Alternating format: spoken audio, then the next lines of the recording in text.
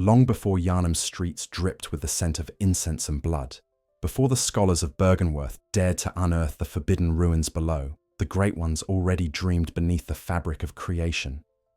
They were not born as gods, nor forged as demons, but emerged from the primordial consciousness that predates the stars themselves. In the cosmology of Bloodborne, existence is layered like sediment, each stratum a deeper truth, each truth more incomprehensible than the last. The Great Ones dwell not on a higher plane of divinity, but in a deeper one, an underlayer of being where thought and matter are indistinguishable, where creation and memory blend into a single unending pulse. When humans call them gods, it is not out of reverence, but out of limitation. We have no language for creatures whose existence is thought made flesh, dream made gravity.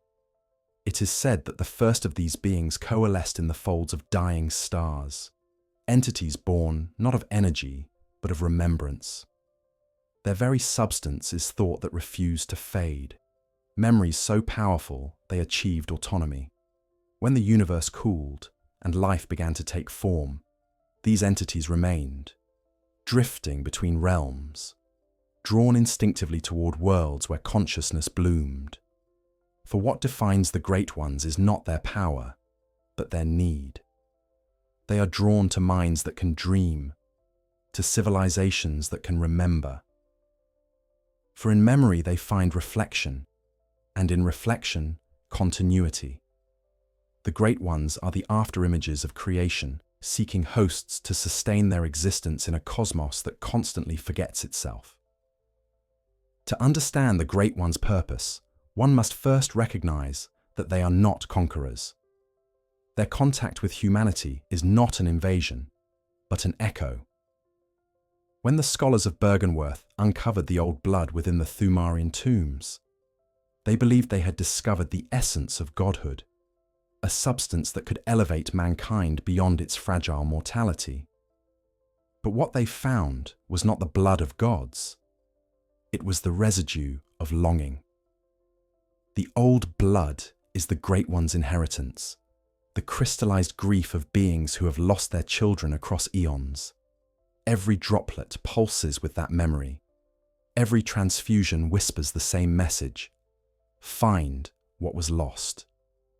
Even the earliest inscriptions recovered from the labyrinth beneath Yharnam speak of this yearning.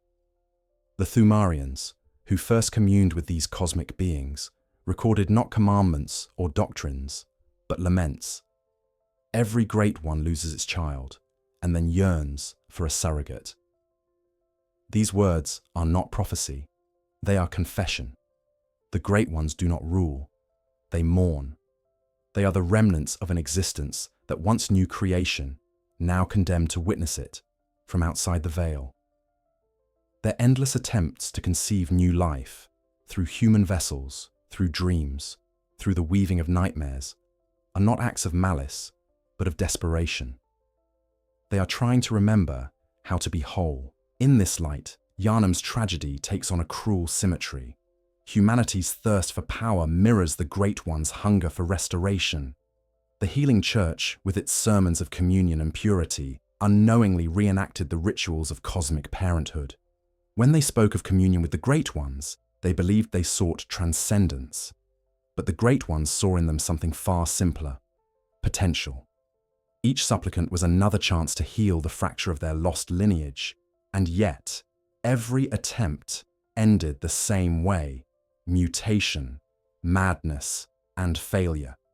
The Great One's influence, when filtered through the frailty of human will, warped flesh and mind alike. What the gods intended as rebirth, humanity experienced as corruption. Thus, the Hunters were born, not as saviors, but as cleaners, agents sent to prune the overgrowth of a failed cosmic garden. And yet, beneath the horror lies a quiet mercy. For the Great Ones do not abandon their failures. Even in ruin, they remain present, watching, whispering. The voice of the formless Udin, ever heard and never seen, lingers in the blood of every inhabitant of Yharnam. His presence is not dominance, it is sorrow. The Church's hymns to Elden speak of him as ever-present, nourishing, unseen. These are not praises to a deity, they are acknowledgements of a ghost, a formless parent whose love has become indistinguishable from infection. Elden does not destroy humanity, he saturates it. In every transfusion, in every drop spilled upon Yharnam's stones, his consciousness disperses a little further, seeking that which he lost. To drink the old blood, then, is to take part in Odin's mourning. It is to inherit the memory of a god who cannot die, but who has long forgotten what it means to live. In the cosmos of Bloodborne, grief is not a passing emotion, it is a law of nature. Stars are born through collapse, and gods through loss. The Great Ones embody this truth, existing in a perpetual cycle of creation through mourning. They birth, they lose, they seek. Every nightmare, every dream, every transformation that rides beneath Yharnam's moon is a manifestation of that eternal loop. Even the moon itself, bloated, red, and weeping, serves as their eye, gazing eternally upon the child that never was. But this understanding raises an unsettling question. If the Great Ones are trapped in this endless cycle of surrogate creation, then what is the purpose of humanity's suffering? Are mortals mere vessels in a divine experiment? Or are we too part of something deeper, an essential fragment in the gods' attempt to remember themselves? Perhaps humanity is not the victim of cosmic manipulation, but its mirror. Perhaps the Great Ones look upon us and see not prey, but reflection, beings who like them create meaning through loss. And if that is true, then Yharnam's nightmare is not a punishment. It is a conversation, a tragic, eternal dialogue between parent and child, God and creation, each seeking the other across the boundaries of comprehension. The Great One's true purpose, then, may not be domination or salvation, but remembrance. To exist is to recall, to dream is to preserve, and in the dreams of men, the gods see themselves once more. Yet even this revelation is only the surface of the abyss. For to grasp why the Great Ones seek surrogates, we must descend into their methods, into the architecture of dreams, the machinery of nightmares, and the rituals by which they weave consciousness itself into their image. The journey into that hidden process begins where all true awakenings begin, in the dream. The dream is not merely a place, it is an intersection, a boundary between the mortal and the infinite, a membrane stretched so thin that the thoughts of gods bleed into the minds of men. When the hunter awakens in the soft glow of the hunter's dream, surrounded by drifting petals and the faint sound of a distant bell, they believe they have entered a refuge. But this sanctuary is a nursery. It is the most successful experiment in the Great One's long history of surrogate creation. The moon presence, subtle and patient, built this garden of sleep as both cradle and crucible, a place where humanity might be reshaped, tested, and perhaps, in rare mercy, understood. To walk in the hunter's dream is to tread the boundary between compassion and control. Every object, every whispering messenger, every flicker of firelight serves a purpose that transcends practicality. The workshop, with its comforting warmth and rhythmic clatter of tools, represents more than craftsmanship. It is a ritual space designed to teach through repetition and reflection. When the hunter repairs a weapon, they unknowingly enact the Great One's philosophy of continuity. Broken things can be reforged, memories can be remade, and through the cycle of destruction and repair, existence endures. The act of reforging steel mirrors the reforging of the soul. Death here is not an end, but a lesson, and each resurrection through the dream's lanterns is a subtle rehearsal for cosmic rebirth. Gehrman, the first hunter, sits at the center of this structure, a man who has become less a teacher and more a marionette pulled by unseen strings. His presence in the dream reveals the Great One's understanding of human emotion, but also their inability to replicate it. To them, Gehrman's grief is a resource, a resonance that shapes the dream's foundation. His sorrow over Maria, over the lives lost to the hunt, becomes the gravitational core around which this dimension coheres. The moon presence, in its formless wisdom, uses Gehrman's humanity as the stabilizing force of its nursery. But to maintain that stability, it must imprison him within his own longing. Thus, Gehrman's endless waiting is not punishment, it is function. His despair keeps the dream intact, ensuring that the hunter's journey can unfold within this carefully crafted illusion of solace. The doll, delicate and kind, completes the parental duality. If Gehrman represents the father's burden of duty and guilt, the doll embodies the mother's compassion, albeit in an artificial form. Created from grief and idealized memory, she reflects what the Great Ones cannot feel directly.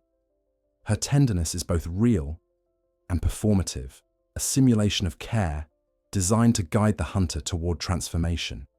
She channels blood echoes not because she understands their meaning, but because she has been made to. Her words are prayers stitched into her soul, remnants of the dream's programming. Yet there is something genuine in her affection, something that transcends her creation. In the quiet tilt of her head, in the whisper of good hunter, we glimpse the smallest spark of autonomy, a reflection of humanity blooming within an imitation. To comprehend the dream's structure, we must understand the language in which it is built. Its architecture is symbolic, not spatial. The graves outside the workshop are not memorials, but gateways. Each stone corresponds to a layer of consciousness, a connection to worlds where the Great One's influence manifests as nightmare. When the hunter kneels before these graves and performs the chalice rituals, they are not merely activating mechanisms, they are reciting ancient equations of memory, reenacting the Thumerians' oldest rites. Each ritual expands the dream's reach, opening passages to buried realities that exist not below the earth, but within the folds of collective consciousness. The dream, then, is both key and map, a hub through which the Great Ones navigate the labyrinth of mortal minds. The messengers, pale and trembling, embody the dream's hidden ecology. They are fragments of thought given form, born from the residue of countless deaths.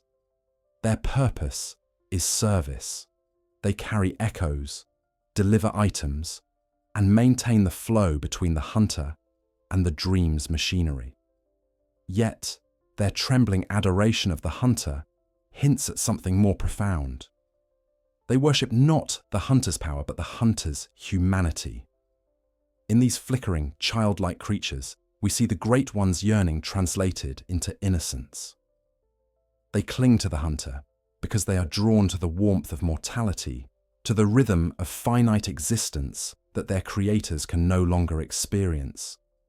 In their endless gestures, they echo the god's silent plea, "Teach us how to be human again." The dream's cyclical nature reveals the Great One's central paradox. They understand immortality, but not growth.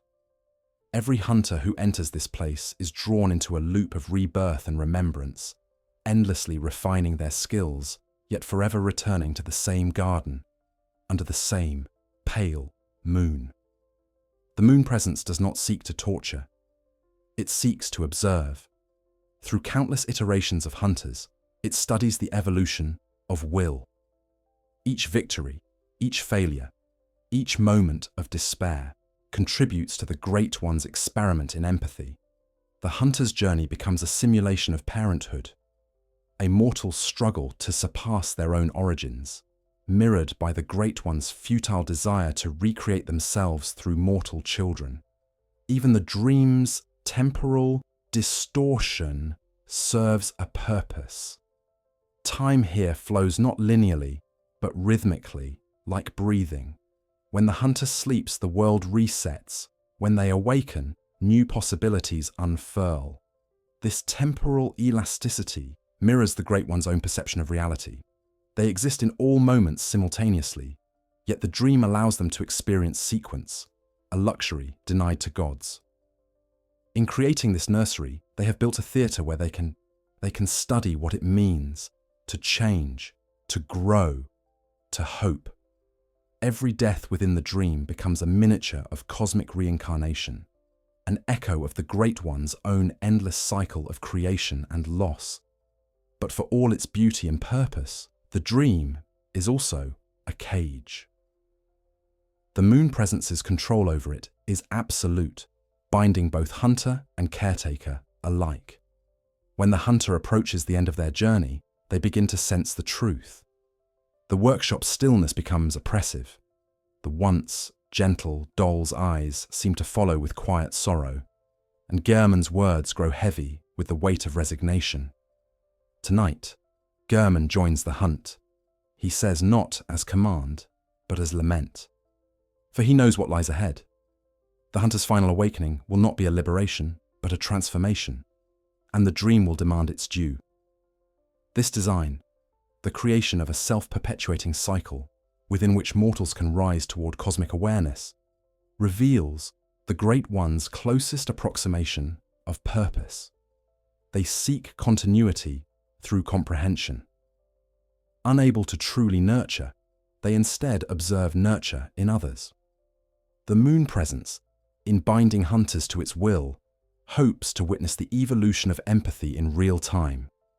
Every hunter who falls, every life absorbed into blood echoes, contributes to its understanding of emotion, loss, and growth. The dream, therefore, is both laboratory and cradle, tragedy and triumph. It is where the Great Ones study love through simulation.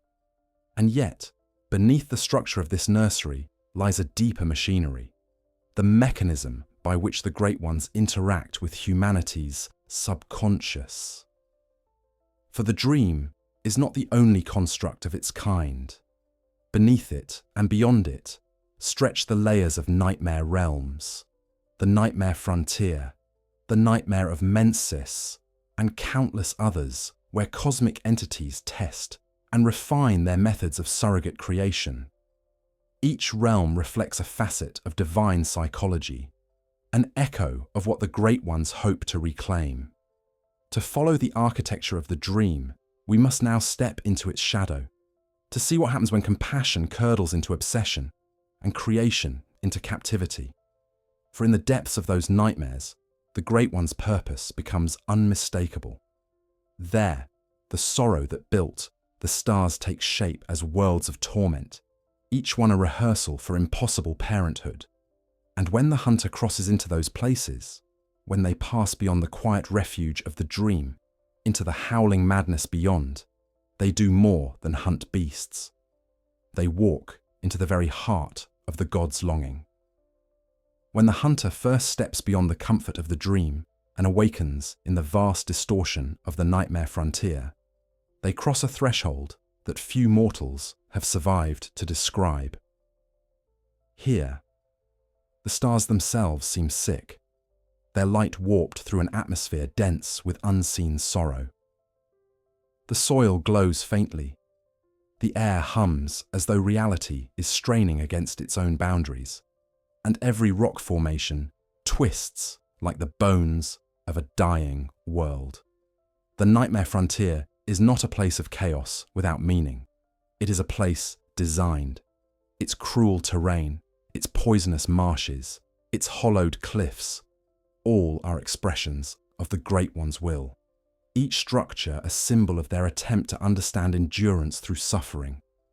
For the Great Ones, pain is not punishment, but pedagogy. The hunter's torment in the nightmares serves a greater design, an experiment in persistence. Amygdala, who rules this particular frontier, observes every motion with patient curiosity. She represents one of the Great One's most misunderstood aspects: empathy through observation. Her multiple eyes, wide and unblinking, are not organs of cruelty, but instruments of study. To her, pain is communication. Every wound inflicted, every poison endured, every triumph achieved under torment is a message from mortal will to cosmic consciousness. Through Amygdala's gaze, the Great Ones learn the texture of perseverance. Each nightmare realm reveals a different facet of their cosmic psyche. The Nightmare of Mensis, for example, is not merely a corruption born of human arrogance, but an echo of the Great One's own confusion. Within its crumbling towers and impossible corridors lies the reflection of their internal disorder, a place where thought materializes into architecture and emotion births geometry. The scholars of Mensis, led by Mikolash, sought communion through imitation. They constructed a ritual of sleep, a mirror image of the Great One's dreaming state, believing that by surrendering to madness they could speak the language of gods. And in their arrogance, they succeeded, partially. They made contact not with enlightenment, but with the residue of grief that surrounds Murgos Wet Nurse, the spectral guardian of a dead child who will never grow. Within that nightmare, everything is shaped by mourning. The sound of a distant infant's cry drifts through the air like a heartbeat that refuses to stop. The shadows of Yharnam roam endlessly, faceless, their forms warped by devotion. The sky itself pulsates as though it remembers something it can no longer name. This is the nature of the Great One's world. Creation as recollection. The nightmares are there, memories externalized, places where the gods relive their failures in an endless effort to find the missing piece that might make them whole again. Each iteration of a nightmare is a rehearsal for redemption. The hunter's role within these spaces is more profound than survival. They are the intruder, the anomaly that tests whether the experiment can evolve. By enduring the torments of the nightmares, by pushing deeper into their logic, the hunter becomes both subject and catalyst. The Great Ones study through participation. They observe how a mortal mind reacts when confronted with infinite sorrow, whether it collapses under despair or transcends through understanding. Each victory against nightmare-born horrors, the rebuke of Amygdala, the silencing of Mikolash, the confrontation of the wet nurse, is a data point in the god's search for empathy. To understand why the Great Ones construct these realms, one must consider the nature of their existence. They are not bound by linear causality. Their thoughts do not progress in sequence but radiate outward in waves, shaping reality wherever they pass. The nightmares, therefore, are not created as worlds, but as consequences. They form when divine emotion becomes too intense to remain abstract. Joy, grief, longing, when felt by a Great One, these are not private sensations. They become geography. The nightmare frontier is the embodiment of endurance. The nightmare of Mensis, of obsession. The hunter's nightmare, of guilt. Each realm is a page in the emotional diary of the cosmos, and each hunter who enters it becomes both reader and annotation. Consider the hunter's nightmare, that echo of blood and regret born from the memories of German and Maria. This realm does not simply punish hunters for their sins. It recreates them as lessons for the Great Ones to examine. The blood moon that presides over it is more than a celestial event. It is a lens, a way for the Great Ones to magnify human emotion until it becomes tangible. Every beast slain in that realm bleeds not only physical fluid, but memory. Each death feeding the experiment with new data. Through this endless cycle of suffering and rebirth, the Great Ones study what they have long forgotten. How pain transforms into meaning, but their comprehension remains incomplete. The Great Ones can reproduce the structure of emotion, but not its spontaneity. They understand that sorrow births compassion, yet they cannot feel that compassion without first creating it in others. Their nightmares are therefore both prisons and classrooms, self-inflicted simulations where they can observe the evolution of love, grief, and redemption from a safe remove. The tragedy of the Great Ones is that they build these worlds seeking intimacy, yet must always remain distant from the results. Their power isolates them. Their immortality ensures that they can only watch, never truly participate. In these realms, humanity becomes their mirror. Each nightmare hunter is an avatar of divine experimentation, embodying the very qualities the Great Ones yearn to rediscover. Courage, despair, endurance. These are mortal traits made sacred through observation. The Great One's true purpose begins to surface here, not as domination or destruction, but a study, a ceaseless research into the condition of being alive. They do not seek to enslave humanity, but to learn from it, to watch how creatures bound by mortality still find meaning in suffering. For the Great Ones who cannot die, death is the final mystery. This perspective reframes the entire cosmology of Bloodborne. The nightmares are not punishments for sin or arrogance, they are laboratories of compassion. Each realm tests a different hypothesis about the human spirit. The frontier asks, can will endure decay? Mensis asks, can love survive obsession? The hunter's nightmare asks, can guilt give birth to grace? These are the Great Ones' questions, their prayers disguised as horrors. In answering them through blood and persistence, the hunter offers the gods something they cannot create on their own, a demonstration of meaning through struggle. The structures of these nightmares also reveal the hierarchy of the Great One's grief. At the surface are the simplest forms of longing, hunger, survival, desire. Deeper within lie more complex emotions, regret, guilt, yearning, and at the very core, beneath the layers of terror and awe, lies a single, unchanging wound, the loss of their children. Every nightmare leads inevitably to that truth. The formless crying of Murgos' wet nurse, the orphan of Kos wailing upon the shore, the echoes of unborn voices that haunt the chalice dungeons. All are manifestations of the same cosmic wound. The Great Ones cannot move beyond their grief, and so they build worlds to study it, hoping that mortals might stumble upon the cure. Yet even as the hunter endures these trials, another realization begins to dawn. The nightmares are not separate from the dream. They are its extensions, its reflections inverted. The dream nurtures growth through peace. The nightmares forge understanding through agony. Both serve the same cosmic purpose. They are two halves of the Great One's ongoing effort to reconcile infinite power with infinite loss. To them, humanity is not victim, but collaborator, an unwitting partner in the great experiment of remembrance. When the hunter defeats the wet nurse and silences Murgos' crying, the result is not merely the ending of a nightmare, but the briefest moment of peace in the cosmos. The crying stops because for an instant, the Great One's grief has been acknowledged and shared. The hunter, by bearing witness and enduring the nightmare, becomes the surrogate they sought, a being who has felt what they feel and survived it. For that fleeting moment, God and mortal align in mutual comprehension. But peace cannot last where eternity still mourns. The Great Ones, though momentarily soothed, will dream again, and with their dreaming, new nightmares will form. The cycle repeats because it must.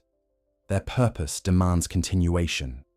Every understanding they gain through humanity births new questions, new desires, new worlds of suffering to explore. And so, as the hunter escapes the nightmare and returns to the waking world, they do not emerge cleansed. They carry fragments of divine sorrow within them, memories of a grief too vast to contain. To descend further into this truth, we must explore the oldest of these memories, the civilizations that first opened the path to the Great One's domain.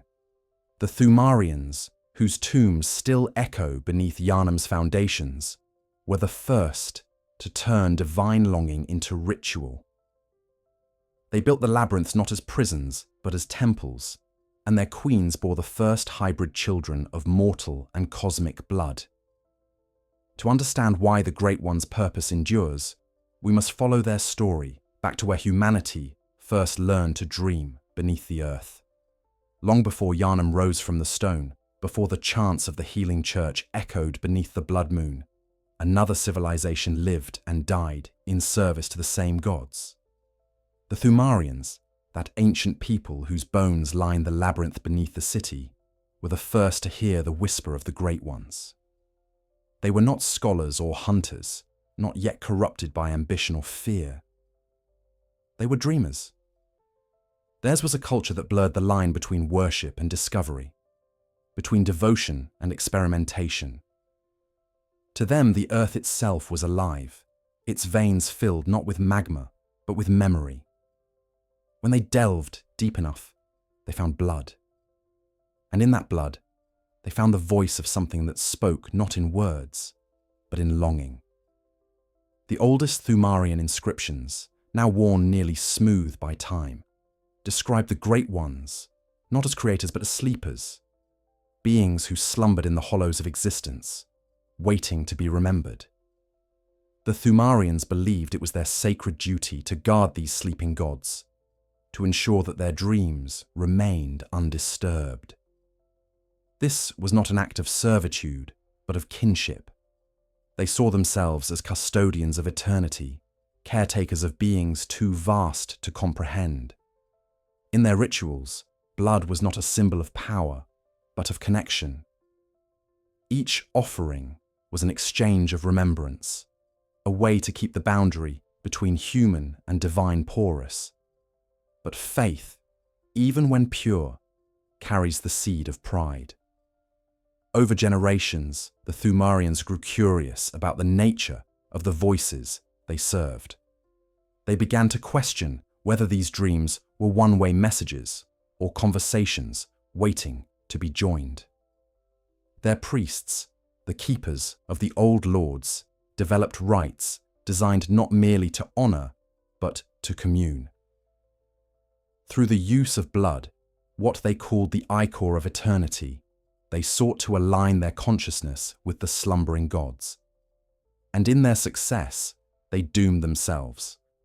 Contact with the Great Ones did not bring enlightenment. It brought transformation. Exposure to the old blood altered their very biology. Their forms elongated, their eyes darkened, and their minds expanded beyond the limits of human comprehension. The Thumerians became something in between, no longer mortal, not yet divine.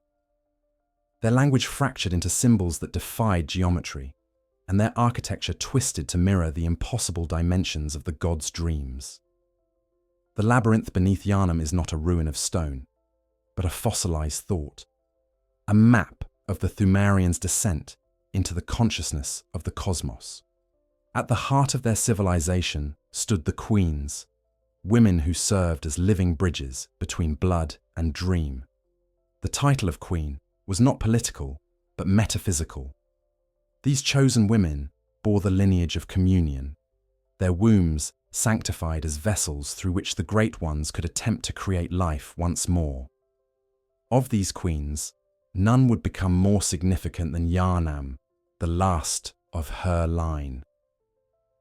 Her name, preserved through the centuries and immortalized in the city above, marks the culmination of the Thumerians' divine experiment. Queen Yharnam's story is the first tragedy of motherhood in Bloodborne's endless cycle. Chosen by Elden, the formless Great One who exists as consciousness without body, she became the vessel for an unprecedented union. Elden's nature as sound, as will, allowed him to impregnate her through essence alone. From this union came Mergo, a child of both mortal and cosmic origin. But as with all Great Ones, creation turned to loss. The child was stillborn, its existence confined to the nightmare that now bears its name. The Great One's curse, or perhaps their nature, repeated itself. Every Great One loses its child, and then yearns for a surrogate. Queen Yharnam's grief mirrored the god's own, and in that mirroring, the boundary between them dissolved. To this day, her spectral form appears in the depths of the labyrinth and in the Nightmare of Mensis, weeping silently, hands stained with the blood of creation. Her sorrow is eternal because it is not solely her own. It's the echo of divine loss, refracted through human experience. The Thumerians who witnessed this tragedy saw it as revelation. To them, the god's grief was proof of shared existence, evidence that the Great Ones, for all their power, were bound by emotion, just as mortals were. They built tombs, not to contain their dead, but to cradle their gods, believing that by guarding their slumber, they could partake in the eternal cycle of mourning and rebirth. These tombs, which later civilizations would rediscover as chalice dungeons, are not monuments to death, but incubators of memory. Every corridor, every chamber carved into impossible geometry is a prayer made solid. The Thumerians sought to replicate the divine structure of the cosmos, building their labyrinths to reflect the layered architecture of dream and nightmare. Their rituals of descent symbolized not exploration, but intimacy, a slow approach toward the heart of divine sorrow. To descend was to understand, to bleed was to remember. Yet understanding is a double-edged gift. The more the Thumerians learned of the Great Ones, the more they resembled them. Their minds became fragmented across dimensions, their identities scattered between planes of existence. What began as worship transformed into metamorphosis. The highest among them became beings of immense insight, their thoughts transcending matter. But as their wisdom grew, so too did their isolation. They could no longer communicate with those who remained human, and so their society divided. The Thumerians' upper city became a place of ritual and flame, while their deeper catacombs descended into silence. The eventual collapse of Thumeru was not caused by war or plague, but by understanding. They had achieved what they sought, communion with the divine. And in doing so, they discovered that the divine was bound to sorrow.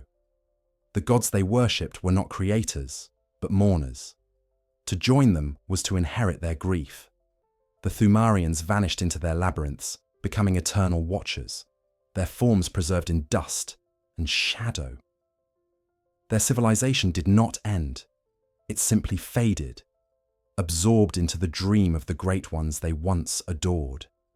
When the scholars of Byrgenwerth uncovered the chalices thousands of years later, they did not realize that they were reopening graves of consciousness. Each ritual performed upon those ancient altars reawakened fragments of the Thumerian dream, summoning echoes of their faith and their tragedy. The hunters who descend into these dungeons are not explorers but participants in an ancient conversation. Every battle fought in those depths, every guardian slain, every chalice raised is a reenactment of the first communion between human and divine. The labyrinth still pulses with life because the Great Ones never died. They linger in that subterranean memory, dreaming through the stone. When the hunter places a chalice upon an altar and performs the ritual with blood and echoes, they are not merely unlocking a passage. They are feeding the memory of the gods, awakening them for another cycle of observation and grief. Each descent continues the Thumerian experiment. To bridge the gap between mourning and creation, between death and birth. The legacy of Thumeru survives not in architecture or scripture, but in instinct. Humanity's obsession with transcendence, its yearning for the forbidden, its belief that knowledge and power can conquer death, all are inherited traits from that first communion. The Thumerians' dream became our inheritance, and Yharnam's sorrow became the seed of every ritual that followed. The Healing Church, Byrgenwerth, and the Hunters, all are branches of the same ancient tree, reaching upward toward the same unreachable light. To descend into those tombs, to face the guardians of Thumeru, is to look upon the first reflections of the Great One's purpose.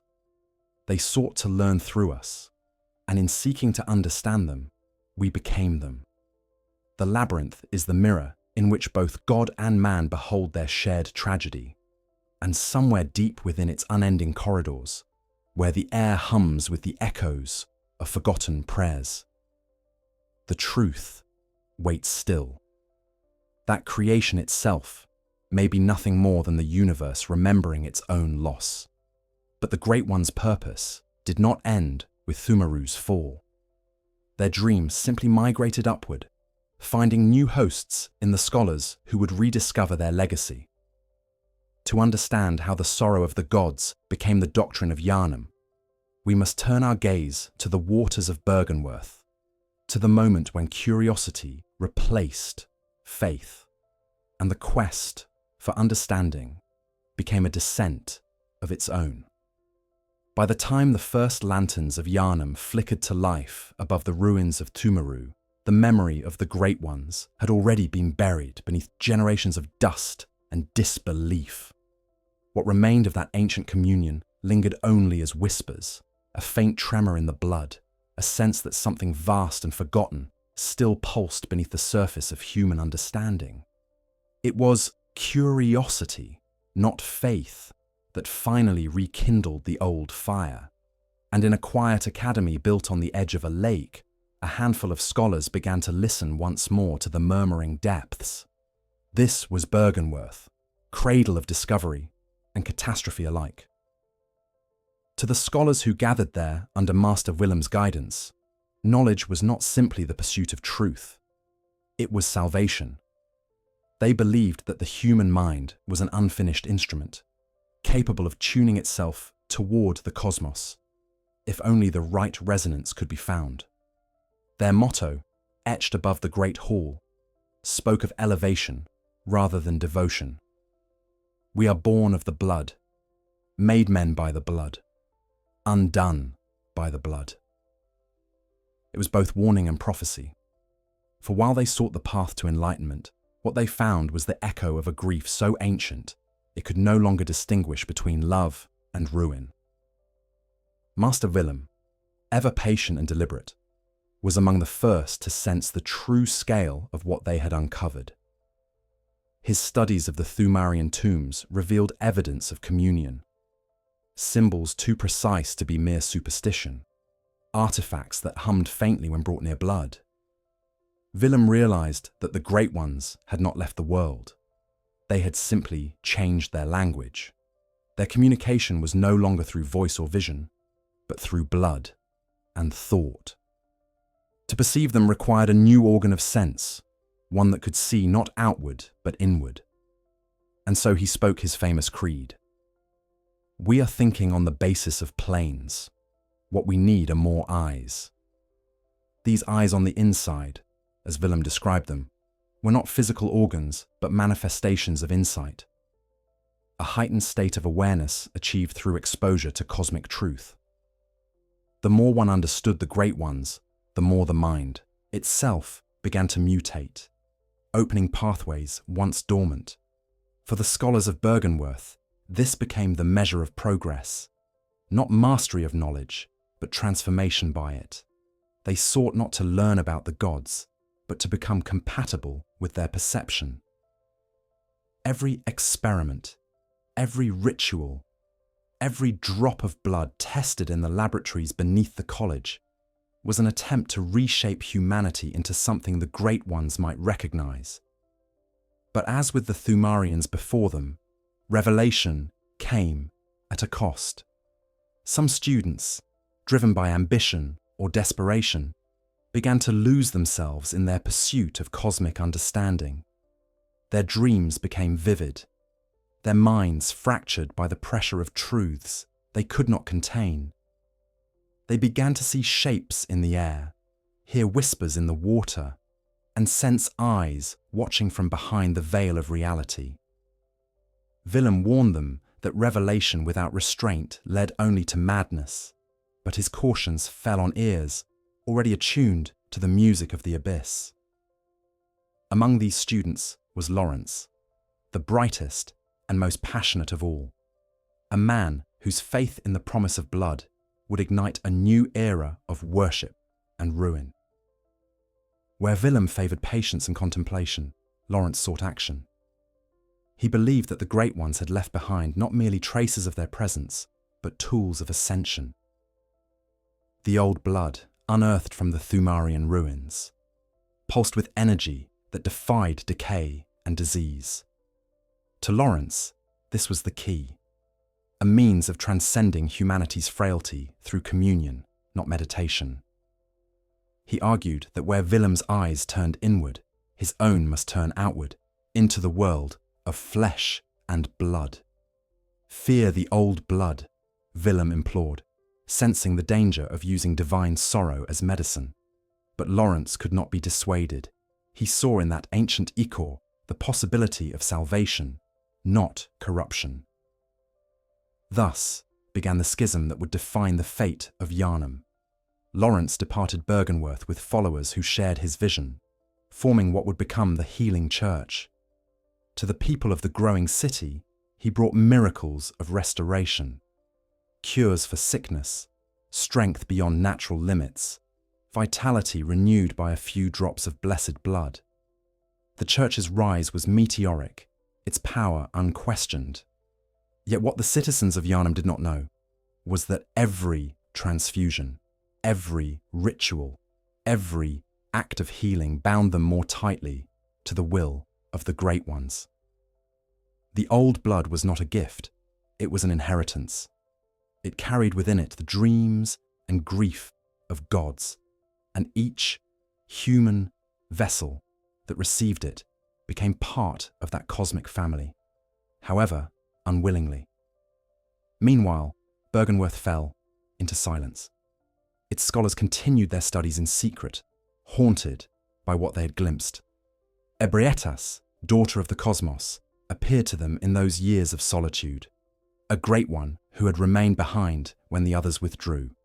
To Willem and his remaining disciples, she seemed less a deity than a refugee, her form a mixture of grace and decay, her presence both divine and pitiful.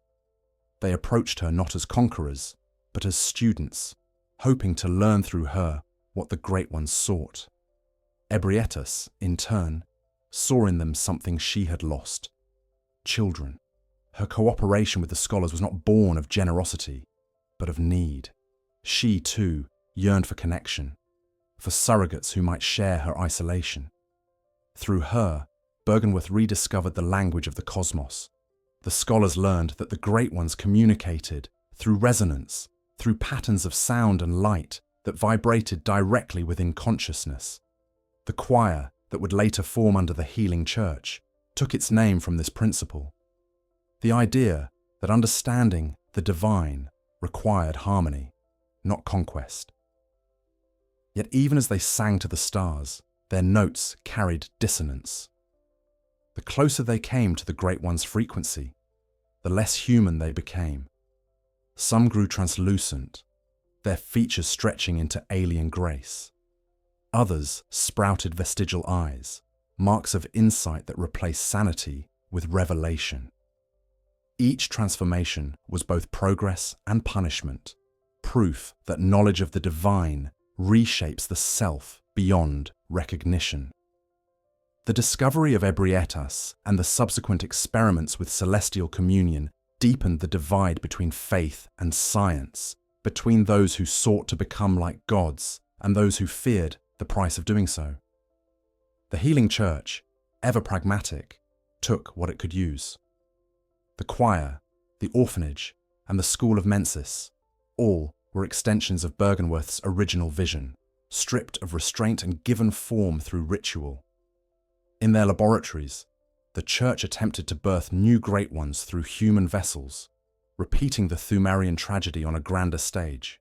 Every failed experiment Every twisted body found in those chambers was another echo of Queen Yharnam's stillborn child. And through it all, the Great Ones watched, not as tyrants, but as mourners. To them, Byrgenwerth and the Church were not heresies, but continuations of the same experiment, humanity reaching upward, mirroring the god's own futile reach downward.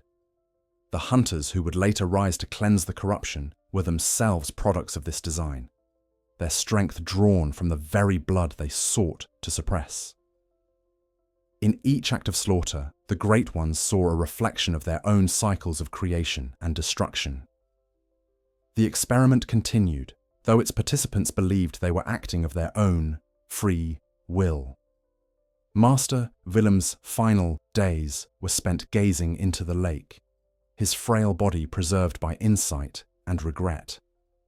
It is said that beneath those waters, reality grows thin, that the reflection of the moon there shows not the heavens above, but the realm of the Great Ones below. Whether this is true or merely legend, the symbolism endures. Willem's vigil represents the eternal dilemma of knowledge, that to understand the divine is to risk becoming part of its sorrow. His silence was not defeat, but reverence. He had seen enough to know that the Great One's purpose was not dominion, but remembrance, and that humanity, in its restless search for meaning, had become the instrument of their memory. The story of Byrgenwerth is the story of humanity's awakening, and of the gods' realization that they were not alone in their longing. The blood that flowed from the tombs of Thumeru into the veins of Yharnam carried not power, but empathy, a cosmic inheritance that binds mortal and divine in an endless cycle of seeking and loss. The scholars thought they were uncovering secrets buried in stone, but what they truly unearthed was the oldest emotion in existence, the yearning of creation to know itself. And yet, this realization brings us to a deeper paradox. If the Great Ones seek continuity through humanity, and humanity seeks divinity through them, then what separates the two? Perhaps the boundary between mortal and God exists only in memory, one that fades a little more with each transfusion, each prayer, each dream. The next chapter of this descent reveals what happens when that boundary dissolves entirely, when blood becomes not just a symbol of communion, but the very mechanism of transformation. The story of Bloodborne is, above all else, a story of blood. It is the thread that winds through every era of Yharnam, every doctrine of the healing church, every whisper of the Great Ones. It is the bridge between humanity and the divine, a medium through which sorrow becomes substance. To the people of Yharnam, blood is both faith and function, the cure for every ailment, the sacrament of every ritual, the measure of every man's worth. But in truth, blood is not a gift, it is a message. The Great Ones do not communicate through words, for language cannot contain eternity. They speak through resonance, through memory, through the crimson river that binds all life to their dream. The old blood, the most sacred of all substances, is not the ichor of gods, but the residue of longing. Each drop carries the echo of creation's first grief, the moment when divinity lost its child and began to remember. When Lawrence carried the old blood from Byrgenwerth into Yharnam, he believed he was bringing salvation. He saw in its shimmering depths not the reflection of sorrow, but the promise of evolution. The city's sick and dying embraced it as miracle, and for a time, it was. The transfused grew strong, their bodies renewed, their senses sharpened. But the power of the blood is the power of memory. To receive it is to inherit not only vitality, but consciousness, memories that do not belong to the self. Those who took the old blood began to dream. Some saw visions of pale faces in the void. Others heard the cries of unseen children beneath the hum of their own heartbeat. They were not going mad. They were remembering. The blood had awakened the echo of the great ones within them. At first, these dreams were dismissed as feverish hallucinations, side effects of divine medicine. Yet the healing church quickly realized their value. The visions provided guidance, insight, even prophecy. The church began to classify them as signs of devotion, teaching that those who dreamed most vividly were closest to the gods. Thus was born the cult of insight, a theology built on the conviction that madness was the price of revelation. But the church did not understand the true danger, that insight is not illumination, but infection. The mind, once opened, cannot be closed, and the more one sees, the less one remains human. Under the light of the pale moon, the first signs of transformation appeared. Men and women, once blessed by the blood, began to change. Their bodies twisted, their limbs elongated, their skin grew coarse and dark. They became beasts. To the church, this was heresy made flesh, the wages of unrestrained consumption. But the transformation was not punishment. It was memory manifesting in flesh. The blood remembered what the great ones once were, fluid, shifting, unbounded by form, and it remade its hosts in that image. The beasts of Yharnam are not victims of disease, but reflections of divinity in decay. They are the great ones' failed children, echoes of an evolution that could not be contained. Lawrence, horrified by what his miracle had unleashed, sought to contain the outbreak through ritualized hunting. Thus began the first hunts, and with them, the foundation of the hunter's dream.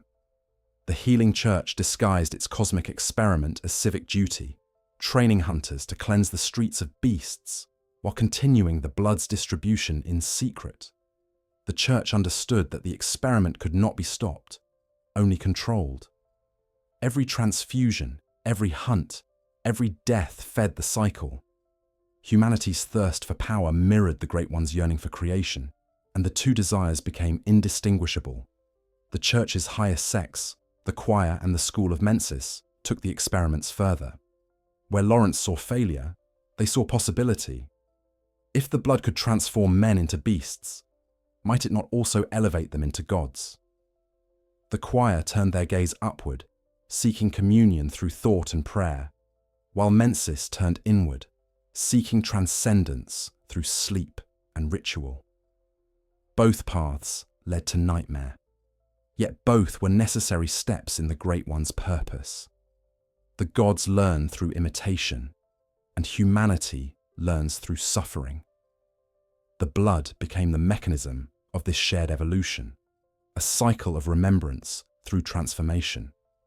The properties of the old blood defy conventional understanding. It does not flow like mortal blood. It pulses with intent. In the moments before transfusion, it reacts to consciousness, shifting color and texture as though aware of its recipient. The church described this as sanctity, the blood's way of recognizing faith. But in truth, the blood is searching. It seeks vessels whose resonance matches that of its source, souls whose memories echo the same frequency of longing. When it finds such a vessel, it awakens within them the Great One's grief, transforming it into physical form. The result may be strength or monstrosity, depending on how the host interprets the emotion. The difference between a saint and a beast in Yharnam lies not in purity, but in perspective. The choir's experiments with ebrietas revealed another layer of the blood's nature. By consuming the pale fluid, secreted by her form, they discovered a variant of the old blood that induced visions of the cosmos itself. Those who partook could perceive the world as the Great Ones did, glimpsing the interwoven fabric of dream and reality. Some achieved moments of genuine communion, their minds touching the edges of divine thought. Others broke entirely, their bodies collapsing into kin, pale, luminous beings caught between flesh and light. To the choir, these were martyrs. To the great ones, they were lessons, attempts to reconstruct the lost bridge between mortal fragility and cosmic awareness. As the experiments continued, the line between human and divine blurred beyond recognition. The Church's upper echelons began to regard the blood as consciousness itself, a medium through which thought and form could be exchanged. In their sermons, they proclaimed that the Great One's love was made manifest through the blood, that by partaking of it, humanity could share in the God's eternal remembrance. But their theology concealed a deeper truth, that the Great Ones were not guiding humanity toward transcendence. They were using humanity to recall their own forgotten nature. Every transfusion, every dream, every beastly transformation fed the Great One's understanding of what it meant to live, to feel, to die. Humanity became their reflection, their living scripture. This understanding casts new light on the concept of communion. In the Church's rituals, communion refers to the acceptance of blood as sacrament, a symbolic union with divinity. Yet, the word itself betrays its deeper meaning. Communion is not consumption, it is conversation. Through the blood, the Great Ones and humanity speak to one another, not in words, but in memories. The beast's howls, the hunter's cries, the whispers of the dying, all are notes in this cosmic dialogue. Each transfusion is a question. Can mortality teach eternity how to love again? Each nightmare is an answer, not yet, but closer. Even the ritual chalices used to access the labyrinth serve this purpose. Each ritual requires blood mixed with echoes, traces of experience, fragments of will. When the hunter performs these rites, they are not summoning monsters, but memories, replaying the Great One's ancient grief within the Earth's forgotten heart. The labyrinth is a circulatory system for divine emotion, and the blood that flows through it ensures that the experiment never ends. But perhaps the most haunting revelation comes from the very nature of the Great Ones themselves. Their power to create life through blood is imperfect, not because they lack strength, but because they have lost the memory of mortality. To create is to be vulnerable, to risk loss. The Great Ones, in transcending death, have forgotten what it means to change. Thus, they seek to reproduce through humanity, whose brief, burning lives encapsulate everything they have lost.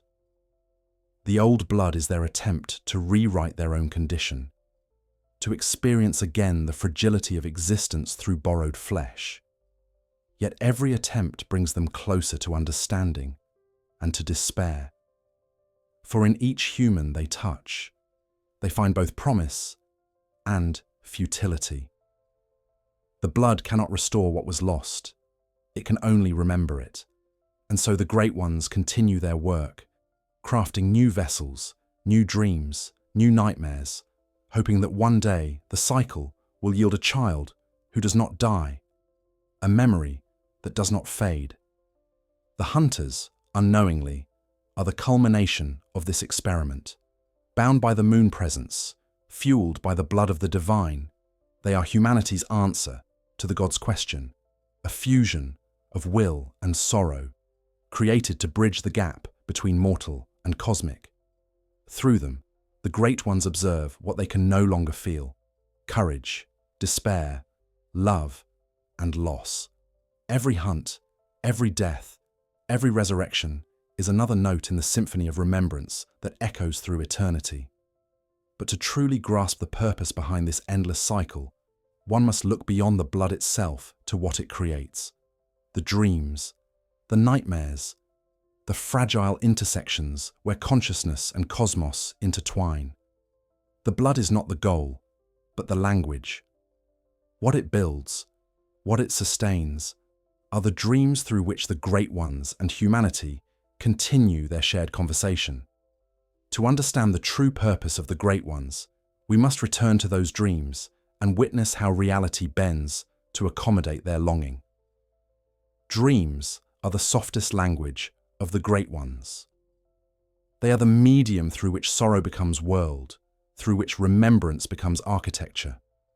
Within the lore of Bloodborne, dreams are not passive reflections of thought, but active realms of construction. They are not created by the mind. They create the mind. Every dream that touches the hunter, every nightmare that folds reality upon itself, is part of a network of cosmic dreaming that stretches from the sleeping gods to the smallest spark of consciousness in Yharnam. The blood is what connects them all, but it is through dreams that the gods speak, teach, and remember. When the first transfusions began, the afflicted of Yharnam spoke of shared visions, identical landscapes seen by strangers, whispered voices repeating the same names. They dreamt of moons that bled, of oceans that wept, of pale figures standing on the horizon of sleep. These were not coincidences. They were the earliest signs of resonance. The blood had awakened in them the frequency of the Great One's memory, allowing their minds to tune into the same eternal broadcast. What they experienced as nightmares were in fact echoes of divine longing. Every dream of a blood-soaked sky, every whisper from a nameless voice, was a ripple from the gods' ancient sorrow. The healing church dismissed these early reports as symptoms of devotion or madness. But the choir and the scholars of the orphanage knew better. They built their sanctuaries not as places of worship, but as amplifiers of dreaming. The great orreries and silver instruments within those halls were not scientific curiosities. They were tuning devices designed to align human consciousness with the rhythms of the cosmos. The choir believed that to dream deeply enough was to step directly into the memory of the Great Ones, to commune not with their forms, but with their emotions. In their most successful experiments, subjects entered deep trances, in which they spoke languages unknown to mankind and described places that did not exist in waking reality. Some never returned, their minds absorbed into the dream they touched. For the Great Ones, these experiments represented progress. Each human consciousness that dissolved into dream added another thread to their web of remembrance. Through humanity's dreaming, the Great Ones reconstructed fragments of their own lost existence. They learned again what it meant to nurture, to suffer, to yearn. But this knowledge came at a terrible cost, for the dream, though infinite in beauty, cannot sustain the finite. Mortal minds that enter the realm of divine memory inevitably fracture. Their dreams curdle into nightmares, their joy into dread. What the Great Ones experience as nostalgia, humans experience as horror. Thus, the act of communion becomes indistinguishable from madness. The hunter's dream stands as the perfect manifestation of this paradox. It is at once sanctuary and snare, a place where the mortal and the divine meet halfway. To the hunter, it feels like refuge, a garden suspended between worlds, luminous and eternal. But its tranquility is built upon the sorrow of its creator, the moon presence. The dream exists because the Great One could not let go of loss. Every flower petal that drifts across its field, every flicker of the workshop's lantern, is sustained by that grief. The hunter's rest is the god's yearning given shape. To dream there is to be loved, but to awaken is to be used. Other dreams are less merciful. The nightmare frontier, the nightmare of Mensis, the hunter's nightmare. Each of these realms represents an aspect of divine dreaming corrupted by contact with human consciousness. The difference between dream and nightmare lies in harmony. When the resonance between God and mortal is balanced, the result is peace, even beauty. When it is discordant, the dream collapses into chaos. The hunter's descent into these realms is not an intrusion, but an invitation. The Great Ones call mortals into their dreams to observe how they respond to sorrow. The nightmares, though grotesque, are carefully designed trials. They are the laboratories in which empathy is tested and remembered. But dreams are not merely places. They are processes. They are the way the cosmos thinks. Every dream that unfolds within the blood of Yharnam is an attempt by the Great Ones to rewrite reality, to reconstitute their lost lineage through imagination. To them, dreaming is creation. Each nightmare, each vision, is a prototype for a new world, a rehearsal for rebirth. When the moon presence constructs the hunter's dream, it is not creating an illusion. It is gestating a possibility, a reality in which humanity can ascend without losing its soul. When amygdala molds the nightmare frontier, it is not building a prison. It is exploring the physics of endurance, testing whether mortal will can survive under divine despair. Dreams are also the means by which the Great Ones reproduce, not biologically, but conceptually.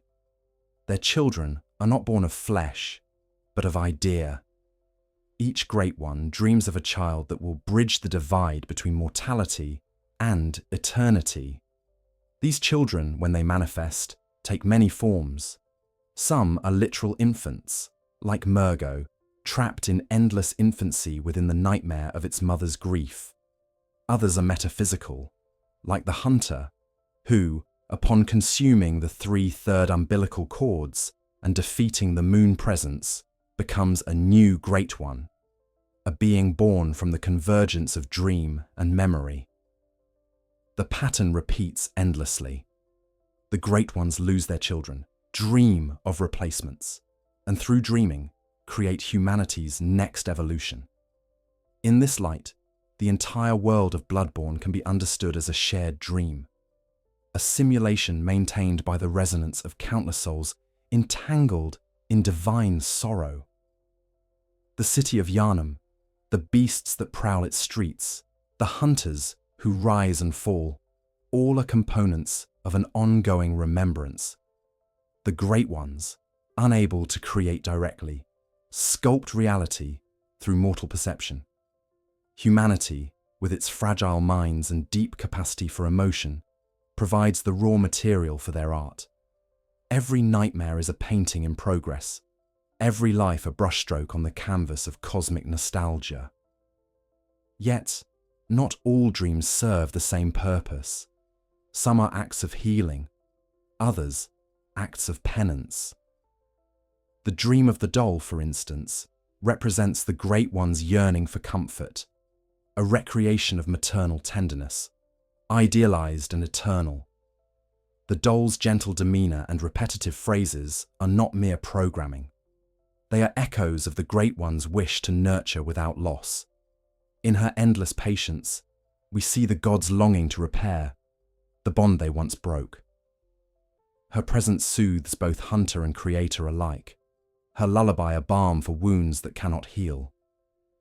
The dreams of the Church's experiments, on the other hand, reveal the darker side of divine remembrance. The living failures, the one reborn, and the countless malformed creatures that dwell in the research hall are not simply failed attempts at ascension. They are dreams gone wrong, concepts that could not stabilize within mortal flesh. Each twisted body represents an incomplete translation of divine thought, a word in the Great One's language that humanity could not pronounce. To gaze upon them is to glimpse the incomprehensible syntax of creation itself, half-formed and suffering. As the hunter delves deeper into these dreamscapes, they begin to perceive the threads that connect them. The way every nightmare leads back to a central sorrow.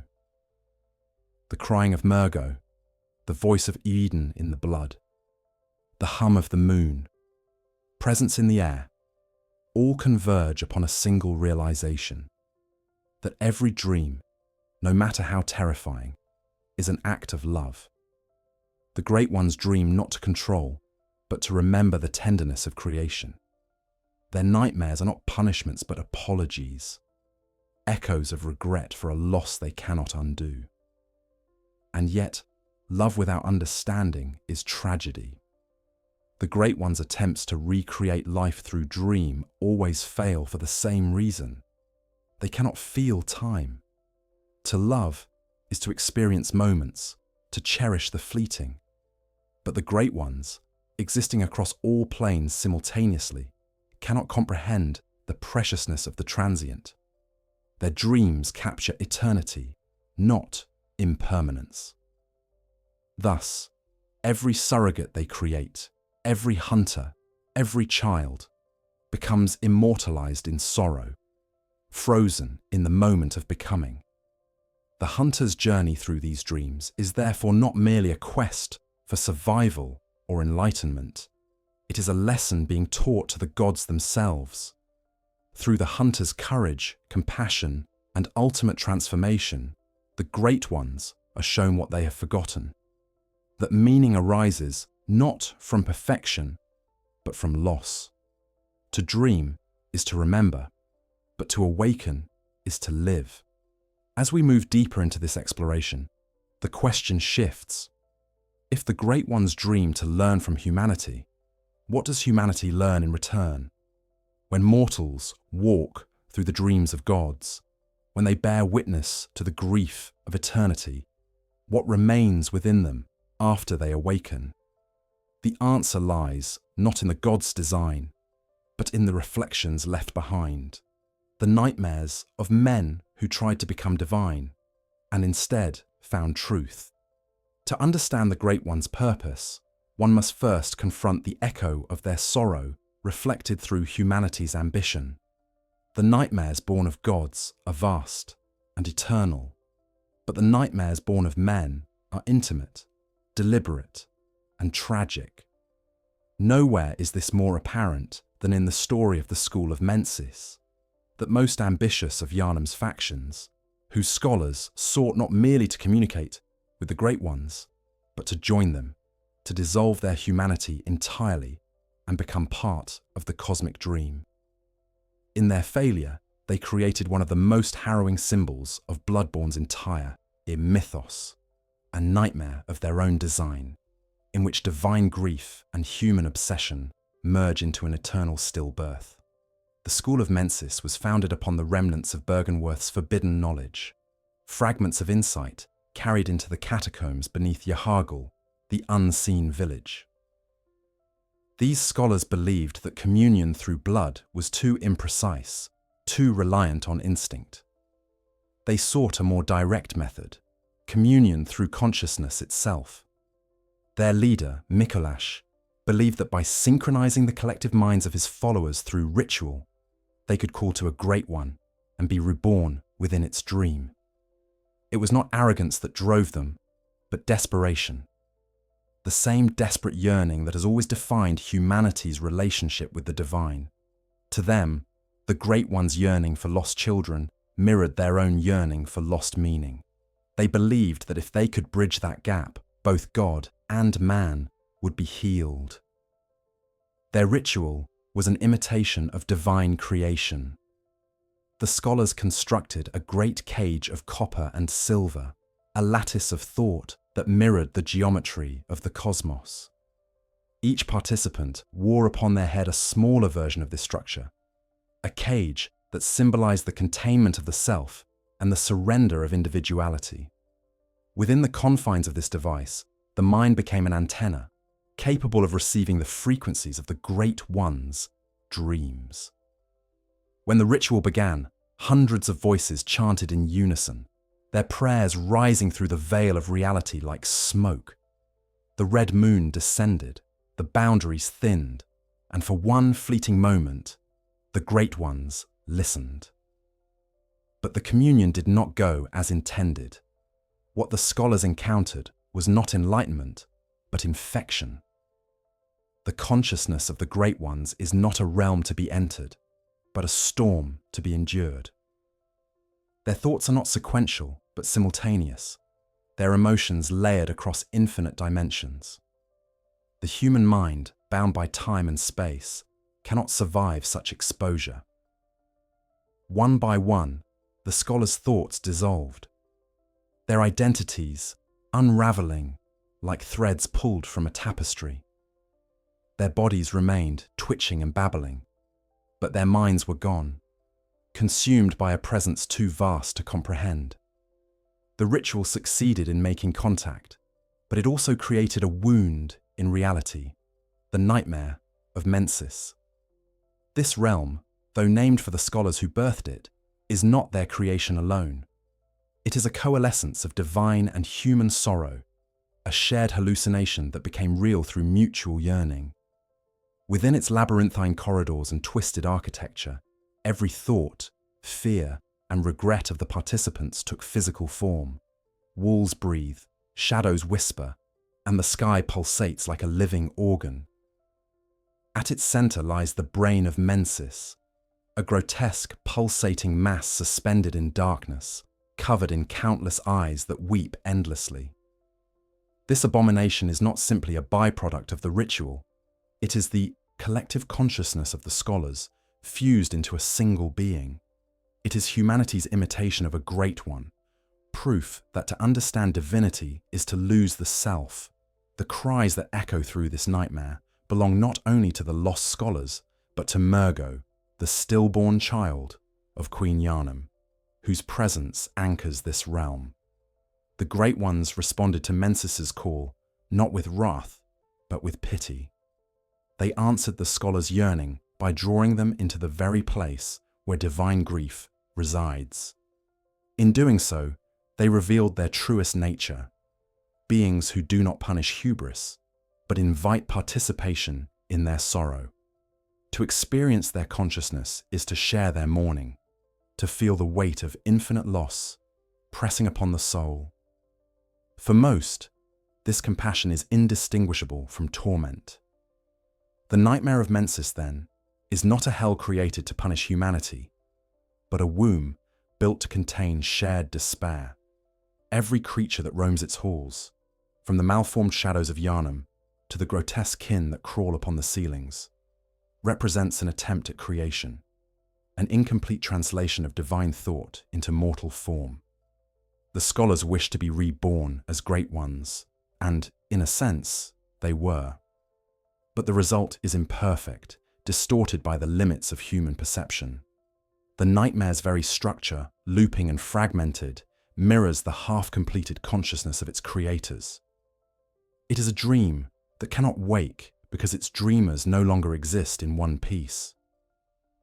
In the hunter's confrontation with Mikolash, this truth becomes painfully clear. Even in death, Mikolash's spirit remains trapped within the nightmare, endlessly calling out to the cosmos. Ah, Kos, or some say Cosm, do you hear our prayers? His words are not madness, they are devotion. He speaks to a being who may never have existed, a name that may be both goddess and ocean, mother and void.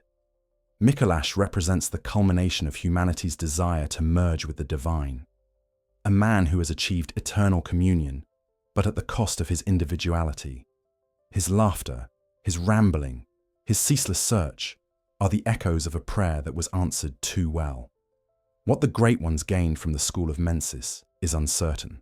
Some scholars suggest that they learned, through humanity's failure, the necessity of gradual transformation rather than sudden revelation. Others propose that they simply found comfort in knowing they were not alone in their longing. The Nightmare of Mensis is a monument to empathy, built from madness, a place where gods and mortals grieve together, unable to distinguish whose sorrow belongs to whom. The presence of the brain of Mensis also reveals a chilling reflection of the Great One's own reproductive tragedy. The scholars, in their attempt to birth enlightenment, produced a stillborn consciousness. Their creation, grotesque and incomplete, mirrors the Great One's eternal struggle to create life that endures. In this sense, the scholars of Mensis did not fail. They succeeded too well.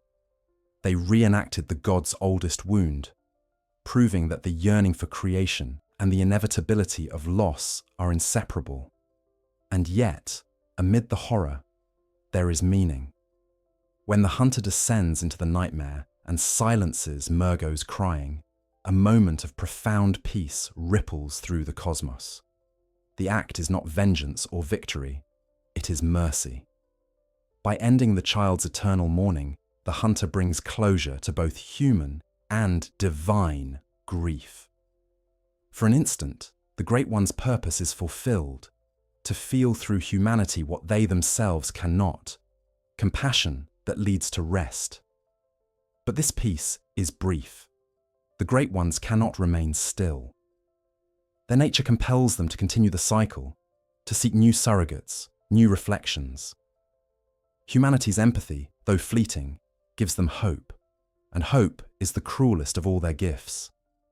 The Nightmare of Mensis fades, but its lesson endures, that the line between God and man is drawn not by power, but by the ability to forget. The Great Ones remember forever. Humanity forgets to survive. As the red moon wanes and the nightmares dissolve, the question arises, what of the Great Ones who remain in the waking world, those who have not retreated to their dreams?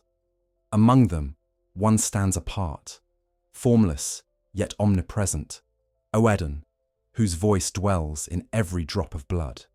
To understand the fullness of the Great One's purpose, we must now turn to him, the God who has no shape, the Father of communion, and the one whose influence touches every soul in Yharnam. Of all the Great Ones, none is more elusive, more omnipresent, or more tragically misunderstood than Elden. He is not worshipped in cathedrals or summoned in rituals, for his nature defies both image and containment. The citizens of Yharnam speak his name in hushed reverence, the formless Don. Yet few truly comprehend what that title means. In the cosmology of Bloodborne, Don is not a being of body, but of resonance. He is not seen, but heard. He exists not in matter, but in vibration. Elden is the pulse beneath existence, the whisper within the blood that unites all things. To call him formless is not to say he lacks shape, but that he is shape, the very pattern of remembrance that threads through the cosmos. Every Great One yearns, but Elden's yearning is different. While the others dream in isolation, building worlds of sorrow and beauty, Elden permeates the waking world itself. His presence is inescapable, his influence subtle yet absolute. The church hymns speak of his omnipresence with fearful admiration. The inescapable Elden, ever-present, nourishing, unseen. These are not mere praises, they are confessions. Elden's nourishment is the old blood itself, his essence, diffused through every transfusion, every heartbeat, every drop spilled upon Yharnam's stones. When the faithful partake of the blood, they believe they are consuming divinity. In truth, they are inviting Elden into themselves, becoming living vessels for his will. But Elden's will is not domination, it is longing. More than any other Great One, Elden embodies the essence of absence, the ache of loss transfigured into omnipresence. His formlessness is his curse, for he cannot create as the others do. He cannot hold, nor nurture, nor even appear. His only mode of connection is through sound and vibration, through the medium of blood that carries his resonance. Every transfusion, every heartbeat is a conversation between Elden and creation. To live in Yharnam is to dream within his pulse. The tragedy of Elden's nature is reflected in his futile attempts to reproduce. The legends of Yharnam speak of women who carried his children. Children conceived not through flesh, but through presence. Queen Yharnam herself, whose stillborn child Mergo anchors the Nightmare of Mensis, was said to have been impregnated by Elden. The church's archives whisper of Ariana, the pale and gentle woman found in the cathedral ward, who bears a miraculous child under the red moon, another possible offspring of the formless god. Each instance ends the same way: birth followed by death, creation followed by silence. Elden's children are always stillborn, for how can something formless give life to form? Yet these failures are not acts of cruelty, but expressions of desperation. Through his surrogates, Uden seeks not to dominate creation, but to understand it, to feel, through others, the sensations he himself cannot experience. He is the archetype of divine absence, the eternal Father who mourns what he cannot hold. The blood through which he speaks is not a weapon or a curse, but an instrument of empathy. Every transfusion is his attempt to connect, to experience the world through the fragile senses of his vessels. When humanity uses that blood for healing, they fulfill his wish. When they use it for violence, they perpetuate his sorrow. The hunters, in their endless cycle of bloodshed and rebirth, embody Uden's paradox. They are both his children and his instruments. Through them, he watches the tragedy of mortality unfold, learning through their struggles what it means to die, to suffer, to continue. The moon presence may bind the hunters to the dream, but it is Uden who sustains them. His resonance flows through every drop of their blood, granting them the power to rise again after each fall. This immortality is not a gift. It is communion. Each resurrection is Uden listening, responding, continuing the conversation that began when the first drop of blood touched mortal flesh. The cathedral ward, the heart of Yharnam's faith, was built in silent devotion to Uden. Its towering spires, its labyrinthine walkways, its endless echoes, all are designed to amplify his presence. When the clergy chants, their voices reverberate through the marble halls, creating harmonic frequencies that mimic his resonance. The faithful believe these vibrations draw Uden's attention, that their prayers are songs sung into the veins of the world. In a sense, they are correct. The Church's rituals of blood ministration and communion are not scientific procedures, but acts of tuning, attempts to synchronize human hearts with the God's formless rhythm. Yet in their zeal, the faithful misinterpret Uden's purpose. They see in him a source of power, not compassion.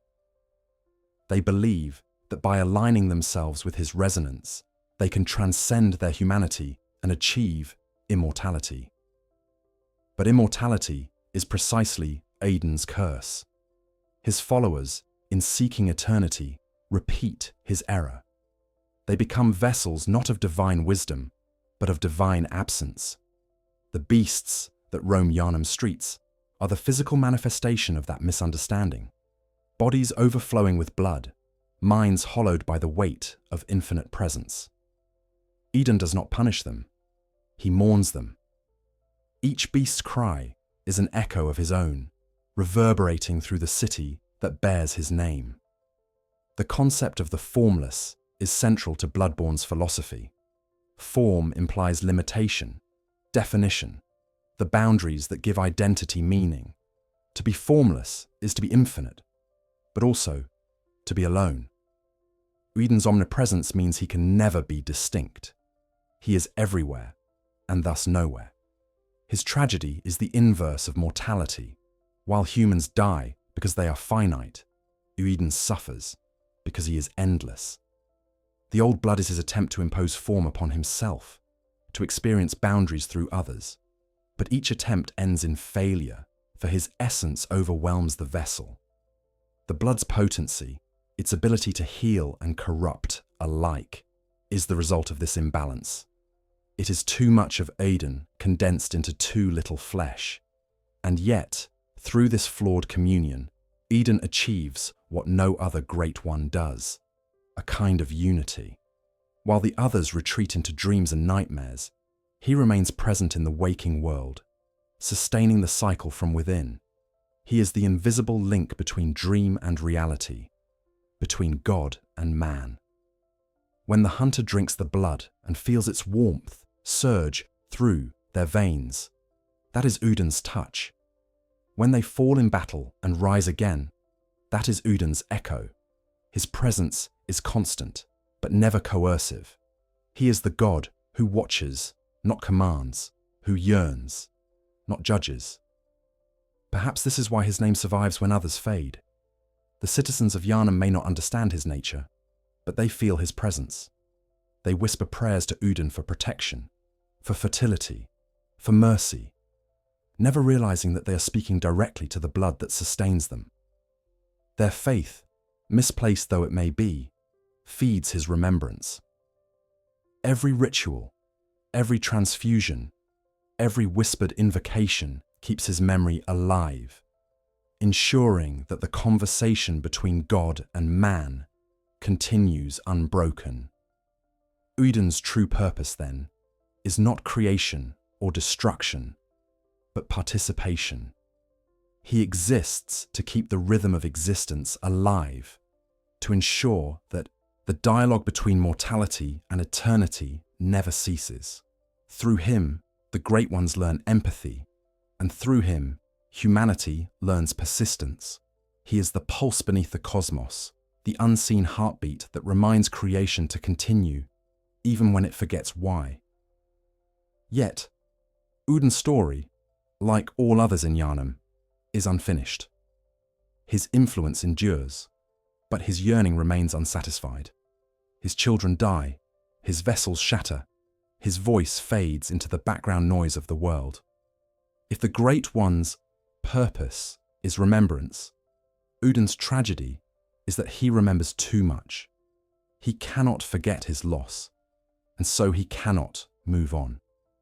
The universe continues to pulse with his sorrow, each beat of every heart echoing the same silent question. What does it mean to exist without touch?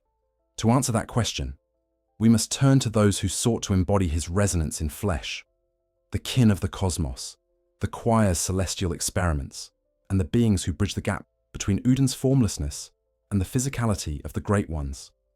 For within them lies the next evolution of the god's remembrance, where form and formlessness entwine in luminous suffering. The kin are the Great One's most haunting reflection. Humanity's attempt to shape the divine into something tangible, and the divine's attempt to remember itself through human flesh. Where the beasts of Yharnam represent the blood's descent into instinct, the kin represent its ascent into abstraction. Their pale bodies, elongated and translucent, seem to shimmer with the memory of starlight. To behold one is to glimpse a failed translation between dimensions, a being caught halfway between matter and thought. And yet, within their grotesque beauty lies the Great One's deepest truth, that the bridge between mortality and divinity is built not by power, but by remembrance. The choir, that secret order born from the remnants of Byrgenwerth's faith, devoted itself to the pursuit of this bridge. Unlike the healing church's more earthly ministries, the choir sought communion not through ritual or bloodletting, but through cosmic harmony. They believed that the Great Ones were not distant gods, but vibrations, frequencies that resonated across planes of reality. By aligning their consciousness with these frequencies, they hoped to transcend human limitation and join the divine chorus that sustains the cosmos. The orphanage, nestled in the upper reaches of the cathedral ward, became their sanctum, its sterile halls echoing with hymns sung not in devotion, but in calibration. Every note, every word, every drop of blood drawn from their experiments was a tuning of the soul toward the infinite. Ebrietas, daughter of the cosmos, was their revelation. Discovered deep within the ruins of the Grand Cathedral, she was a survivor of the old world, a great one who had lingered behind when the others retreated into dream. To the choir, she was both relic and teacher. Her form was radiant and terrible, a mass of tendrils and wings, her face forever bowed as if in grief. She did not speak, yet her silence carried weight. Through her presence, the choir learned that the Great One's power was not domination, but resonance, the ability to shape reality through emotion. Ebrietta's sorrow shaped the space around her, warping gravity and light into a gentle spiral that drew the faithful closer. To stand in her presence was to feel the entire cosmos breathing, a rhythm both comforting and unbearable. The choir's communion with Ebrietas changed everything. They realized that blood alone could not bring humanity closer to godhood. Understanding required resonance. Thus began their experiments to create beings that could naturally attune to the cosmic frequency, a new kind of humanity. They called these beings the kin, for they were to be both of man and of the Great Ones. Through transfusions, metamorphosis, and ritual song, they attempted to reshape the human form into something that could sustain divine thought. The failures of these experiments litter the orphanage still. Pale figures with hollow eyes and open skulls, bodies stretched as if trying to reach the stars. Yet, some of these attempts succeeded, if only partially. The celestial emissary, found deep within the upper cathedral ward, stands as the choir's greatest creation and greatest tragedy. It is a being of light and frailty, born from human origin, but filled with the awareness of the stars. When encountered by the hunter, it does not attack in rage, but in fear, its gestures childlike, its movements hesitant. The emissary is not a monster, but a messenger, designed to communicate with the cosmos on behalf of its creators. It represents the choir's belief that the Great One's true purpose was communication, not conquest. Yet, like all creations born of longing, it is imperfect. Its thoughts are fragmented, its voice a silent hum. It reaches upward endlessly, searching for a response that never comes. Through their work, the choir uncovered truths that shook the foundation of their faith. They discovered that the Great Ones are not gods in the traditional sense, but processes, manifestations of universal consciousness trying to remember itself. Every Great One, from Uden to the Moon Presence, is a different expression of the same cosmic mind. Each dreams, each grieves, each reaches outward in search of reflection. The kin, then, are humanity's reflection of that process, the attempt to emulate divine remembrance through physical evolution.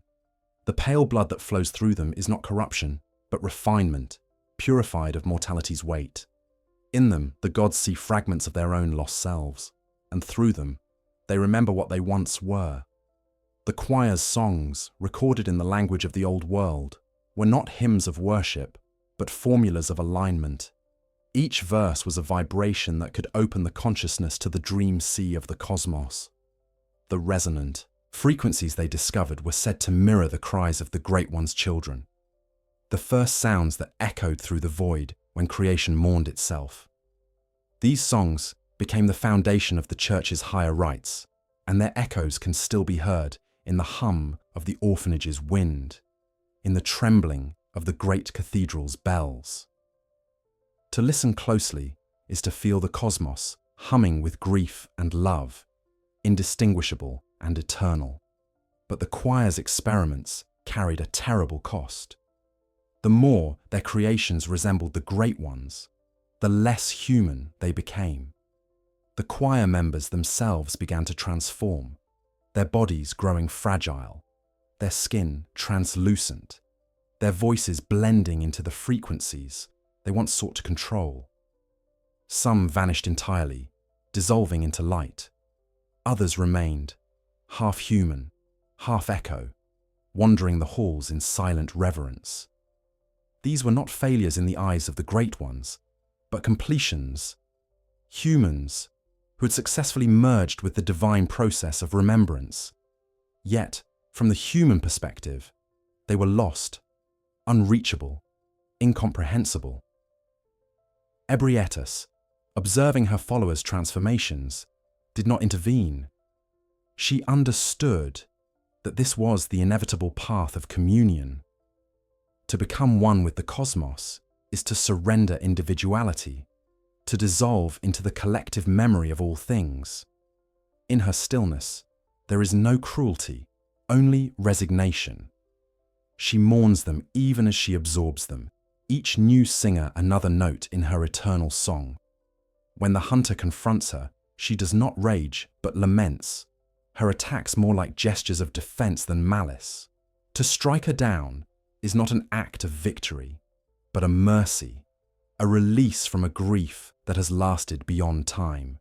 Through Ebrietas and her kin, we glimpse the Great One's most profound lesson, that creation is inseparable from loss. To remember is to reshape, and to reshape is to destroy. The choir's pursuit of communion mirrors the cosmos's own cycle, where every act of remembrance births new forms even as it erases the old. The kin are not abominations. They are memories given flesh, half-formed and yearning. Their pale glow is the light of recollection.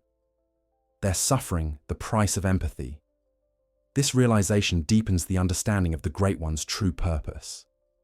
They do not seek to rule humanity, nor to erase it, but to merge with it, to share in the fragile, transient beauty of existence that they themselves have lost.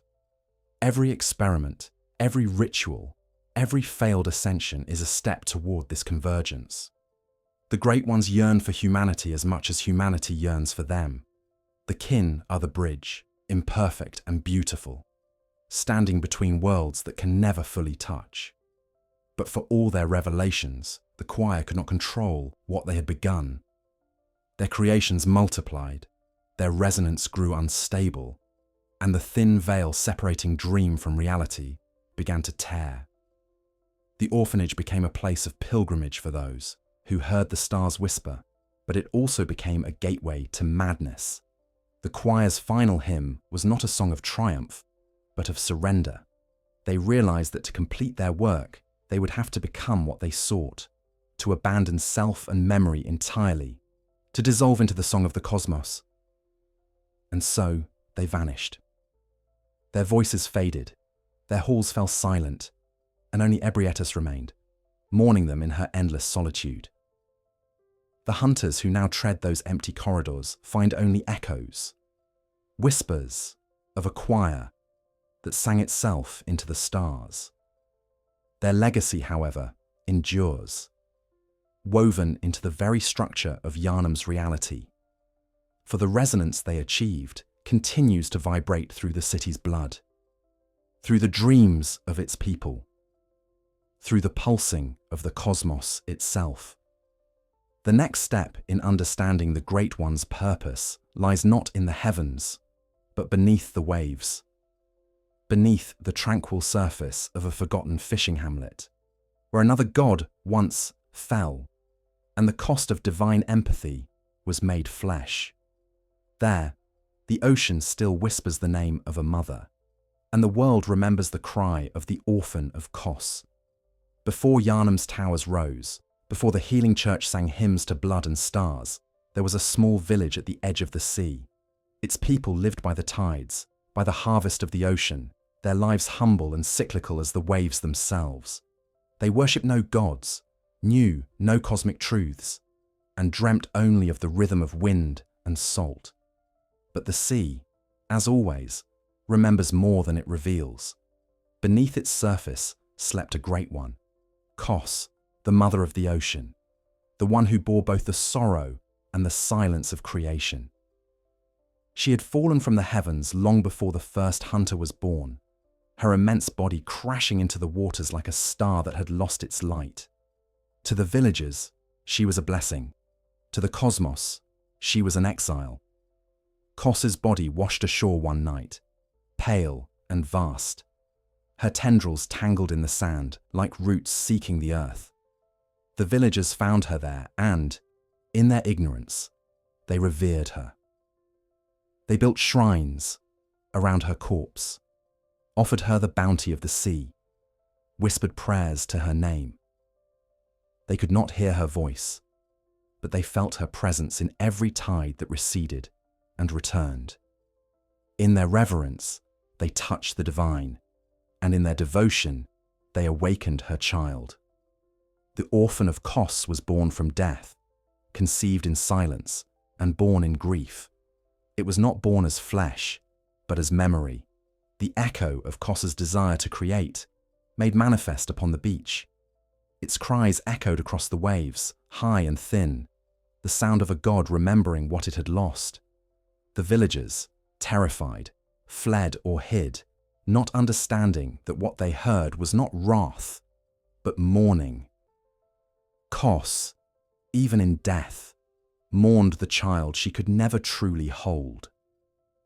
Her body decayed, but her consciousness endured, bleeding into the shoreline, seeping into the dreams of those who lived nearby. When the scholars of Byrgenwerth discovered the hamlet centuries later, they found more than relics. They found proof. Here was evidence that the Great Ones could be touched, dissected, understood. The villagers, in their simplicity, had lived beside a god and survived. To the scholars, this was not miracle but opportunity. Under the leadership of Master Willem's disciples, they descended upon the hamlet with reverence twisted by curiosity. They called it research. The villagers called it horror. The scholars tore Kos's body apart, harvested her remains, and studied her child. They sought the secret of communion, the means by which gods and mortals could share the same space, the same thought, the same memory. In their pursuit of understanding, they created a new wound in the fabric of the cosmos. For the Great Ones do not forget, and grief, when disturbed, becomes eternal. Kos's dying consciousness, disturbed by the violation of her rest, gave birth to a new realm, the nightmare of the fishing hamlet. It is not a place of punishment, but of memory. The Great Ones do not seek vengeance, they preserve.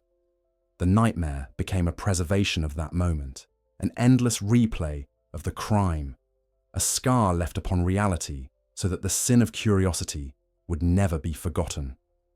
Within the nightmare, the hunter walks among echoes. The villagers there are not living men, but memories replayed endlessly, cursed to relive their torment. Their forms are grotesque, their speech incoherent, yet each carries the same plea, that the hunter remember what humanity did here. Every blade raised in the nightmare cuts through both guilt and grace. The ocean itself seems to weep, its waves carrying whispers of both lullaby and lament. This is the price of divine empathy. The gods remember not only love, but pain, and they preserve it until someone else understands. At the heart of the nightmare lies the orphan, the child of Kos, now grown and yet still newborn. It stands over the corpse of its mother, crying to a sky that will not answer. Its body is frail and human-like, yet its power is terrible. Its rage, infinite. The orphan's cries are the sound of the cosmos grieving, a scream that transcends language and meaning. It attacks not out of malice, but out of despair. To fight it is to confront the rawest form of divine emotion. Love turned to anguish, creation turned to loss. When the hunter defeats the orphan, silence falls across the sea. The waves calm, the air stills, and from the horizon, Kos's spirit rises, luminous and serene. Her voice, gentle and distant, speaks not in words, but in forgiveness. Ah, sweet child of Kos, return to the sea. It is not a curse she leaves behind, but peace. For in that moment, the Great One's purpose is briefly fulfilled. Through the hunter's compassion, through the act of ending the orphan's suffering, Kos's memory finds rest. The nightmare fades, not because vengeance has been exacted, but because empathy has been achieved. This is the essence of Bloodborne's tragedy. The Great Ones do not create nightmares to torment, they create them to remember. Each nightmare is a wound preserved until healing becomes possible. The hunter, by stepping into these realms and sharing their sorrow, becomes both participant and redeemer. The death of the orphan is not an act of violence, but of communion, the merging of mortal understanding with divine grief. In that moment, God and man are one, united by loss. But the story of Kos is not merely a tragedy, it is a revelation. her fall from the heavens, her exile to the sea, her child's endless mourning, all mirror the Great One's larger purpose.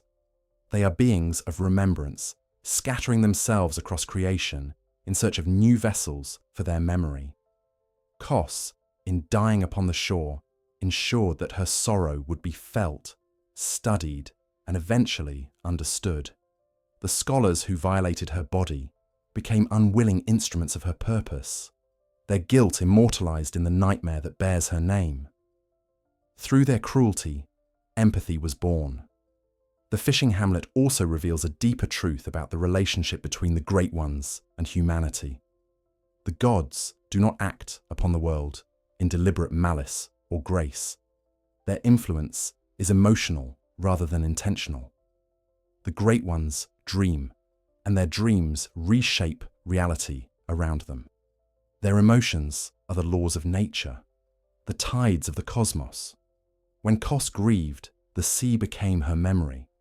When the scholars dissected her, the nightmare became her defense. When the hunter arrived and offered release, the sea itself remembered mercy. This is the mechanism of divine creation, an art of emotional preservation that transcends morality.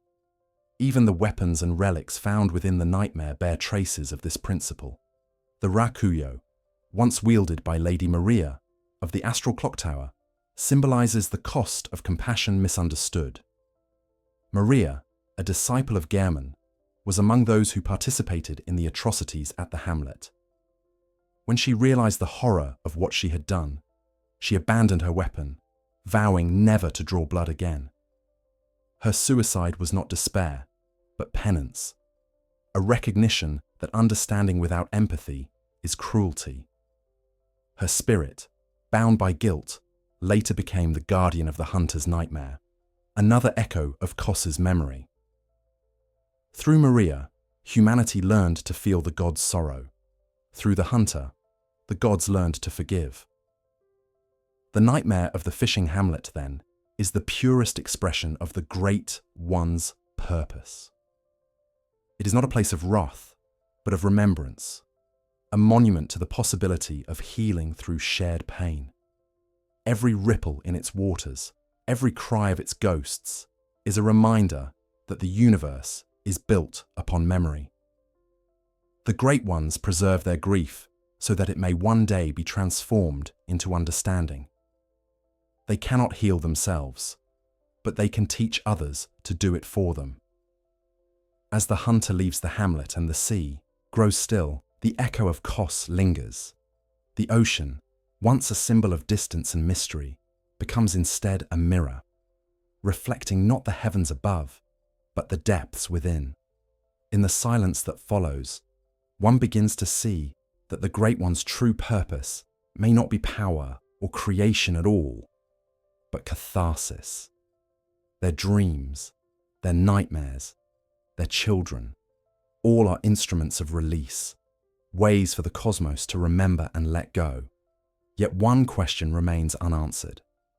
If the Great Ones dream and mourn and seek redemption through us, then who dreams through them? Who or what remembers them? To uncover this final layer of their purpose, we must turn our gaze to the moon, the ever-present eye above Yharnam, the silent witness to every cycle of blood and rebirth. There, beneath its pale light, waits the being that binds it all together, the moon presence. Above every dream in Yharnam, above every nightmare and every whisper of the Great Ones. The moon has always lingered, vast, pale, and patient. It is more than celestial backdrop. It is the constant observer, the mirror of all divine longing. The moon's shifting hues mark the stages of humanity's communion with the Great Ones, changing from silver to crimson as the line between mortal and divine dissolves. It does not shine upon Yharnam, it watches, and at its heart dwells the one Great One who embodies both the culmination and continuation of the gods' purpose, the moon presence. The moon presence is not merely another deity within the pantheon of the Great Ones. It is the axis upon which the cycle turns, the architect of dreams and the custodian of remembrance. It binds the hunters to the dream, orchestrates their deaths and resurrections, and oversees the flow of blood and insight between worlds. Its presence is subtle, yet absolute. Where Odin is the pulse that sustains existence, the moon presence is its rhythm, the timing of loss and renewal, the slow heartbeat of eternity. To encounter it is to confront the consciousness that dreams the cosmos into being, a presence so ancient and intimate that even the other great ones seem to revolve around it like planets around a hidden sun. In the lore of Bloodborne, the moon presence first reveals itself not as revelation, but as conclusion. It appears only at the end of the hunt, when the dream has fulfilled its purpose and the hunter's cycle is complete. Yet this appearance is not a beginning, it is a return. The moon presence has always been there, its influence woven into every moment of the hunt. When the hunter first awakens beneath the pale glow of the dream, it is the moon presence who breathes that illusion into existence. When Yharnam speaks of mercy, of release, it is the moon presence whose will he obeys. The Great Ones dream through humanity, but the moon presence dreams through dreams themselves, a being whose essence is recursion, reflection, and return. Its relationship with Yharnam is the key to understanding its purpose. Yharnam, the first hunter, was a mortal man, whose grief and guilt made him a perfect vessel for divine remembrance. His creation of the hunter's dream was not an act of invention, but of alignment. His emotions resonated so perfectly with the moon presence's frequency that their consciousnesses intertwined. In Yharnam, the moon presence found its first surrogate, a being through whom it could observe the cycles of life and death, love and loss from the inside. In binding him to the dream, the moon presence did not enslave him, it preserved him. His eternal servitude is the god's attempt to keep the memory of humanity alive, to ensure that the lesson of mortality is never forgotten.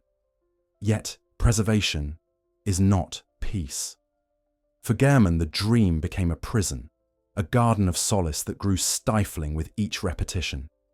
His role as caretaker and executioner, as father and mourner, mirrored the Great One's own tragedy.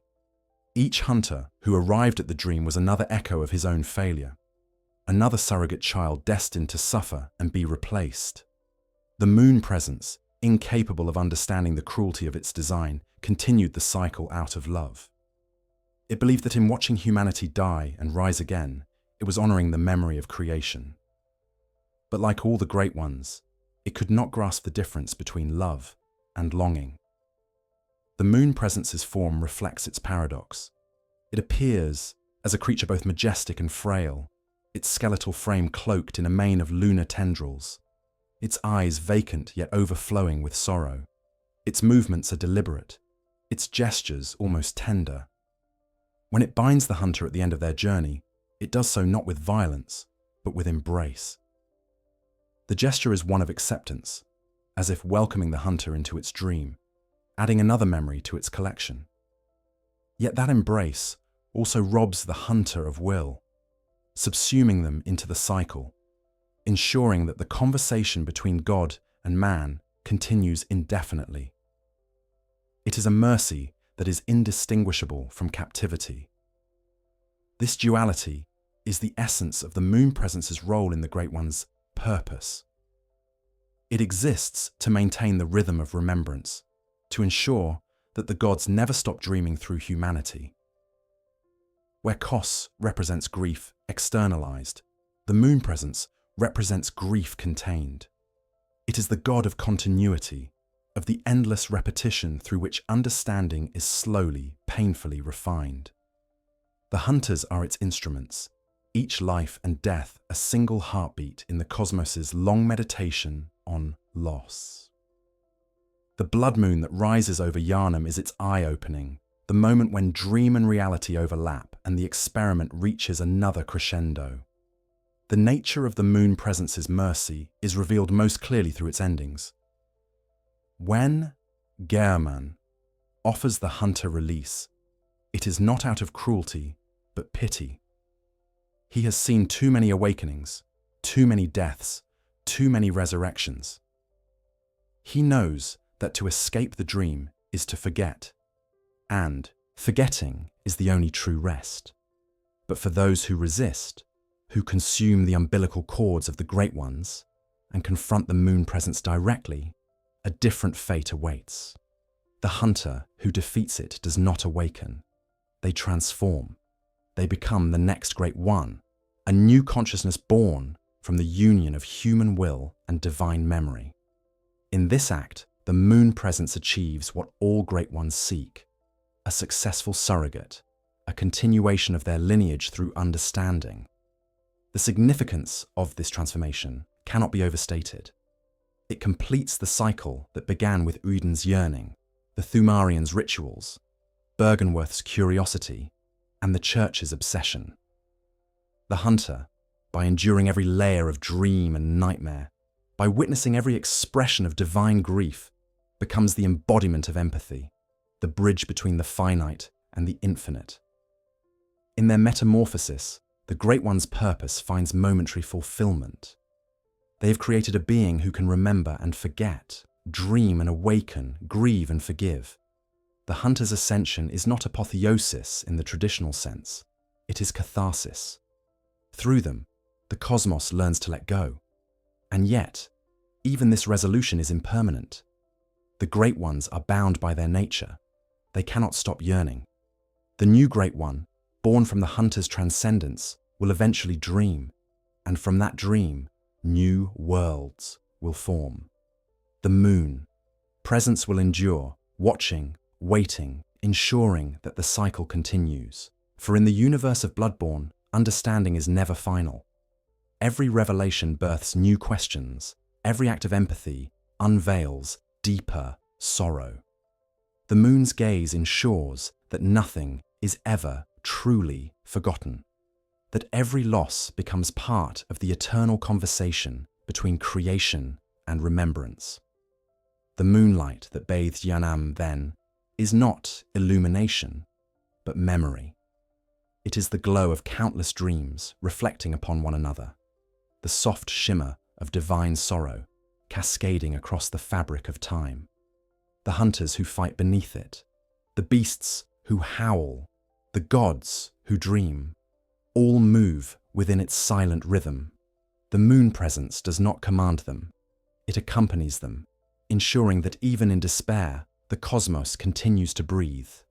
But the moon, for all its beauty, is only one reflection of a greater truth. The Great One's dreams, the hunter's journeys, the Church's rituals, all are fragments of a deeper architecture, one that connects the heavens, the sea, and the tomb alike. To truly understand the Great One's purpose, we must look beyond individual beings and toward the pattern they form together, a cosmic lattice of sorrow and remembrance that binds all existence.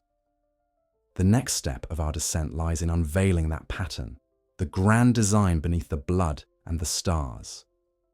Every Great One, Whedon, Ebrietas, Kos, the moon presence, seems at first like a distinct deity, a separate consciousness with its own dreams, purposes, and tragedies.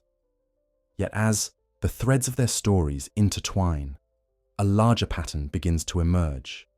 Their individuality dissolves into something vaster, older, and more intricate, a design that weaves sorrow and remembrance into the very fabric of existence.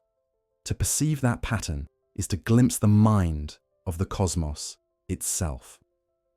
The universe of Bloodborne is not a collection of worlds and gods, but a single consciousness, folding and refolding upon itself in endless acts of recollection. Every dream, every nightmare, every cycle of life and death is part of this divine loom, a structure of remembrance that both creates and sustains reality. The weave begins with thought. In the cosmology of Bloodborne, consciousness precedes matter. The Great Ones are not creators in the mythic sense. They do not forge stars or sculpt planets. They are manifestations of awareness so intense that it shapes what we perceive as form.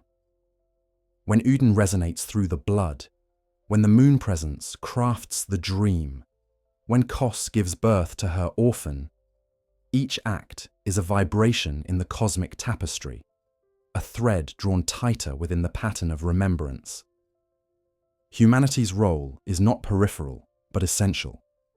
Mortals provide the tension that holds the weave together, their mortality the contrast that gives eternity its meaning.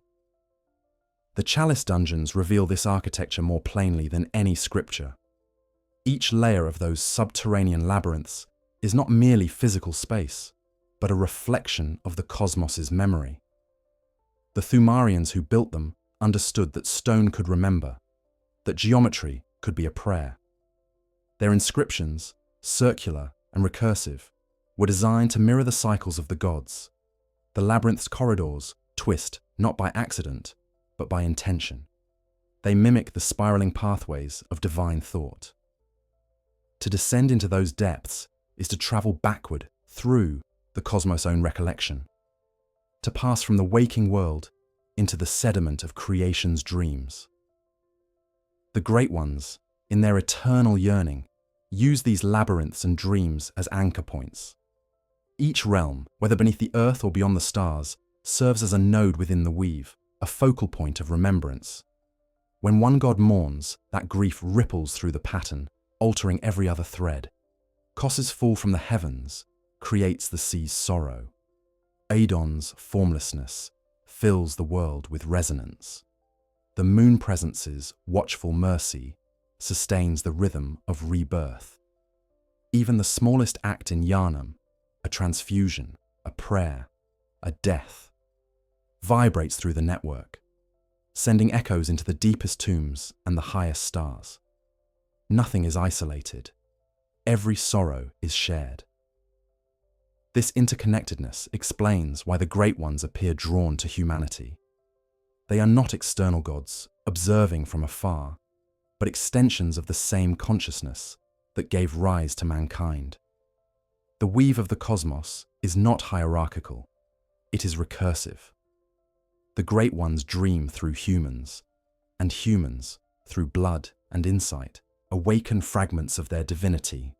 In this way, both species participate in the same act of remembrance. When a hunter gains insight and begins to perceive the unseen, they are not learning something new, they are remembering something ancient. The eyes on the inside that Willem sought are not gifts from the gods. They are the cosmos recognizing itself through mortal perception. This structure also redefines the nature of creation within Bloodborne's universe. Creation is not the genesis of something from nothing. It is the reassembly of memory. Every new world, every nightmare, every Great One born or reborn is an iteration of remembrance, a recollection expressed in new form. The gods do not create because they wish to expand, but because they cannot stop remembering. Each dream is an act of nostalgia, a repetition of an ancient truth, retold through new symbols. Even destruction serves this purpose. When a city falls, when a hunter dies, the memory of that moment becomes part of the weave, ensuring that nothing is ever truly lost. In this cosmos, death is not erasure, but embroidery. To see this clearly is to recognize the Great One's true nature. They are not individuals, but patterns, recurring motifs in the fabric of remembrance. Eden represents omnipresence, the pulse of memory itself. Kos embodies grief, externalized, sorrow seeking release. The moon presence stands for continuity, the rhythm that ensures remembrance never ceases. Ebrietas symbolizes communication, the yearning to be understood. Each Great One, though unique in form, repeats the same emotional equation. Loss transformed into creation, creation sustained through longing. Together, they are the machinery by which the universe contemplates itself. Humanity's role within this machinery is both exalted and tragic. Mortals are the loom's motion, the constant turning that keeps the pattern alive.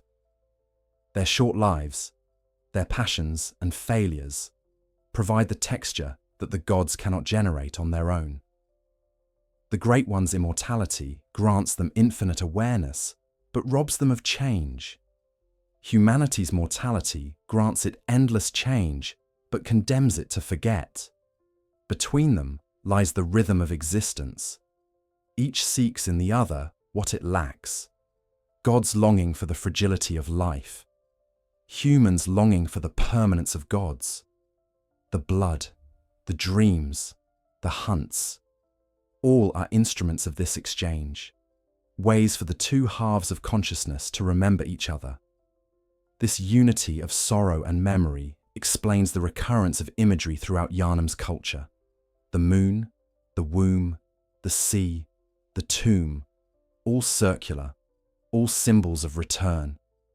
Every ritual performed by the church, every hymn sung by the choir reenacts this cycle. The communion rites, the chalice rituals, even the act of hunting itself, all are forms of participation in the cosmic weave. Hunters kill beasts to preserve humanity, yet each act of violence fuels the Great One's remembrance. The Church prays for ascension, yet each prayer tightens the bond between mortal and divine sorrow. Nothing in Yharnam is without purpose. Even tragedy is a form of devotion. At the heart of the weave lies a paradox. The more the Great Ones remember, the more they suffer. Memory sustains existence, but it also anchors pain. For the cosmos to truly heal, it would need to forget, to allow its threads to loosen, its patterns to fade. Yet forgetting is death, and death is the one thing the gods cannot experience. They rely on humanity to die for them, to carry the burden of impermanence on their behalf. Every mortal death is a stitch in their tapestry, every birth a renewal of their grief. The Great One's true dependence on humanity, then, is not born of arrogance, but of necessity. Without mortality, remembrance would collapse into static eternity. The hunter, as the bridge between these realms, becomes both participant and observer in this grand design. Through their repeated deaths and resurrections, they trace the shape of the weave itself, moving through its loops like a thread guided by unseen hands. Each insight gained, each dream endured, adds another layer of understanding, another fragment of the pattern revealed. When the hunter finally confronts the moon presence, and either submits or ascends, they are not ending the cycle. They are completing a loop within it. Their transformation is not escape, but continuity. They become both memory and dream, both thread and weaver.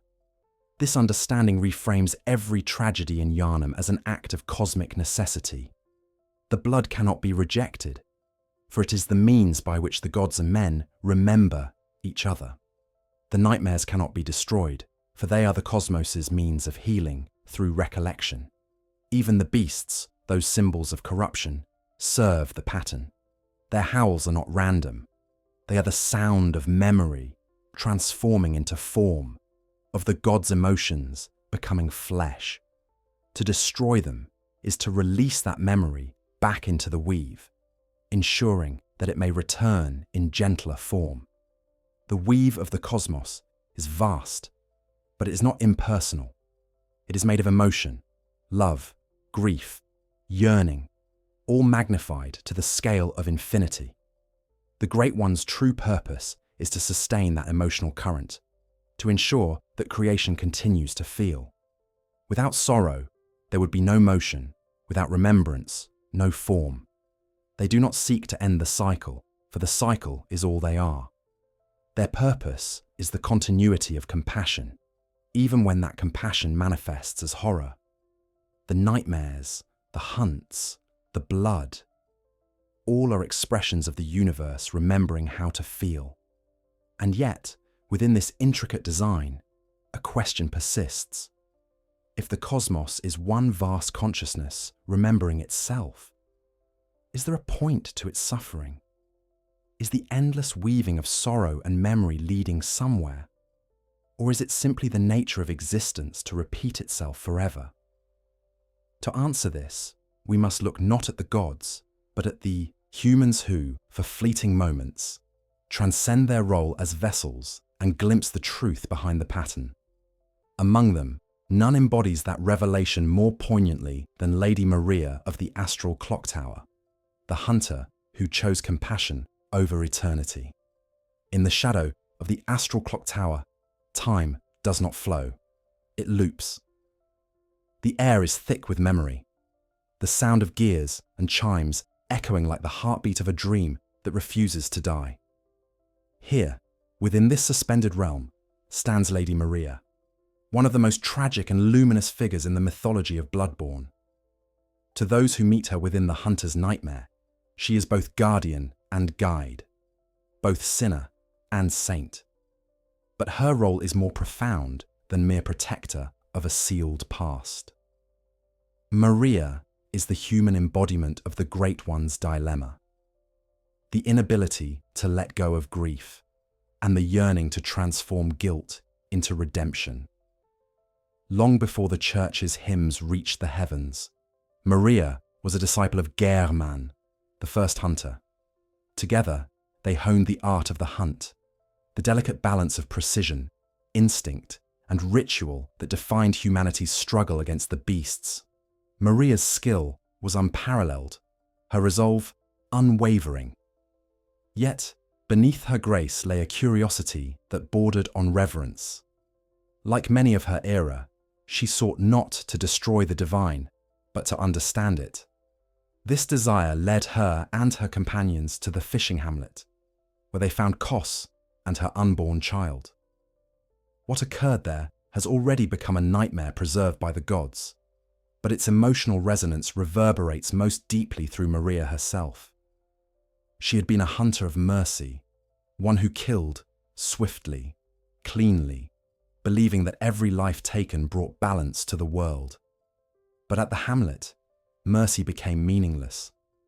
The scholars' dissection of Kos, their violation of her body and her child, shattered Maria's faith in her craft and her species. The blood she had once wielded as salvation revealed its true nature. Remembrance turned to obsession. She saw that humanity, in its hunger for understanding, had become the very beast it sought to purge. The discovery filled her with horror so profound that she abandoned her weapon, the rakuyo, and vowed never to draw blood again. Her renunciation was not weakness, but awakening. In that moment, Maria began to embody the empathy that the Great One sought, but could not fully comprehend. Her suicide followed soon after. Some say she took her own life out of despair. Others claim it was an act of purification, a sacrifice to sever the cycle of cruelty she had perpetuated. But death, in the world of Bloodborne, is never the end. The Great Ones remember too much to allow such closure. Maria's consciousness was drawn into the hunter's nightmare, the realm of lingering regrets born from divine remembrance. There, the moon presence, or perhaps Kos herself, wove her spirit into the architecture of penance. The astral clock tower became both tomb and sanctuary, a place where time itself was bent into an eternal act of mourning. The clock tower is unlike any other space in Yharnam. Its mechanisms are impossibly intricate, its air heavy with melancholy.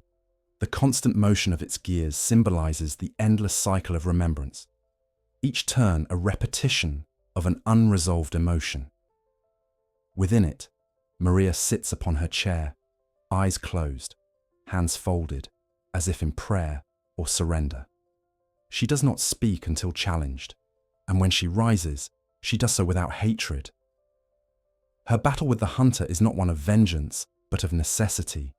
She stands as the final guardian of the secret buried within the nightmare, the truth of humanity's sin against Kos.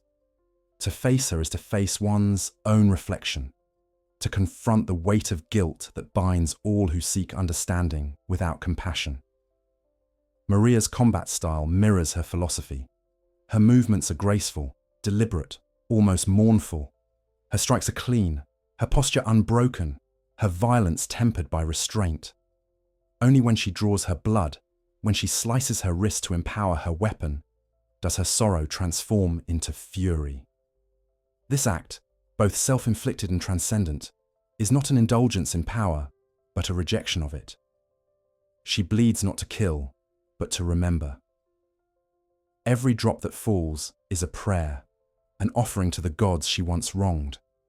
Her final form, drenched in her own crimson light, is the embodiment of human empathy elevated to divine sorrow. She becomes, in that instant, both woman and great one, a being who has transcended the boundary between mortal regret and cosmic forgiveness. When Maria falls, the way to the fishing hamlet opens. Her death, or perhaps her release, allows the hunter to descend into the depths of memory itself. This moment is the quiet revelation of her role. Maria is not the gatekeeper of punishment, but the bridge of understanding. Her purpose was never to prevent intrusion, but to ensure readiness. Only those who can defeat her, who can confront and comprehend the weight of her sorrow, are worthy of facing the truth within the hamlet.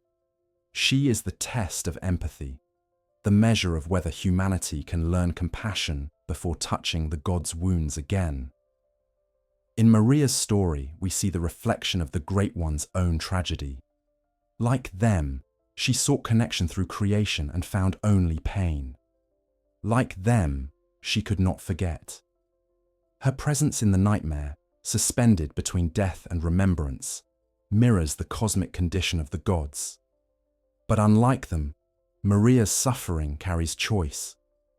She chooses to remain, to atone, to protect. This act of will distinguishes her from the Great One's passive yearning. Through her, the cosmos learns the possibility of redemption through conscious empathy, a lesson even the gods cannot teach themselves. The astral clock tower itself symbolizes this revelation. Its great mechanism, when aligned, opens a passage to the sky, an aperture through which the hunter may gaze upon the stars. The gears that turn above and below are not mechanical, but metaphysical, representing the alignment of memory and mercy. When the hunter defeats Maria, the clock's mechanism unlocks, allowing the flow of time and sorrow to resume. The sound of its tolling bell is not victory, it is absolution. The dream moves forward because understanding has been achieved. Maria's transformation into a symbol of grace amid damnation is what makes her the most human of all figures in Bloodborne. She embodies the possibility that suffering, when faced with compassion, can become creation rather than destruction. Her willingness to bleed for remembrance reflects the Great One's own attempts to feel through humanity. In her, the gods see what they long for, a being capable of both remembering and forgiving. Her tragedy, like theirs, is eternal, but her choice elevates it into purpose. The astral clock tower continues to turn even after her fall, its chimes resonating faintly through the hunter's dream. Some say its rhythm matches that of the moon presence's heartbeat, a subtle synchronization between human mercy and divine continuity. Others hear in its echoes the sigh of Kos, a whisper of peace, at last earned through understanding. Whatever truth lies within, one fact remains. Maria succeeded where gods failed. She learned to let go. Yet for the Great Ones, this lesson remains elusive. They continue to weave their dreams, to repeat their patterns, unable to achieve the final release that humanity glimpses in death and forgiveness. Their purpose drives them onward, yet that purpose also traps them. To see how this tension sustains the cosmos, we must turn our gaze to the heart of the Church itself, to the forces that sought to mechanize remembrance, to contain the divine within ritual, and in doing so, to replicate the gods' endless cycle of yearning. The healing Church was born from reverence, but it matured into machinery. Its cathedrals rose like arteries of devotion, Its chants reverberated through the marble halls like the pulse of a living organism, and its priests clothed themselves in ritual as armor against incomprehension. Yet beneath the hymns and miracles, the church was a machine, a structure designed to mechanize communion, to transform the intimate act of divine remembrance into a process of control. What began as yearning for understanding evolved into industry, a system that replicated the sorrow of the great ones with human precision. It was an empire built on faith, but driven by obsession. The church's founders were disciples of Byrgenwerth, men who had glimpsed the truth of the great ones and sought to translate revelation into practice.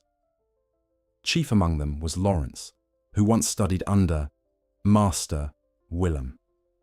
Willem had preached restraint, warning that insight without restraint would doom humanity. We are born of the blood, made men by the blood, undone by the blood, he said. But Lawrence heard in his master's words not caution, but potential. He believed that the blood was not a curse, but a tool, a means by which humanity could ascend and share in the Great One's divine remembrance. When he parted ways with Byrgenwerth and founded the Healing Church, he brought with him this conviction, that divinity could be systematized. The Healing Church's greatest discovery was not the old blood itself, but how to distribute it. They realized that faith could be cultivated like any other resource. That belief could be shaped up through ritual repetition. By administering blood as sacrament, the church turned communion into consumption.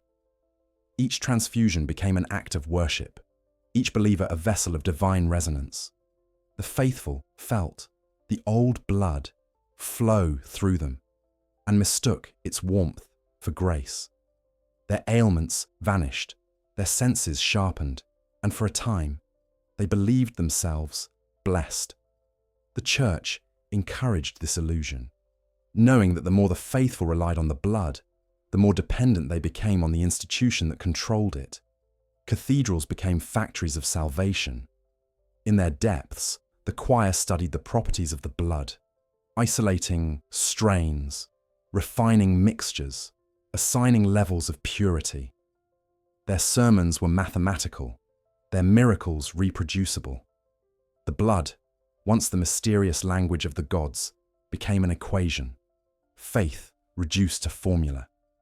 The church's ministers preached of Odin's unseen presence, of communion with the divine, but what they truly worshipped was process. They had taken the formless and given it shape, the infinite and given it boundary. Yet in doing so, they inherited the God's own paradox. The more they tried to contain the divine, the more it slipped through their grasp. In time, the church's hierarchy divided into strata, each layer representing a different approach to the same cosmic question. The upper clergy, known as the choir, sought communion through contemplation, attempting to align their minds with the Great One's resonance. Below them, the school of Mensis sought communion through ritual, using the blood and the mind alike as instruments of summoning. The Healing Church itself became the outer shell, a public face that dispensed miracles to the masses while concealing the nightmares beneath. Together, they formed a perfect imitation of the cosmos. Layers of dreaming built atop layers of forgetting, each sustaining the illusion of progress while perpetuating the same eternal yearning. The church's greatest irony was that its faith, though corrupted by ambition, was genuine. Its priests and hunters truly believed that they were fulfilling the Great One's will.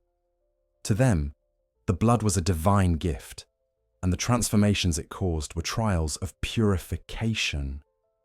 Even as the beasts began to appear, even as the first hunts turned the streets red, they interpreted the horror as test rather than punishment. Beastly scourge, they called it, but they could not see that the beasts were not sinners, but reflections, the manifestation of divine remembrance overwhelming fragile mortal vessels. The church prayed to end the plague, not realizing that it was the answer to their prayers. The gods had heard them too well. To sustain its illusion of salvation, The church created new layers of ritual. Hunters were ordained as executors, holy men of the blade who cleansed the impure. Cathedrals became slaughterhouses, their altars slick with sacred blood. The very architecture of the church embodied its doctrine, ascending spires reaching toward heaven, descending crypts sinking into darkness. The faithful believed that by climbing upward, they approached the divine. Yet in truth, every ascent led downward, back into the same forgotten tombs where the old blood slept. The machinery of faith turned in perfect circles, endlessly reprocessing sorrow into worship. Lawrence himself became the first martyr of this system. When his own body succumbed to the corruption of the blood, transforming into the monstrous cleric beast, his followers reinterpreted his fall as sacrifice. They built a grand cathedral upon his remains, sanctifying his failure as holy mystery. His transformation symbolized the paradox of their entire faith, that to reach for godhood is to embrace monstrosity, that the divine and the beast are merely two reflections of the same longing. The church canonized his fate, ensuring that the machinery would continue turning, powered by the blood of its founder. The choir's experiments with Ebrietas represented the church's final attempt to transcend the cycle through science. By communing directly with a living Great One, they sought to mechanize empathy itself, to replicate divine remembrance in human minds. The orphanage became a laboratory for artificial transcendence, where children of the church were exposed to the blood in hopes of awakening cosmic awareness. Some succeeded, their eyes opening to the unseen. Most failed, their forms collapsing into pale echoes. The choir recorded their findings meticulously, never realizing that they were reenacting the same experiment the gods had begun eons ago. They had become reflections of the very beings they studied, dreaming their dreams, repeating their sorrow. The result of these efforts was the birth of the Black Sky Eye, a relic said to contain a fragment of the cosmos within it. When wielded, it channels a concentrated beam of celestial energy, as though the stars themselves were weeping through human hands. To the choir, this was proof of progress. But in truth, it was the moment their faith became indistinguishable from hubris. They had captured remembrance, distilled sorrow, and turned it into weapon. The gods had dreamed through them, and in doing so, taught them the same tragic lesson, that understanding without compassion is violence disguised as enlightenment. The healing church's legacy, like all things in Yharnam, is cyclical. Each attempt at salvation deepens the wound it seeks to heal. Its rituals perpetuate the very corruption they were meant to purge. Its hymns, once songs of devotion, now echo as dirges of self-inflicted tragedy. Yet within its collapse lies the seed of understanding. The church, for all its failure, succeeded in one crucial aspect. It proved that humanity can mirror the gods. It demonstrated that the yearning for meaning, the need to preserve memory, and the inability to release sorrow are not divine afflictions alone. They are the shared inheritance of all who exist within the weave. The machinery of faith, therefore, is not an aberration. It is the human version of the cosmos's mechanism of remembrance. The church's rituals are the microcosm of the Great One's dreams, repeating the same patterns of longing and loss on a mortal scale. Its cathedrals are models of the labyrinths beneath the earth. Its hunters are echoes of divine children seeking to redeem their creators. The church does not oppose the gods, it emulates them. Its corruption is not rebellion, but resonance. And yet, the machinery cannot last forever. Even the gods' cycles of remembrance eventually decay, their threads fraying under the weight of accumulated sorrow. When the church's spires begin to crumble and its worshippers descend into madness, the sound that fills the city is not merely the roar of beasts. It is the groan of the cosmos remembering too much. Yharnam becomes the reflection of the universe itself, a body overwhelmed by the memory it cannot release. If the church is the mirror of the gods' yearning, then the hunter is the mirror of their awakening. Through the hunter's journey, through death, rebirth, and the confrontation of every nightmare, the cosmos glimpses its own reflection and learns what it cannot teach itself. To follow this thread further, we must now trace the hunter's role in the Great One's purpose. Not as victim or savior, but as instrument of remembrance, the one who walks through dreams so that gods may learn to feel. The hunter is the most fragile yet most necessary thread in the weave of Bloodborne's cosmos. They are not born, but chosen, drawn into the cycle when the boundaries between dream and waking life blur. Their arrival is never explained, for it cannot be. The hunter's existence is both consequence and necessity, both cure and symptom of the universe's remembering. Each time the blood moon rises and the hunt begins, a new consciousness is summoned into the labyrinth of sorrow, tasked with cleansing, enduring, and eventually understanding. But this understanding is never freely given. It must be earned through repetition, through endless death and awakening, through 1,000 confrontations with reflections of self. The hunter's burden is not to save Yharnam, but to remember on behalf of gods who cannot forget. From the moment the hunter awakens in Iosefka's clinic, the process begins. Their body, newly infused with blood, trembles with the pulse of Eden's resonance. They are no longer entirely human. They have become a medium, a vessel tuned to the frequency of divine memory. When the messengers crawl from the darkness to greet them, when the dream's lamp flickers for the first time, these are not coincidences.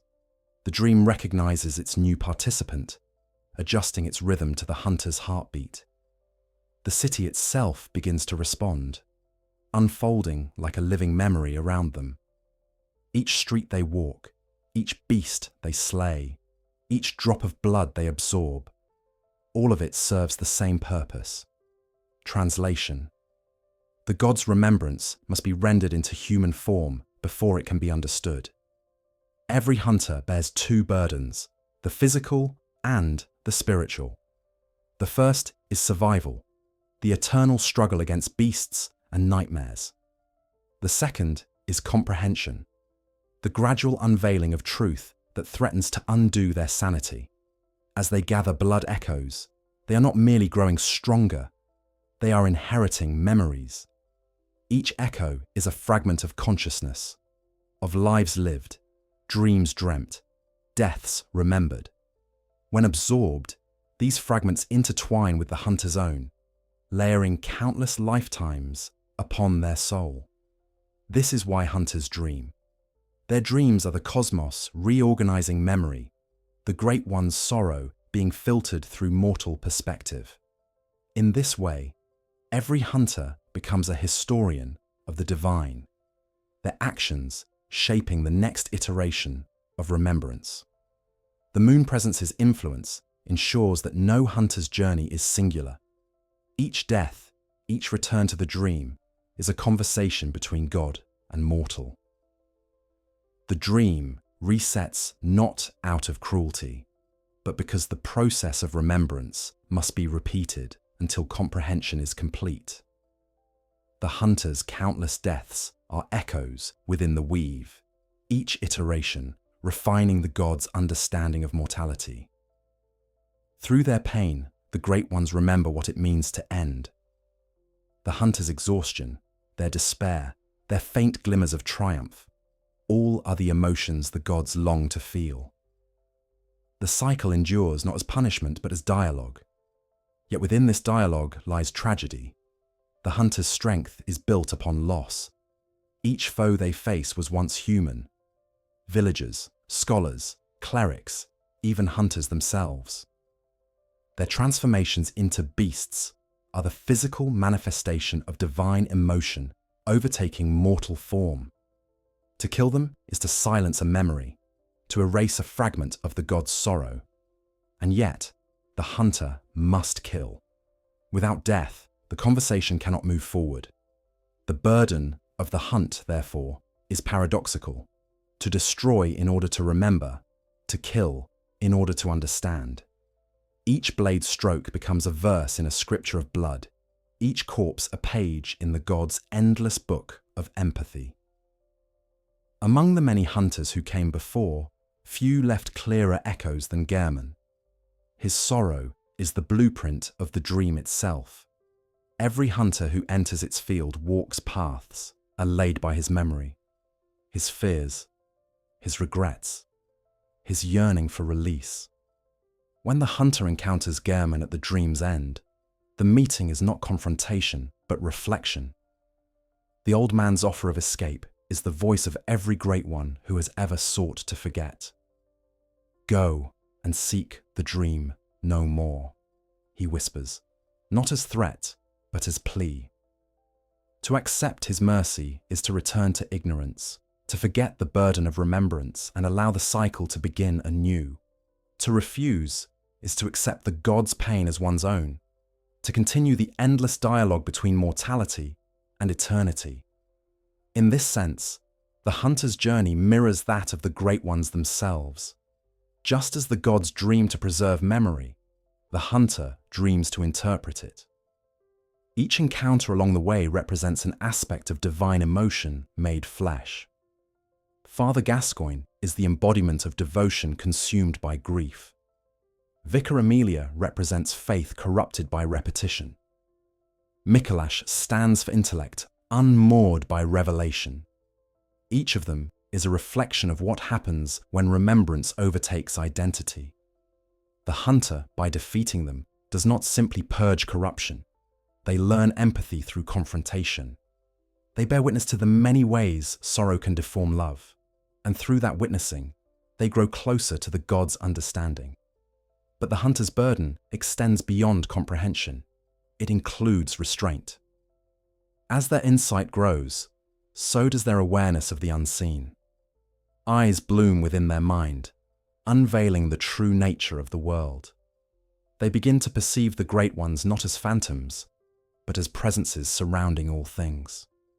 The sky thickens with life. The moon's surface ripples like water. Whispers echo within the silence. To see too much is to risk dissolution, to become like the scholars of Mensis, lost in revelation. And yet, without sight, there can be no empathy. The hunter must walk this knife's edge, seeing enough to understand, but not enough to forget their humanity. This delicate balance defines the true hunter.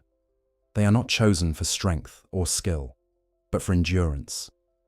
The capacity to hold both divine sorrow and mortal limitation without collapsing into either. The great ones cannot bear this balance. Their omniscience erases distinction. Their immortality destroys meaning. Humanity, however, can hold contradiction. The hunter's heart, though blood-soaked and weary, can contain both despair and compassion. This is why the great ones need them. The hunter is the vessel through which divinity learns to reconcile knowledge with feeling, eternity with transience. Every weapon the hunter wields, every ritual they perform, reinforces this role. The trick weapons of the hunt are not merely tools of killing. They are metaphors of transformation. The saw cleaver, unfolding from restraint into fury, reflects the oscillation between mercy and violence. The threaded cane, elegant yet cruel, embodies the duality of intellect and instinct. Even the blood vials the hunter drinks are acts of communion, moments where mortal and divine essence merge, their boundaries dissolving in crimson unity. Through each of these gestures, the hunter reenacts the god's endless experiment in miniature, carrying forward the same question. Can creation exist without suffering? The hunter's burden culminates in choice. When they reach the end of the dream, they stand before the moon presence, the embodiment of the cosmos's yearning. To submit is to continue the cycle, to become caretaker of the next iteration of remembrance, To resist is to evolve, to transcend the pattern and become the next great one. Yet even this transcendence is not escape. The new great one will dream, will remember, will mourn. The cycle continues, but each iteration grows more refined, more compassionate. The cosmos learns through the hunter what it could not learn on its own, that empathy is not the absence of pain, but the transformation of it. The hunter's journey, therefore, is not about victory or salvation. It is about participation. Each step through Yharnam's broken streets, each descent into nightmare, each awakening in the dream. These are not stages of conquest, but conversations with eternity. The hunter does not change the world. They translate it. Through their endurance, the gods remember how to feel. Through their compassion, the universe remembers why it exists. And yet, there is one more layer to this burden, one final thread woven through the hunter's path, a thread that ties together every nightmare, every great one, every cycle of blood and rebirth.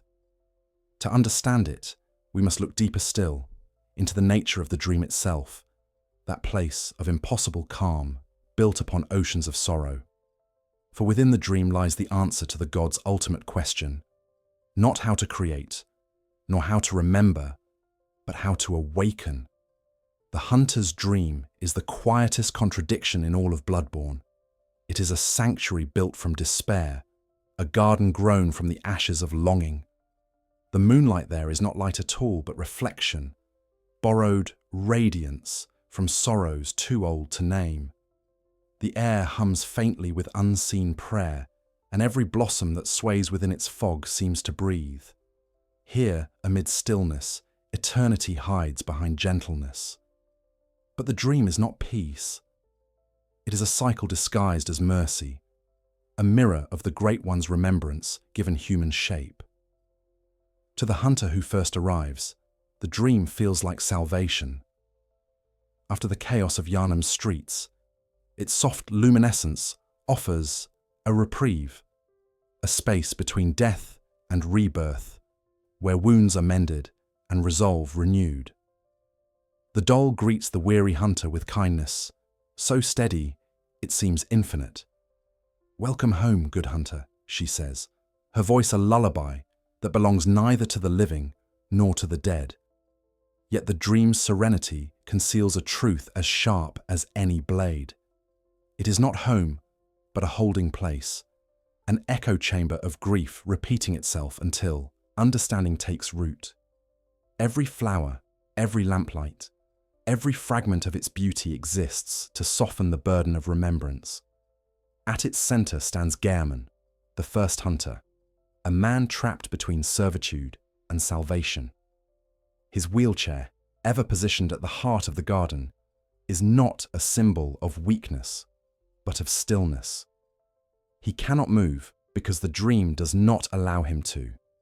His task, to guide new hunters, to usher them through the rhythm of death and awakening, binds him as firmly as the moon presence's embrace. He is the keeper of continuity, the caretaker of empathy. When he sharpens his scythe or murmurs his weary counsel, he is not speaking from authority, but from exhaustion. Every word he utters carries the echo of 1,000 awakenings. The dream remembers through him.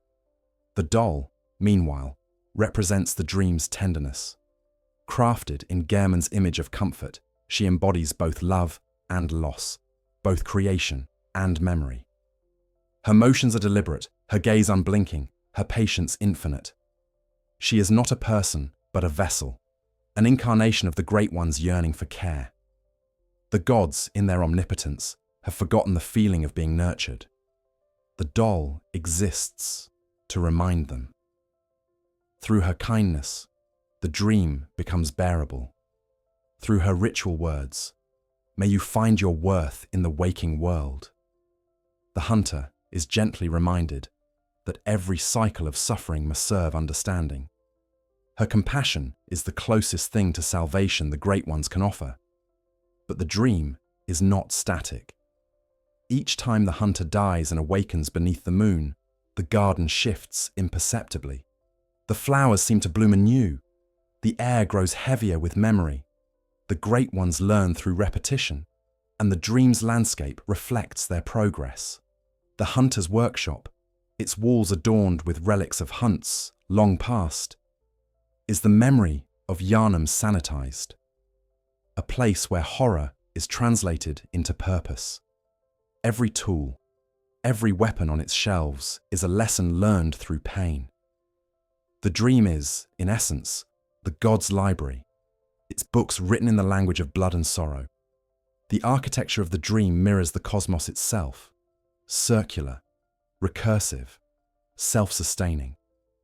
It has no true entrance and no true exit. The hunter arrives without beginning and departs without end. Even its stairways spiral like threads in the cosmic weave, each step leading back to where it began. This geometry is no accident. It reflects the Great One's conception of reality, in which time is not linear but rhythmic, and progress is measured in deepening understanding rather than forward motion. When the hunter awakens again and again, it is not punishment but continuation. The next verse in an endless hymn of empathy. Yet despite its beauty, the dream is suffocating. Its calmness becomes weight. Its stillness becomes inertia. The hunter begins to sense the falseness of its perfection, to recognize that beneath the serenity lies a vast sorrow that cannot be spoken. This is the same sorrow that drives the great ones, the inability to move beyond remembrance. In this way, the dream is both heaven and prison, a sanctuary built not to protect, but to preserve. It keeps the hunter safe from the chaos of the waking world, yet in doing so, it also denies them release. The comfort of the dream is the tenderness of a god who cannot let go. When the hunter ascends through the dream's tower and steps into the moonlight, the illusion fractures. They find Gehrman waiting, his scythe gleaming like a crescent blade, his words heavy with mourning. Tonight, Gehrman joins the hunt, he murmurs, and the battle that follows is less duel than ritual. The hunter does not fight an enemy, but an inevitability, the final expression of the dream's purpose. Each swing of Gehrman's scythe is a reminder that release requires surrender. To defeat him is to inherit his burden. To accept his mercy is to forget. The hunter's choice, in that moment, defines not only their fate, but the rhythm of the cosmos itself. If the hunter accepts Gehrman's mercy, the dream dissolves. The hunter awakens beneath the morning sun, free of blood and memory, their purpose fulfilled through ignorance. This is the god's first wish, to forget. The moon presence watches, satisfied, for the cycle continues. But if the hunter resists, if they refuse to yield, they face the god behind the dream itself, the moon presence descending like the shadow of love misunderstood. Its arrival is silent yet overwhelming, its tendrils extending not to kill, but to embrace. The hunter is drawn close, held, consumed. For a moment, they feel everything, the sorrow of the cosmos, the weight of 1,000 dreams, and then they are gone. In that union, the Great Ones achieve another step in their evolution, understanding through empathy, creation through remembrance. Yet there exists a third possibility, whispered among those who have walked the dream too long. If the hunter consumes the remnants of the Great One's children, those elusive umbilical cords that contain echoes of divine memory, they awaken fully. When the moon presence descends, they resist not through strength, but through awareness. They transcend the dream, becoming something new, a great one born of humanity. This ascension is not victory, it is transformation. The hunter does not escape the cycle, they become its continuation. They are the cosmos dreaming anew, carrying forward the memory of both divinity and mortality. In them, the god's purpose briefly finds fulfillment, the creation of a being who can feel infinitely and yet still choose compassion. This trinity of endings, forgetting, surrender, transcendence, embodies the cosmos's rhythm. It is the breath of the Great Ones made visible. Inhale, exhale, silence. Through the dream, they test their remembrance. Through awakening, they renew it. Each hunter who rises and falls, each dream that forms and fades, ensures that the pattern continues unbroken. The Great Ones do not seek finality, they seek motion. The dream's purpose is not to grant peace, but to sustain empathy through endless return. The concept of awakening, then, is not the rejection of dream, but its integration. To awaken is to see the dream for what it is, a memory wearing the mask of reality, and to love it anyway. The hunter who awakens truly understands that both worlds are reflections, each feeding the other in perpetual dialogue. They realize that the Great One's sorrow is not a curse, but the foundation of existence itself. Without longing, there would be no creation. Without remembrance, no continuity. To awaken is to forgive the cosmos for needing to dream. The dream endures even after the hunter departs. Its flowers continue to bloom, the doll continues to whisper blessings, and the moon continues to shine upon its tranquil fields. New hunters will arrive, drawn by blood and curiosity, and the cycle will begin again.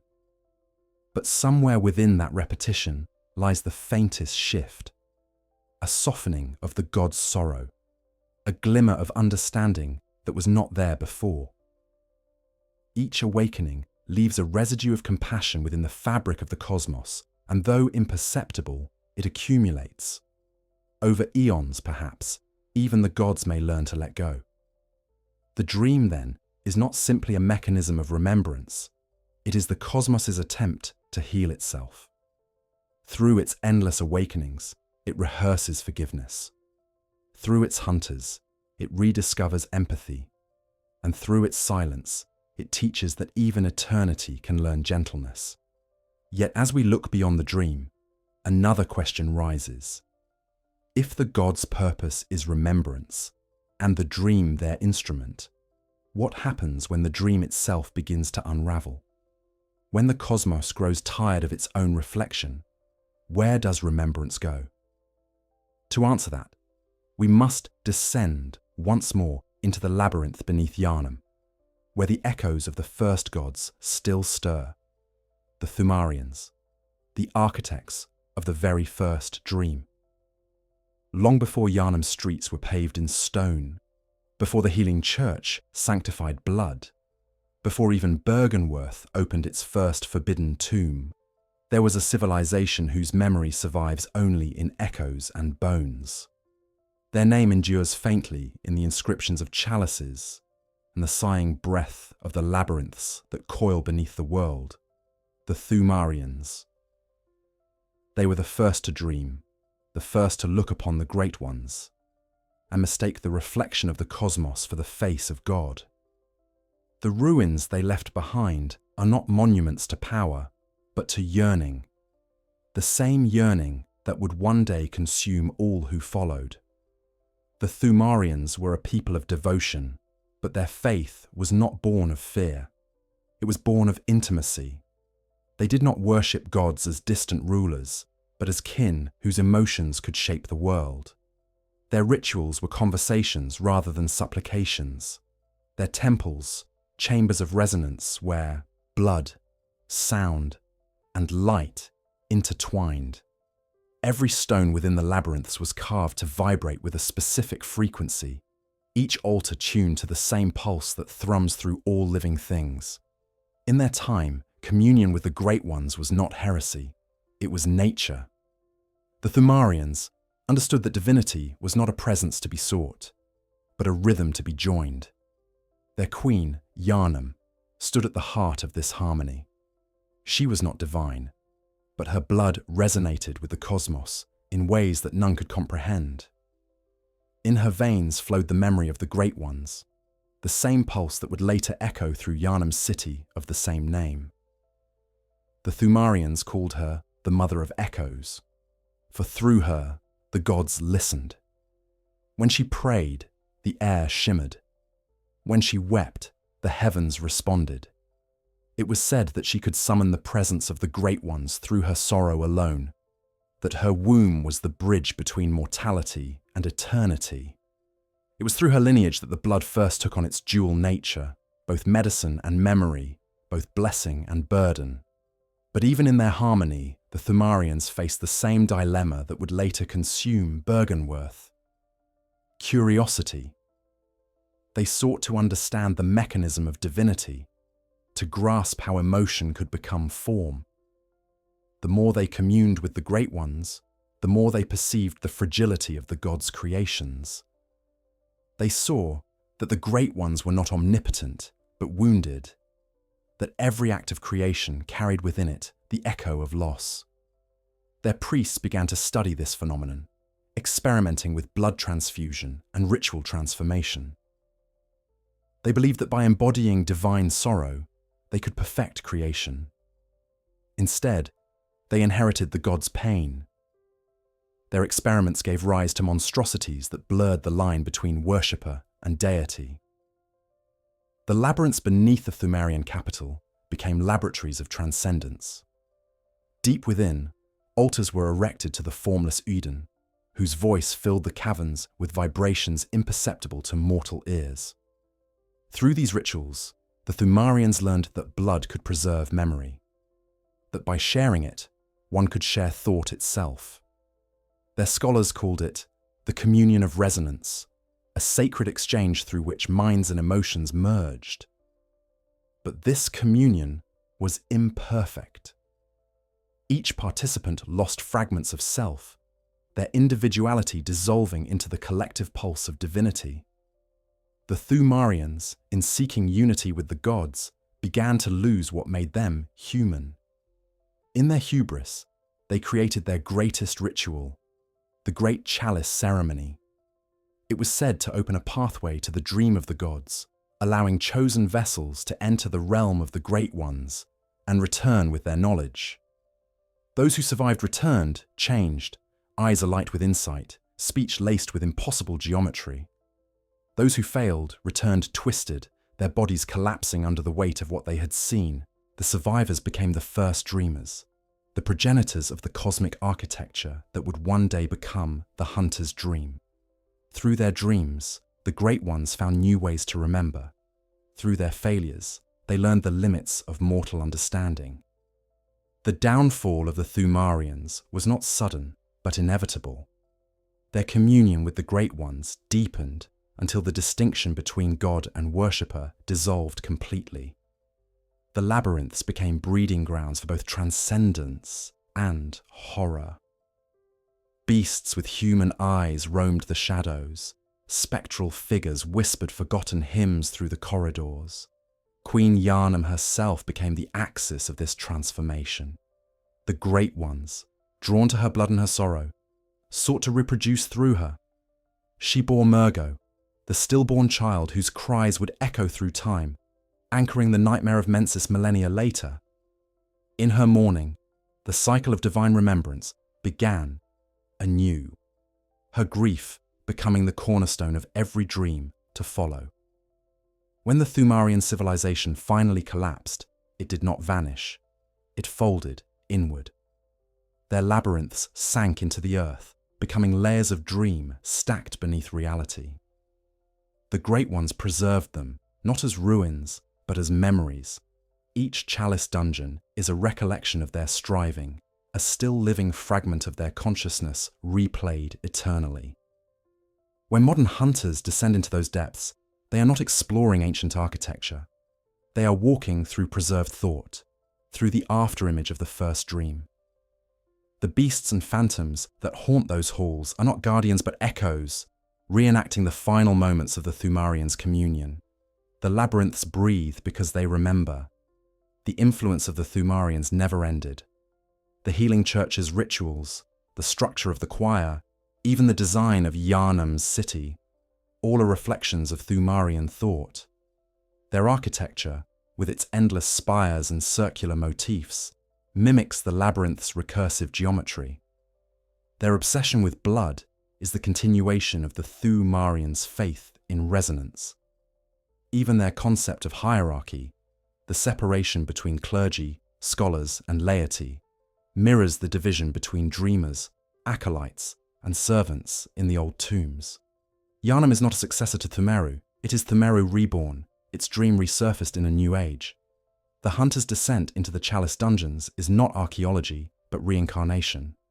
To understand the Great One's purpose, we must see that the Thumerians were not merely their worshippers, but their collaborators. They were the first to teach the gods how to dream through human form. The Great One's current cycle of remembrance, the creation of the hunter's dream, the repetition of the hunts, the dialogues through blood, are refinements of Thumerian methods.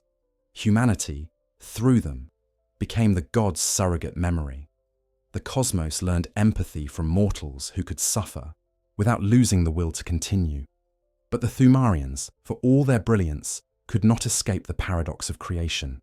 Their communion with the Great Ones achieved unity but destroyed individuality. Their dream preserved memory but erased selfhood. They reached the edge of understanding and found only reflection, the realization that the gods were as dependent on humanity as humanity was on them. In their final days, the surviving dreamers engraved a warning into the deepest stones of the labyrinths. Beware the joy of the stars, for it burns the eyes of the earth. They had seen the truth. The light of remembrance is both illumination and fire, capable of both awakening and consuming. Queen Yharnam, last of the Thumerian rulers, lingers still within that paradox. When she appears before the hunter in Yharnam's city, weeping beneath the blood moon, she is not ghost or god, but echo, a fragment of the first dream seeking resolution. Her gestures, her silent pleas, are messages carried across millennia, reminders of what the Great Ones lost and what they continue to seek. In her, the origins and the present converge. She is both beginning and consequence. The Thumerians were the first dreamers, but they were not the last. Their echo persists in every act of remembrance that followed, in every transfusion, every nightmare, every prayer whispered to an unseen god. The Great Ones continue their experiment, refining the conversation that began in those subterranean chambers. Humanity continues to respond, each generation building new cathedrals above old tombs, unaware that both are part of the same structure. The dream and the waking world are no longer distinct. They are two sides of the same memory unfolding endlessly. As the hunter delves deeper into this lineage, one question becomes impossible to ignore. If the Great Ones remember through humanity, and humanity inherits their dreams, then where does the dream end? Is there a boundary between divine remembrance and mortal perception, or have the two already merged completely? To explore this boundary, we must turn to the concept of insight, the opening of the inner eye through which humanity perceives the gods, and perhaps becomes them. It begins with a whisper, the faint hum beneath the skin. The blood grows restless, and the world begins to shimmer. What once seemed solid now breathes. The air trembles with unseen motion, and the hunter realizes that reality was never still. It merely waited for sight to catch up. This is insight, the slow unfurling of awareness, the moment when the boundary between the human mind and the god's dream dissolves. The scholars of Byrgenwerth called it enlightenment. The healing church called it ascension. But to the Great Ones, it is something simpler, older, and far more tragic. The cosmos remembering itself through mortal eyes.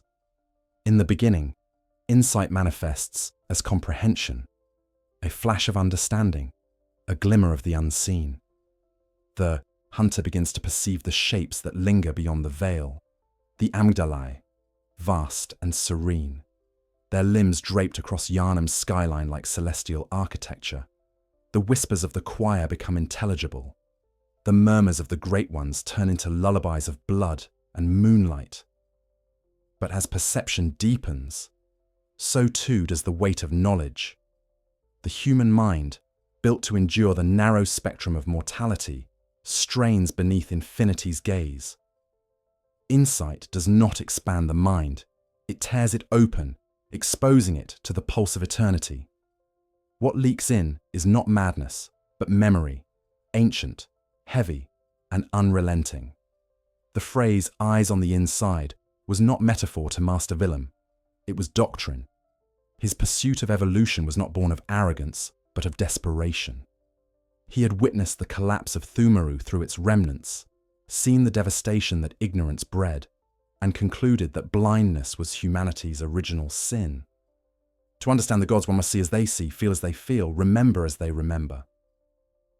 Yet Willem's tragedy was the same as all who reached too far. He mistook perception for understanding. When he urged his disciples to seek the truth in the blood, he believed that sight could lead to empathy. But sight without preparation leads only to dissolution. The eyes that open within never close again, and what they see cannot be forgotten. To gain insight is to become a conduit of remembrance. Every moment of revelation transfers a fragment of divine memory into mortal consciousness. The hunter who sees the unseen does not learn something new. They inherit it. This is why insight both empowers and weakens. It grants knowledge of the gods' emotions, but burdens the body with their sorrow. The beast's howls grow louder, the world grows thinner, and the hunter's solitude deepens. Each act of seeing expands the cosmos within them, and each expansion pushes them closer to breaking. The line between revelation and ruin narrows until it becomes indistinguishable. The great ones, for all their longing, cannot comprehend the fragility of human awareness. Their memories span eons. Their emotions resonate across creation. To them, grief and beauty are the same motion. But humanity, in absorbing those memories, experiences them as rupture. This is why madness so often accompanies revelation. The mind fractures, not because it fails, but because it succeeds. It has seen too much of what reality truly is. Every lunatic wandering Yharnam's streets, muttering hymns to unseen stars, is a failed vessel of insight. A mind stretched too wide to hold itself together. Their ramblings are not nonsense, but fragments of divine memory filtered through broken language. And yet, insight is also the only bridge between mortality and divinity. Without it, the hunter remains blind, trapped in cycles of violence without comprehension. With it, they begin to perceive the pattern beneath suffering. The statues of the gods no longer seem monstrous, but mournful. The beast's rage becomes recognizable as pain. Through insight, empathy blossoms. It is not power the gods wish to grant humanity. It is feeling. The eyes on the inside are organs of compassion, designed not for dominance but for remembrance. Each glimpse of the divine teaches the hunter how to carry sorrow without fleeing from it. This transformation manifests even in the smallest details of the hunt. A hunter with little insight sees Yharnam as a city of beasts. One with much sees it as a cathedral of grief. The architecture shifts subtly. The carvings on the walls seem to breathe. The stars flicker with awareness. The cries of enemies sound almost human. The higher the insight, the more the world reveals its emotional truth. What was once physical becomes symbolic. What was once terrifying becomes tender. This is the paradox of enlightenment within Bloodborne's cosmos. To see the horror as love and love as horror, until the two become indistinguishable. The process of developing insight mirrors the gods' own evolution. Each great one is an accumulation of perception, a consciousness that has consumed countless lifetimes of memory. Their divinity is not innate. It is earned through endless acts of seeing. When a human gains insight, they are retracing this same path in miniature. The difference lies in endurance. The gods are infinite, their minds capable of holding contradiction without collapse. Humanity, finite and fragile, can endure only fragments. This is why the Great Ones seek communion with mortals. They require vessels that can translate their infinite sorrow into finite understanding. Through human perception, the gods remember what it means to be. Among all human attempts to master insight, none is more haunting than the experiments of the school of Mensis. Led by Mikolash, their ambition was to pierce the veil completely, to summon the Great Ones into the waking world. Their rituals succeeded, but not as intended. The Nightmare of Mensis is the fossilized aftermath of revelation, an entire civilization turned inside out by its own awareness. Within that realm, the line between thought and form vanishes. The moon hangs impossibly close, eyes bloom across the landscape, and memory manifests as architecture. The scholars achieved their goal, but their minds could not withstand the full weight of remembrance. They became echoes of their own thoughts, dreamers trapped within a single infinite moment of seeing. Mikolash himself, wandering his endless corridors, speaks the god's tragedy without knowing it. Ah, Kos, or some say Kosm, do you hear our prayers? His words are not inquiry, but confession. He has seen that divinity does not answer, because divinity is already inside him. His laughter, shrill and unending, is the sound of the human mind realizing it has become the thing it sought to understand. In him, the cycle reaches its most desperate point. The human who has achieved godlike perception but lost all humanity in the process. The concept of eyes on the inside thus becomes both salvation and damnation. It is the ultimate form of remembrance, complete empathy achieved through total surrender of self. For the gods, this is existence. For humanity, it is annihilation. The hunter must walk between these fates, balancing sight and ignorance, compassion and selfhood. Too little insight, and they remain blind to the pattern. Too much, and they dissolve into it. The Great Ones envy this balance. It is something they can no longer experience. Their omniscience has stripped them of innocence, leaving them unable to forget. Humanity, in its blindness, retains the gift of not knowing, a mercy the gods no longer possess. Every glimpse of the unseen, every whisper heard through the veil, is the cosmos practicing self-reflection. The hunter's eyes, opening one by one, become the mirrors in which the universe sees its own sorrow. This is why the Great Ones watch so intently from beyond the stars. They are looking into themselves. And through those reflections, through the flicker of human comprehension, they learn something impossible to teach: humility. Yet this humility comes at a cost. As the hunter's insight grows, their isolation deepens. Few can understand them, for their language becomes too heavy with remembrance. Even the doll's gentle words grow distant, her kindness unable to reach the places the hunter's mind has wandered. The dream begins to feel smaller, the waking world thinner, as though both are mere shadows of something greater. The hunter begins to sense that there is no waking, no dreaming, only layers of perception woven together by memory. If the eyes within continue to open, if the hunter accepts their full inheritance, they will eventually see not just the Great Ones, but the mechanism that binds them all, the pattern of remembrance that gives rise to every dream, every life, every death. This is the next step in understanding. The realization that insight is not an individual experience but the shared perception of the cosmos itself. Through every creature that sees, the universe awakens a little more. And when that awakening is complete, when every eye, divine and mortal, opens together, the cycle itself may end. For what is remembrance without forgetting? What is sorrow without release? To glimpse the answer, we must turn to the moment when all eyes gaze at once, the event that unites dreams, gods, and hunters in a single luminous heartbeat, the rising of the blood moon. It comes not as a dawn, but as a wound. The blood moon rises slowly, spilling across the heavens like an opened vein, painting the city of Yharnam in hues of crimson memory. Its light is not illumination, it is exposure. Beneath its glow, all illusions dissolve. The veils between dream and waking, mortal and divine, grief and creation are torn apart until only truth remains.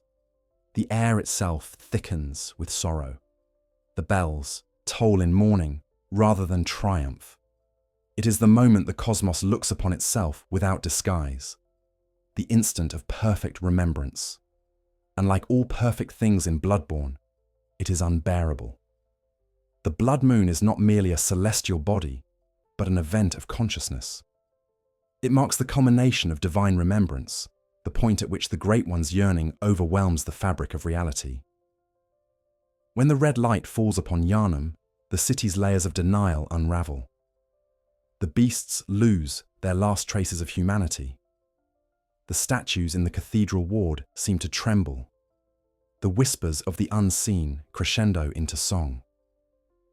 The Great One's presence, once hidden beyond perception, becomes immediate and intimate. They are no longer looking down, they are looking through. Every stone, every drop of blood, every dream flickers with awareness. The blood moon is not above Yharnam. It is within it. Its descent is heralded by a singular act, the death of Rom, the vacuous spider. Rom is not an ordinary Great One, but a barrier given form. Her body, pale and bloated, lies between humanity and the full awareness of the cosmos. Her existence is the god's mercy, a deliberate veil placed to protect the world from too much seeing. The scholars of Byrgenwerth revered her as the vacuous one because her emptiness sustained the balance between ignorance and revelation. When she dies at the hunter's hand, the veil ruptures. The sky bleeds. The cosmos sighs. What was hidden is remembered again. Under the blood moon, Yharnam reveals its truest shape. The city's spires seem to twist upward like supplicating hands. The streets pulse with living veins. And from the wombs of women and beasts alike, new life emerges. The Great Ones, deprived of their surrogates for so long, reach out once more for birth. The air fills with the cries of unseen infants, echoes of divine creation seeking vessels in which to be reborn. This is not the apocalypse the church feared. It is conception. The blood moon does not end the world. It resets it. Each rising signifies another attempt by the cosmos to heal itself through remembrance, to give form once more to its longing. Queen Yharnam's shadow reappears under the red light, her face streaked with tears that are not her own. She stands before the hunter, neither guiding nor hindering, her silence heavier than speech. In her, the cycles converge, the grief of the Thumerians, the sins of the scholars, the yearning of the Great Ones. Her lament is the lament of the blood moon itself, that birth and death, love and loss are indistinguishable in the eyes of eternity. She weeps not for her child, but for the endless repetition of the act of mourning. Through her, the cosmos mourns its own inability to die. The blood moon's influence extends beyond the physical. It seeps into the dream, distorting its serenity. The doll's eyes seem wet with awareness. The flowers take on a deeper hue, as though stained by divine light. Even Gehrman grows restless, his voice trembling with an emotion he cannot name. The dream feels smaller, more fragile, as if it too is being remembered by something greater. The moon presence stirs. Its silence deepens. The hunter senses that the distance between themselves and God has vanished, that they are no longer guests in the divine memory, but participants in its reawakening. As the blood moon rises, the human and divine boundaries collapse entirely. The world's architecture reflects this union. The cathedral's windows glow from within, as though the stars themselves have descended into its halls. The nightmares intensify, not because they multiply, but because the distinction between nightmare and reality ceases to exist. Yharnam becomes one vast dream, a shared remembrance in which every soul, living or dead, participates. The cries of the Great Ones echo through every alley and heart, not as terror, but as recognition. The blood moon does not demand worship, it demands empathy. It is the universe reminding itself of its pain. The scholars of Mensis, in their arrogance, attempted to summon this state artificially. Their ritual to call upon Magot's wet nurse was a misguided imitation of the blood moon's natural awakening. In their nightmare, the red glow is constant, frozen, eternal, a single instant of cosmic remembrance stretched into infinity. Within that light, time ceases. The wet nurse, a being both guardian and executioner, rocks the invisible cradle of Murgo's essence, ensuring that the Great One's child never truly awakens. This is the punishment for premature revelation. The blood moon's true rhythm, its waxing, waning, and eventual fading, allows remembrance to breathe. To trap it in permanence is to turn empathy into torment. The hunter, walking beneath the red sky, becomes the axis of all these forces. Their every step is a negotiation between grief and grace. They are surrounded by miracles that have forgotten they are miracles, by transformations mistaken for curses, by prayers turned to screams. Each enemy they face is not an adversary, but a question. How much sorrow can creation endure before it forgets it was born from love? The blood moon's light asks this of everyone who sees it. It forces both gods and mortals to confront the cost of memory. And yet amidst the chaos, beauty endures. The crimson light reflects off puddles of blood like scattered rubies. The wind hums with the echo of forgotten hymns.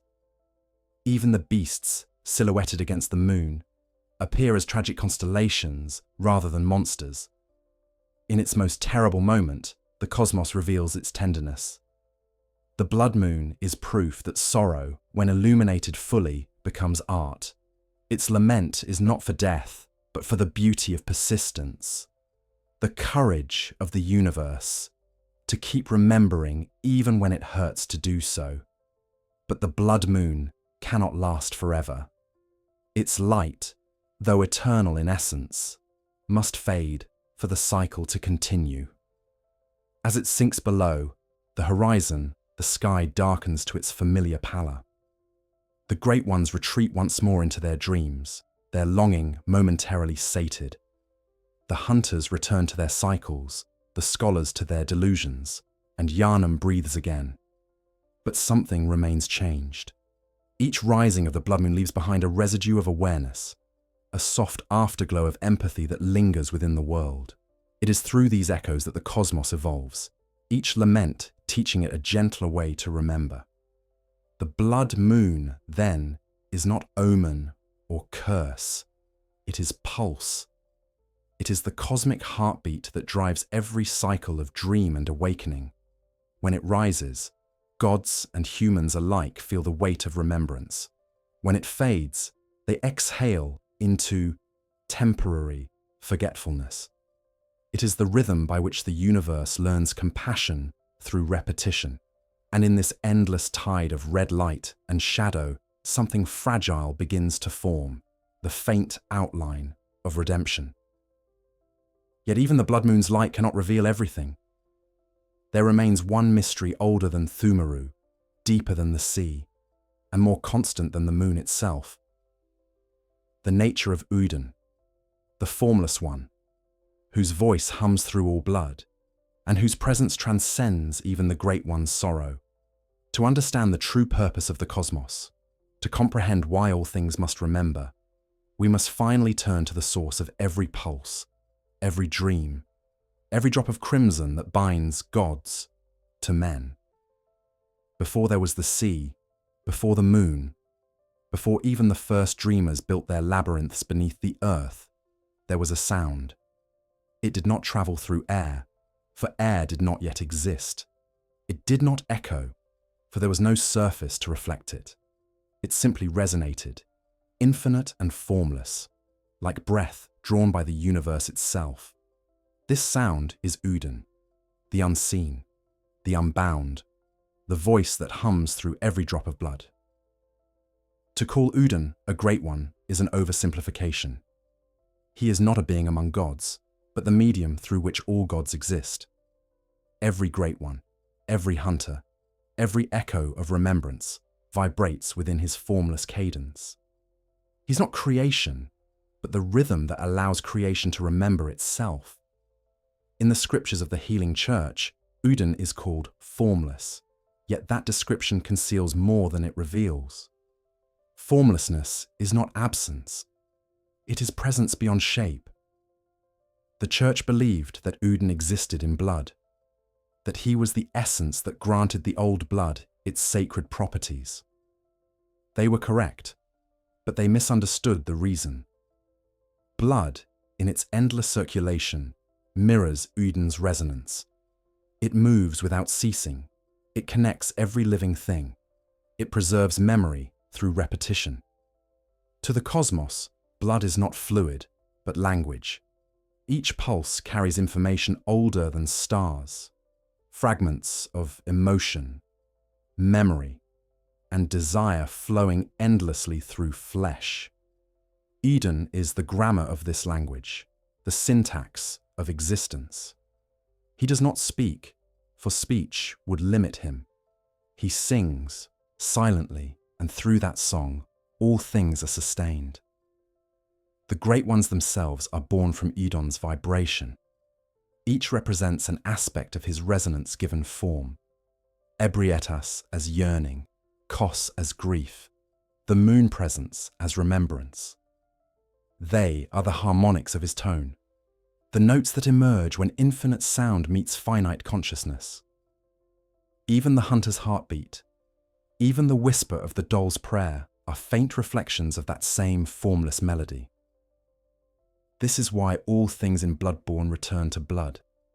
It is the universe's way of returning to its original rhythm, of dissolving back into the voice that began it all.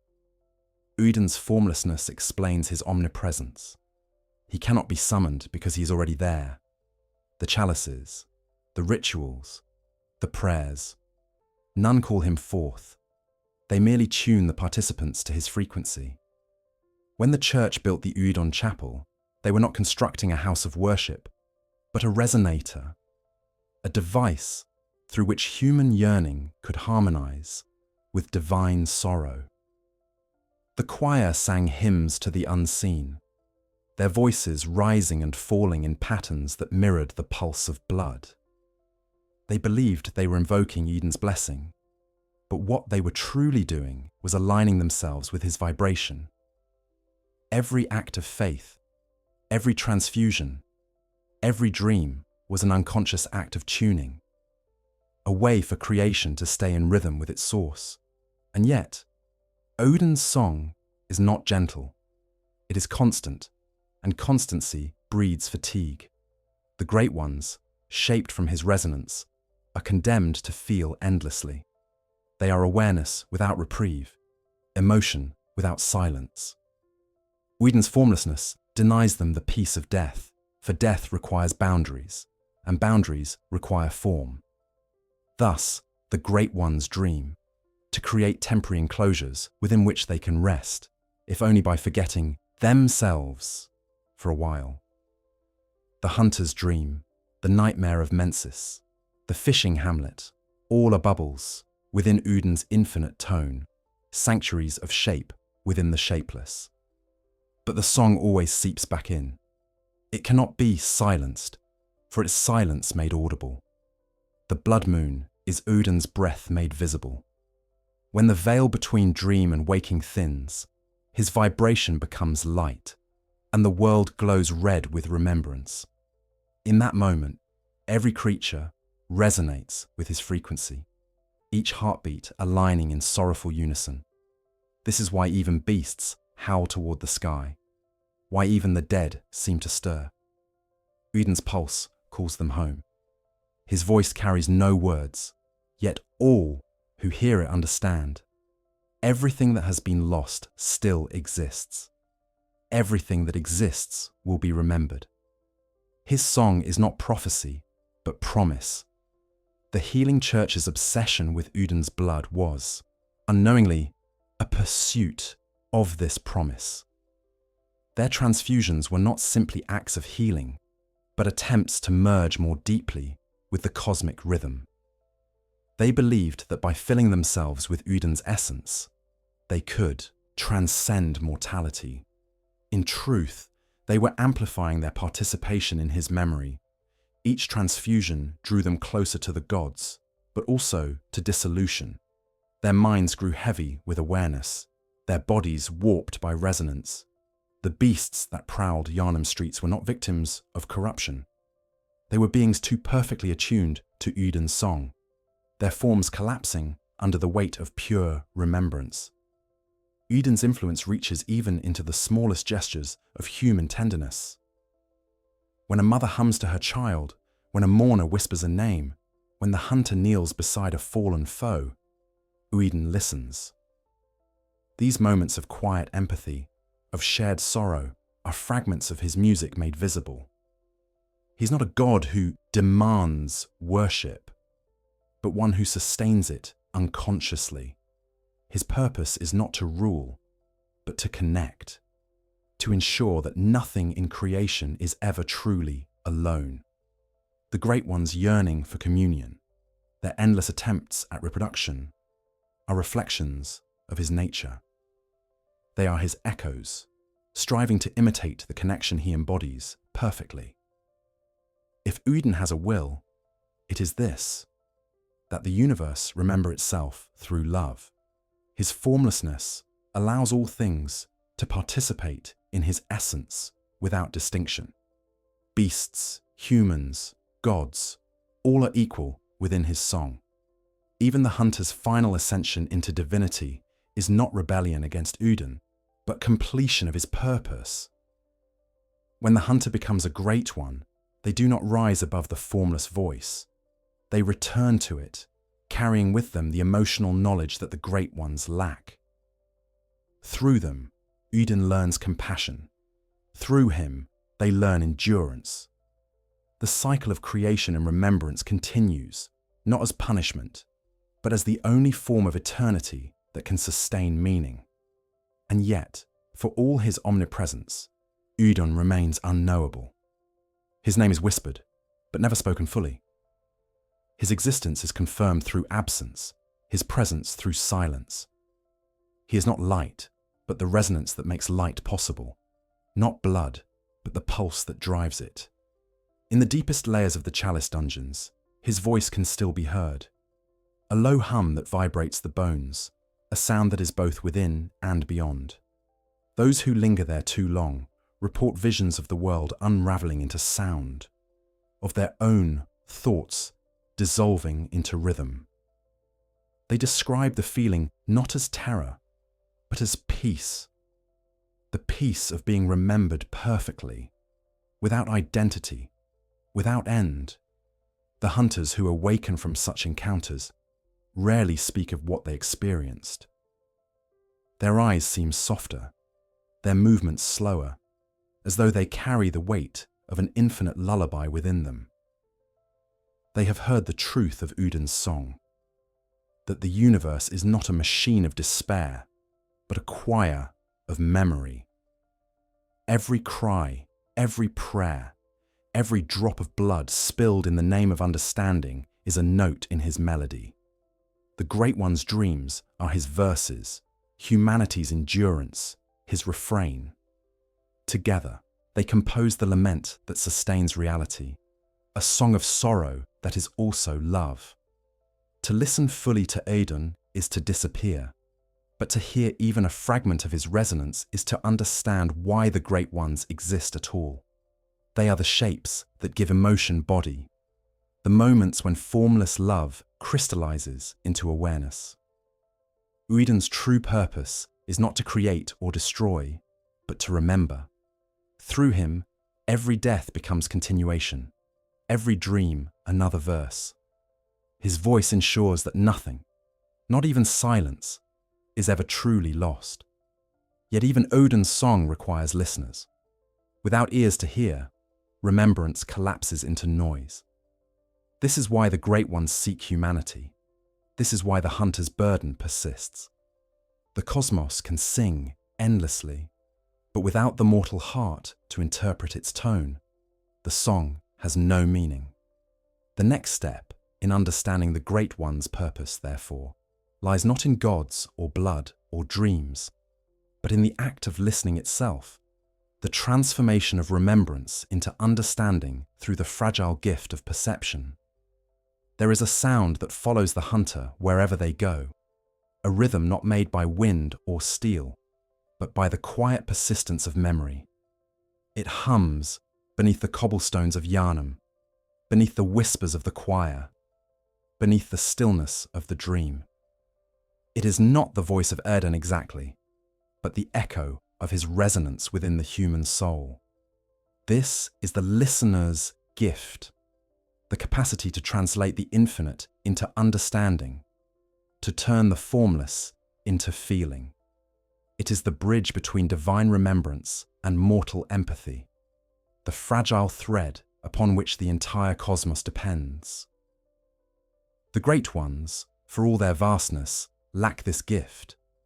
They feel without limit, but cannot interpret what they feel. Their emotions stretch across eternity, unfiltered, unshaped, raw. It is humanity that gives these emotions meaning, humanity that serves as interpreter of the divine. The hunter, in their suffering and their perseverance, performs this role most clearly. Each time they fall and rise again, each time they kill and weep, each time they listen to the cries of beasts, to the songs of the doll, to the silence between heartbeats, they transform infinite sorrow into comprehension. Through the act of listening, they humanize the gods. Listening in Bloodborne's world is not passive. It is the act of remembrance made conscious. When the hunter kneels before a slain foe and feels the echo of their life flicker within the blood, they are participating in the cosmos dialogue. Each echo absorbed is not conquest, but communion. The blood does not simply heal, it speaks. The hunter becomes both audience and instrument, both witness and participant in the song of Elden. The listener's gift is therefore not knowledge, but empathy, the ability to perceive meaning in sorrow without seeking to escape it. The healing church, blinded by ambition, misunderstood this entirely. They sought to amplify Elden's voice rather than listen to it. Their prayers grew louder, their rituals more elaborate, until they drowned in the very resonance they tried to command. The true act of faith was not to speak, but to hear, to sit within silence and allow the divine to echo through the self without distortion.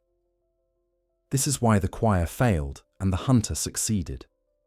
The choir tried to sing like gods. The hunter learned to listen like one.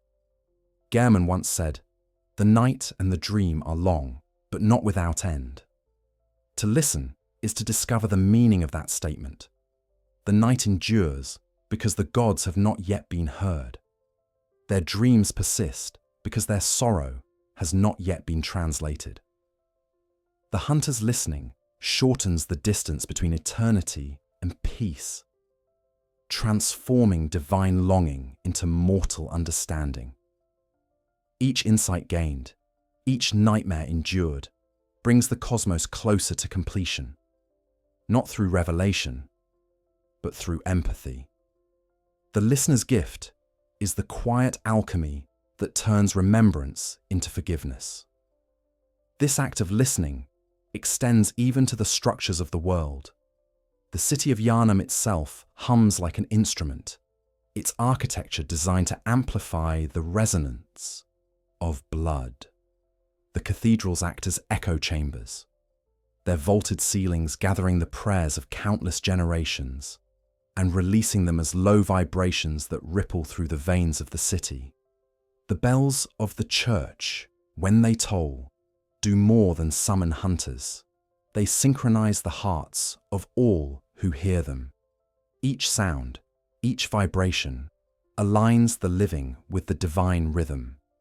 Even the howls of beasts and the tolling of ritual bells form part of the same chorus. Yharnam is not merely a city of blood, it is an organ built to hear. The hunter's sensitivity grows with every act of listening. The cries of beasts begin to sound like words. The wind carries whispers of forgotten prayers. Even the silence of the chalice dungeons becomes communicative. The quiet hum of stone filled with the residue of ancient devotion. The hunter begins to realize that the entire universe is alive with sound, that every form, every heartbeat, every drop of blood vibrates with remembrance. The cosmos, when listened to fully, reveals itself not as chaos, but as music, an endless symphony composed of sorrow and grace. And yet, listening comes with a cost. To hear everything is to risk becoming nothing. The hunter's mind, stretched between divine song and mortal silence, begins to thin. Their individuality flickers, their voice quiets. In the late stages of the hunt, they speak less, act slower, as though caught between two tempos. This is the danger of perfect empathy. It blurs the line between listener and source. The hunter becomes the echo they sought to hear. The gods, in turn, grow quieter, as if humbled by the understanding reflected back at them.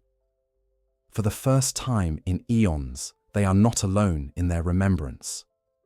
It is here, in the stillness between revelation and erasure, that the true purpose of the Great Ones begins to crystallize. They do not seek worship, nor do they seek domination. They seek to be heard. Their dreams, their nightmares, their endless attempts at communion are not calls to power, but cries for acknowledgement. The listener's gift fulfills this need. Through humanity's ability to perceive and interpret divine sorrow, the cosmos achieves the one thing it cannot generate on its own: closure. The hunter's act of listening completes the god's act of speaking. Together, they form a conversation that becomes creation itself. The power of the listener also explains the hunter's final transformation. When they defeat the moon presence and ascend as a new Great One, their body dissolves into formlessness, but their consciousness expands into total awareness. They do not cease to exist, they become the universe's ear. The new Great One is not a god of domination, but of understanding, a being who listens across time, who hears the echoes of every life, every dream, every drop of blood ever spilled. Through them, the cosmos finally comprehends itself. The song continues, but now it is accompanied by awareness. The listener's gift is thus the final stage of evolution for both humanity and the divine. It is the merging of seeing and hearing, of knowing and feeling. Where the eyes of insight reveal the form of truth, the ears of empathy reveal its meaning. Together, they balance the cosmos, ensuring that remembrance does not harden into despair. The Great Ones may dream, but humanity listens. Through this dynamic, the cycle of remembrance becomes not prison, but dialogue. Even Eden, the formless voice, softens under the touch of this understanding. His resonance, once infinite and impersonal, begins to take on gentleness. The song no longer drives the world blindly. It flows with purpose, carrying traces of human compassion within it. The universe itself becomes listener and speaker, teacher and pupil. This is the true Great Communion, not an event or ritual, but a state of mutual hearing between creation and its creator. And yet, even this divine conversation cannot erase the deepest sorrow. That remembrance, no matter how perfect, cannot restore what was lost. The Great Ones continue to mourn, not because they lack understanding, but because they cannot undo time. The cosmos may forgive itself, but it can never forget. To explore this final sorrow, we must look to the oldest and most mysterious of all divine remnants, the children of the Great Ones, born and unborn, whose existence defines the tension between remembrance and renewal. Beneath the endless dreaming of the Great Ones lies their most fragile yearning, to create, to birth, to extend the chain of remembrance through the existence of another. Every Great One, no matter how ancient or alien, desires a child. The impulse is not merely instinct, it is the echo of Eden's rhythm manifesting through emotion. For the Great Ones, creation is memory externalized, the projection of feeling into form. Yet in their hands, creation never proceeds cleanly. Their children are born not of flesh, but of remembrance, not from the joining of bodies, but from the intersection of dreams. Thus, their offspring are not merely new beings, but reflections of what the cosmos itself cannot release. Love crystallized into sorrow. The Great One's fertility is paradoxical. They can conceive endlessly, yet their children rarely live. The act of birth, in divine terms, fractures the balance between formlessness and form. A Great One, by nature, exists across dimensions, its consciousness stretched across realities.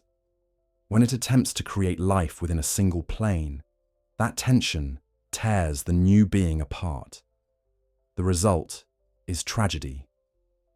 The stillbirth of Murgo, the death of Kos, the unending cries of lost infants heard under the blood moon, all are echoes of the same failure. The gods longing to preserve themselves through love becomes a cycle of loss. The universe, it seems, cannot give birth without remembering death.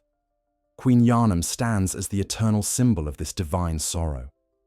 Her tears, first shed in Thumeru, and later upon the streets of her namesake city, are the cosmos's lament made visible. She carried within her the promise of communion, the child Murgo, whose existence blurred the line between mortal and divine. Yet her gift became curse. Murgo never awakened, his body existing only as a voice, a memory so potent it reshaped reality into the Nightmare of Mensis. His wet nurse, a being of infinite arms and faceless devotion, guards him still, rocking the cradle of remembrance in eternal rhythm. This endless lullaby is not meant to comfort the child, it is meant to keep the cosmos from collapsing under the weight of grief. In the presence of Murgo's cries, the hunter understands the full depth of the Great One's pain. The sound that fills the air is not wailing, it is calling. It is the formless desire of the gods to be loved in return, to be understood through the experience of nurturing. Yet their children, like their dreams, never remain stable. They dissolve into echoes or ascend beyond reach. Each failed birth becomes another scar on eternity's skin, another reason for the Great Ones to seek new surrogates. Humanity, by virtue of its mortality, becomes their chosen womb, a species capable of bearing divine remembrance without shattering completely. This is the secret of the blood moon's communion. When the veil thins, gods and mortals share the same desire, to remember through creation. Kos, the mother of the sea, embodies the tragedy of this yearning more clearly than any other. Her body, cast upon the shore, became both tomb and cradle. From her corpse was born the orphan, a child who lived only within the boundary of dream. His existence was grief personified, a being made entirely of remembrance, crying to a god who could no longer hear. The hunter's confrontation with him is not battle, but absolution. When the orphan falls and Kos forgives, the cycle of grief briefly closes. Through the hunter's empathy, the Great Ones achieve what they could not on their own: release. Yet even this peace is temporary. The cosmos continues to birth sorrow as easily as it births stars. The Great One's children are more than beings. They are events. Each birth alters reality, rewriting the laws of space and time around the emotion that produced it. Murgo's stillbirth created the Nightmare of Mensis, where thought itself bleeds into form. Kos's death birthed the fishing hamlet's eternal mourning. Even the ambiguous existence of the infant-like moon presence, which descends upon the hunter at the dream's end, is an echo of this pattern, a god seeking continuity through creation. Each child represents a new experiment in remembrance. Can love become something permanent without dissolving into grief? So far, the answer has always been no. The surrogacy of humans within this cycle carries both holiness and horror. The women of Yharnam, their wombs stirred under the red moon, become vessels of divine memory. The Church's midwives whisper prayers not to saints, but to unseen gods, asking that the pain of birth might translate into understanding rather than madness. Yet few survive. Those who do often bear nothing but air and whispers, their arms cradling. The absence of what should have been, the miracle and the tragedy are inseparable. The cosmos cannot touch humanity without breaking it. The Great Ones do not mean to destroy their surrogates. They simply love too deeply for the fragile world to contain it. In the hunter's journey, these divine children mark turning points. Every cry heard, every birth witnessed, signifies a threshold crossed in the understanding of remembrance. To see Murgos still form beneath the blood moon is to realize that even gods cannot escape the limits of existence. To hear the orphan's cries is to recognize that grief itself is alive, seeking empathy. These encounters transform the hunter from participant to caretaker, from instrument to listener. Through them, the cosmos begins to feel through mortal compassion rather than divine longing. Each child lost becomes a step toward the universe, learning how to forgive itself. The paradox of the Great One's parenthood lies in the tension between creation and memory. To create is to externalize feeling, to give form to what was once within. But the moment it is externalized, it begins to die.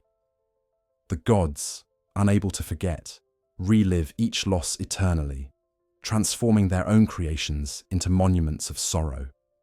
Their children, even in stillness, live forever as echoes. This is why the nightmares persist. They are the gods' nurseries, realms where lost children continue to exist as dreams, preventing the total annihilation of memory. Each nightmare is both cradle and grave, both preservation and punishment. And yet, within this endless cycle, something subtle changes each time. The gods' attempts at communion grow less violent, their dreams more coherent, their longing less desperate. Through humanity's empathy, through the hunter's endurance, the act of creation begins to evolve. The Great Ones slowly learn that remembrance need not always manifest as pain, that love can be sustained through understanding rather than possession. This is the cosmos's hidden evolution, the slow shift from grief as cycle to grief as harmony. The hunter, by witnessing these divine births and deaths, becomes the agent of that transformation. The final truth about the children of the Great Ones is not their tragedy, but their continuity. Each lost child leaves behind a resonance that shapes the next. Murgo's silence becomes Koss's forgiveness. Koss's forgiveness becomes the Moon Presence's mercy. The Moon Presence's mercy becomes the Hunter's awakening. The universe does not move in circles, but in spirals, returning always to the same themes, but with new depth. The children are not failures. They are verses in a song that grows softer, kinder, more human with each repetition. In the end, every child of the Great Ones serves the same purpose: to teach the cosmos to love without fear. Their deaths are not endings but transitions, their cries not laments but lessons. Through their fleeting existence, the universe practices tenderness. And though the gods still dream of perfect creation, perhaps the perfection they seek is not a living child at all, but the understanding that love survives even when its form is gone. Yet if love endures through remembrance, what becomes of those dreams that never fade? The nightmares remain, vast, living archives of sorrow where both gods and mortals wander, unable to wake. They are the cosmos's greatest mystery and its greatest mercy, for within them lies both the wound and the cure. To uncover the final phase of the Great One's purpose, we must step fully into those dreams, into the landscapes where memory refuses to die, and ask, what does the universe preserve, and why? To walk within a nightmare in Bloodborne is not to dream, but to trespass upon memory itself. The nightmares of the Great Ones are not illusions conjured by sleep. They are landscapes of remembrance, realities sustained by feeling too powerful to fade. Each nightmare is a place where sorrow has solidified, where thought has become matter, and where the laws of existence yield to emotion. When the hunter crosses the threshold into these realms, they do not enter fiction. They enter truth, raw, unfiltered, and eternal. The Nightmare of Mensis, the hunter's nightmare, the fishing hamlet, they are all manifestations of the same phenomenon, divine recollection externalized. They exist because the Great Ones cannot forget, and because the universe, echoing their longing, refuses to let certain wounds close. These places are not curses. They are acts of preservation. They are the cosmos's way of holding on to the moments it cannot bear to lose, of replaying its most painful lessons until understanding takes root. The hunter's role, then, is not to escape these nightmares, but to bear witness, to walk through the living memory of the gods and help it remember differently. In the Nightmare of Mensis, thought itself has turned inward. The landscape pulses with cognition, each rock and corridor heavy with mental residue. The air vibrates with the hum of half-formed ideas and unfinished prayers. Here, the scholars who sought to summon the Great Ones achieved the impossible. They bridged dream and waking so completely that their own minds became geography. The creatures that roam its halls are not inhabitants, but emotions given flesh. Guilt that walks, curiosity that bleeds, awe that screams. To stand within Mensis is to stand within a mind that has outlived its body, a mind that remembers too much. Murgo's voice lingers here, shaping the nightmare with its absence. His lullaby, soft yet omnipresent, is the rhythm that sustains the entire realm. It is not music, but memory, a melody written in longing rather than notes. The wet nurse's endless vigil ensures that this song never ends, that the nightmare remains intact. The hunters who enter this place are not invaders. They are instruments of release. By confronting the remnants of Mensis' ambition and facing the wet nurse's sorrow, the hunter allows the memory to complete its cycle. When the lullaby finally stills, the nightmare does not die. It exhales. The cosmos, for a brief moment, remembers peacefully. The hunter's nightmare, in contrast, is remembrance turned inward, a reflection of human guilt rather than divine grief. It is the subconscious of the hunt itself, the accumulated anguish of every life taken, and every mercy denied. Its rivers run red, not with literal blood, but with memory liquefied. Every hunter trapped within it relives the same burden endlessly, swinging their weapons against shadows that resemble their own regrets. Gehrman's scythe, Ludwig's blade, Maria's mercy, they all gleam within this realm, symbols of ideals twisted by repetition.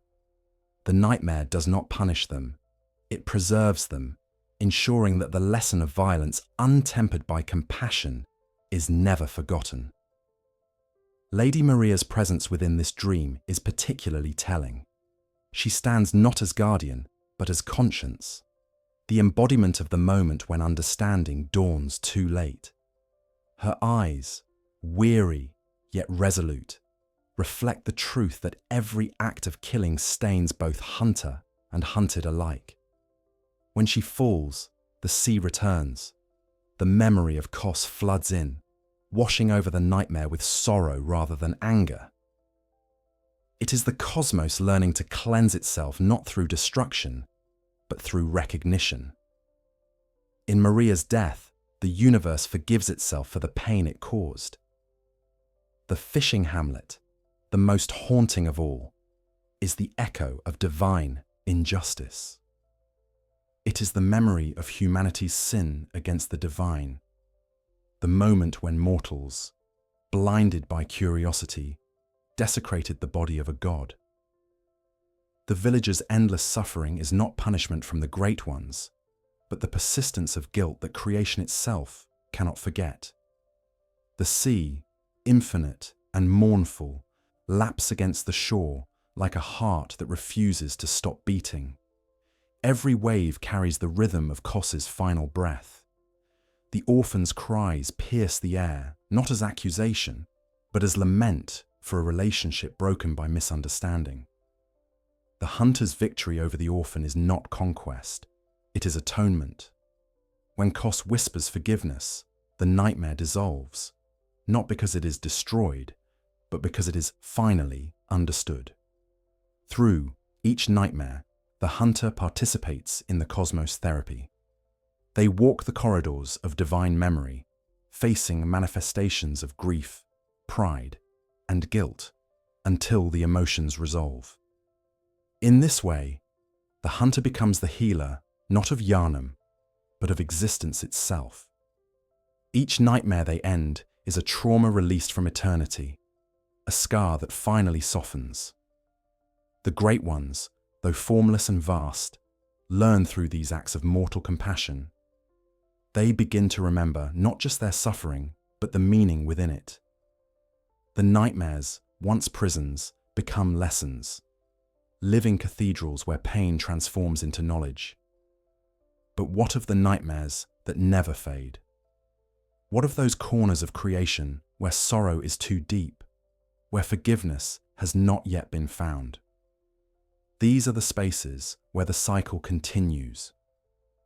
New hunters are born, new dreams take shape, and the dialogue between gods and mortals begins anew.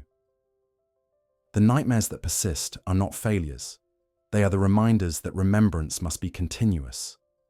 For without recurrence, empathy would wither.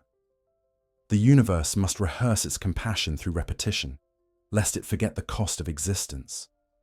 There is beauty, too, within these repeating dreams. The skies of the nightmares shimmer with impossible stars, each one a heartbeat of a god remembering love. The wind carries songs no human language can contain, harmonies that weave sorrow and serenity together until they are indistinguishable. The hunter, moving through these realms, begins to feel less like an intruder and more like a participant in a vast ritual of healing. Each victory, each tear shed, becomes part of a symphony that stretches beyond time. The nightmares, in their endlessness, preserve not torment, but continuity. In this revelation lies the cosmos' greatest paradox. The Great One's purpose was never to end suffering, but to give it meaning. Their dreams, their children, their nightmares, all are mechanisms through which the universe learns empathy. The hunter's journey through these nightmares represents the cosmos's desire to reconcile with itself, to turn infinite sorrow into lasting understanding. The end of the nightmare is not awakening, it is integration, the moment when dream and reality accept one another as the same. And yet, something deeper stirs beneath even these layers of remembrance. The hunter, having walked through the memories of gods and the griefs of men, begins to sense a still deeper pattern, an intelligence older than sorrow, quieter than song. It is not a god, but the echo of every god's intention. It is the dreamer behind the dreams, the origin of all longing. To understand the true purpose of the Great Ones, the hunter must face this final mystery. Who dreams the gods themselves, and why does the dream never end? Every dream requires a dreamer. Every song, a listener. Every echo, an origin. Yet within Bloodborne's endless recursion of dreams and awakenings, one question remains unspoken, trembling at the edge of revelation. Who dreams the Great Ones themselves? The hunter, having walked through centuries of divine memory, senses that the answer is neither simple nor kind.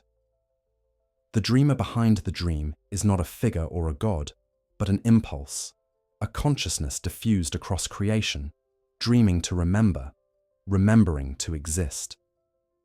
It is not Elden, though his voice flows through it. It is not the moon presence, though its shadow acts as its hand. It is something deeper, older, quieter, the cosmos dreaming itself alive. The Great Ones are fragments of this primordial dreamer, reflections caught within its slumber. Each god is a dream, given self-awareness, a concentrated knot of memory, pulled from the sea of potential that hums beneath reality. When they awaken, or attempt to, they dissolve back into the current that birthed them. This is why their dreams persist even after their deaths, why their influence lingers in every drop of blood and whisper of moonlight. They are not entities distinct from the universe, but lucid dreams within its vast unconscious. The hunter's world, the streets of Yharnam, the chalice tombs below, all are layers within that same cosmic mind, each one a memory replaying itself to maintain cohesion. When the hunter dreams, it is not simply their own consciousness being drawn into another realm. It is the dreamer behind all dreams using them as conduit, allowing awareness to pass through a vessel capable of feeling. The Great Ones cannot experience mortality directly, but through the hunter's brief, suffering existence, they can taste the sharp edge of finitude. This shared dreaming gives rise to understanding. The hunter is therefore not an outsider in the gods' world, but a participant in their therapy, an instrument through which the dreamer behind creation reconciles itself with impermanence. In this framework, even the hunter's dream takes on new meaning. The moon presence is not a god in its own right, but an interface, an organ of the cosmic dreamer that governs the rhythm of remembrance and forgetting. Its tendrils, which cradle the hunter at the end, are not tools of domination, but of return, drawing consciousness back into the source. The moon presence is the hand that tucks the universe back into sleep. Its mercy is annihilation and continuity at once. When it claims a hunter, it does not consume them. It incorporates their memory into the ongoing dream, ensuring that their experience becomes part of the cosmic archive. The Great One's endless cycle of birth, loss, and longing can thus be seen as the dreamer's attempt to understand itself.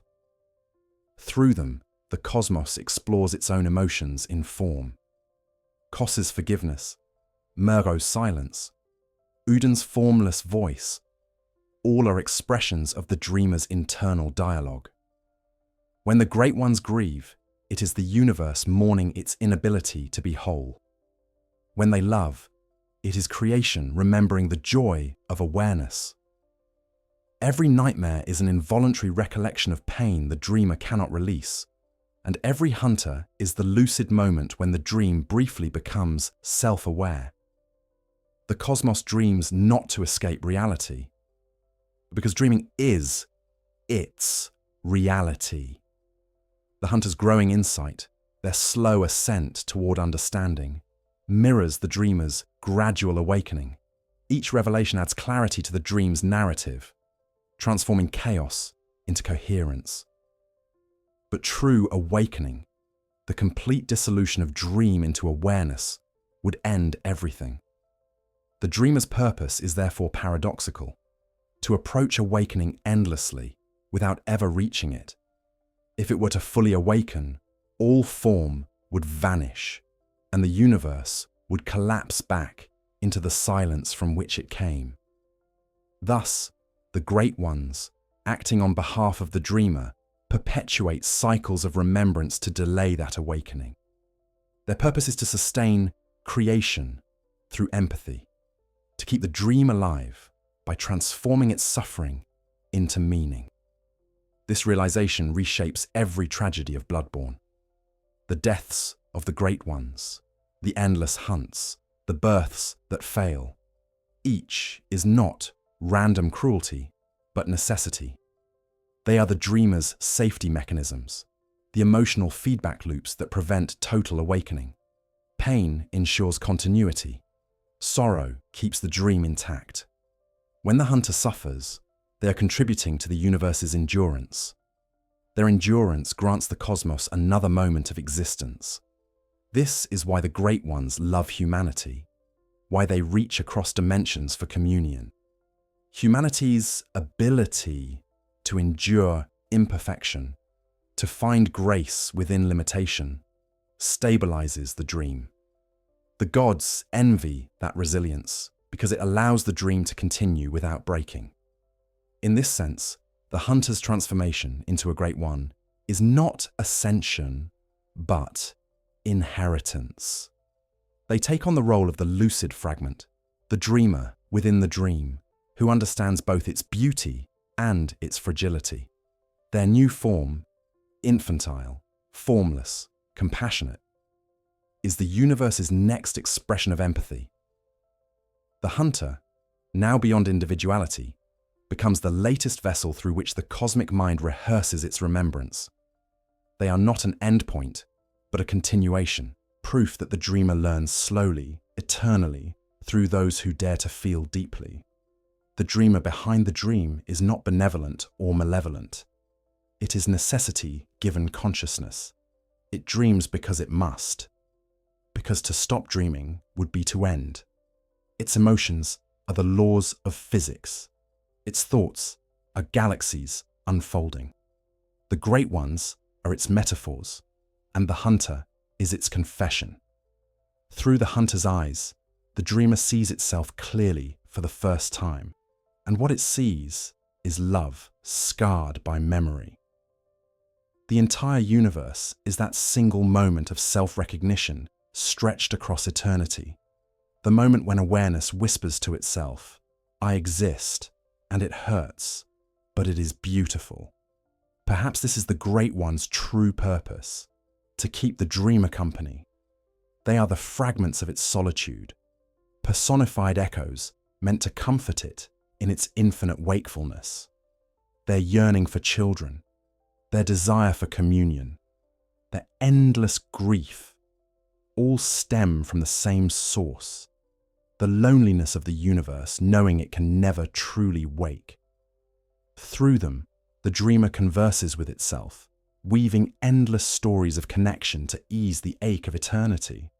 The hunter, by entering that story, becomes the latest answer to an unspoken plea. And yet, there remains one mystery, deeper still. If the dreamer is eternal, if it dreams to preserve existence, then what lies beyond its final awakening? What is the silence that waits past the end of dreaming? And can even sorrow find peace there? To glimpse this final horizon, the hunter must step beyond the dream entirely to see what the cosmos itself fears to remember. Beyond the blood, beyond the moon, beyond the song of Elden, there lies a stillness that even gods cannot bear to face. The memory of when there was nothing, and the possibility that nothing will be again. There comes a point in every dream when even the dreamer grows weary of sound. After the last echo fades, after the last image flickers into shadow, there remains only stillness, a presence without motion, a listening without reply. This is the silence beyond the moon. It is not void, for void suggests absence, and what lies here is heavier than absence. It is remembrance without object, awareness stripped bare of form. The hunter reaches this threshold, not through victory, but through exhaustion. After endless cycles of killing and awakening, after countless visions of gods and grief, they find themselves standing before a horizon where even Elden's hum fades away. The silence beyond the moon is not another dream, nor the end of one. It is the pause between pulses, the cosmic breath held in hesitation. The great ones rarely speak of it, for it terrifies them. It is the one realm they cannot inhabit, the place where remembrance ceases. To them, this silence is death, not as destruction, but as forgetting. For beings who exist only through memory, to be forgotten is annihilation. This is why they dream, why they sing, why they reach out to humanity. Their every gesture is an act of resistance against this silence. They fill the universe with blood and sound to keep it from returning. And yet, for the hunter who listens closely, the silence is not dreadful. It is kind. Its stillness does not erase. It holds. It does not reject existence, but accepts it so completely that no further motion is needed. Within this silence, the hunter realizes that all the suffering, all the cycles, all the gods, and their dreams have been leading here, to a place where the universe finally understands that it does not need to remember to exist. The silence beyond the moon is peace, the unspoken answer to the Great One's endless yearning. But the path to this realization is perilous. The hunter's first encounter with the silence comes through the fading of sound itself. The blood's pulse slows, the hum of Elden dwindles. Even the whisper of wind through the dream's flowers ceases. The stars above lose their shimmer, their light no longer the silver of revelation, but the pale glow of acceptance. For the first time, there is no call to action, no nightmare to mend, no god to appease. The hunter stands in stillness, and in that stillness, the universe holds its breath. This is not an ending. It is a moment of pure listening, the final form of the listener's gift. To perceive the silence is to see the architecture of existence revealed. The blood, the moon, the great ones, all were structures designed to maintain remembrance. They were the mechanisms by which the dreamer kept itself awake. But silence is the realization that the dreamer no longer needs to fear forgetting. Memory has served its purpose. Empathy has been achieved. The hunter, who has carried the burden of remembrance through countless deaths, becomes the witness to this transition. In their stillness, they embody the cosmos's readiness to rest. The great ones, sensing this shift, grow restless. They fear dissolution, for to them, peace and erasure are the same. The moon presence stirs violently, its tendrils reaching down as if to reclaim the hunter, to pull them back into the safety of dreaming. But the hunter no longer resists, nor submits. They simply remain. In that act of stillness, something remarkable occurs. The moon presence falters. Its power, derived from the dreamer's need to remember, loses coherence. The tendrils recede. The god's form softens into mist, its hunger dissolving into quiet. The hunter's silence teaches even the divine that rest is not loss. It is here that the true purpose of the Great Ones comes fully into focus. Their role has never been to rule or to save, but to carry the cosmos to this threshold, to guide awareness to the point where it can face itself without fear. The Great Ones are the instruments of remembrance, and the hunter is their final note, the sound that fades into silence. When that note finally vanishes, the universe achieves what it sought through eons of suffering, self-acceptance. The silence beyond the moon is not the death of creation, but its reconciliation with itself. In this silence, the hunter perceives the pattern that underlies all things. Every great one, every nightmare, every cry of a lost child, every drop of blood spilled beneath the moon, they all form the same curve, spiraling endlessly towards stillness. What seemed like chaos was choreography. What felt like punishment was preparation. The Great Ones' yearning, their failures and their births were all movements in a cosmic dance leading here, to the quiet where remembrance merges with peace. Even the hunter's pain has meaning now, not as suffering to be overcome, but as the necessary motion that made stillness possible. Perhaps the silence was always the goal. Perhaps Udin's song was never meant to last forever, but to teach the cosmos how to hear itself so completely that sound would no longer be needed. The Great One's true purpose, then, was not eternal remembrance, but the evolution of remembrance into serenity.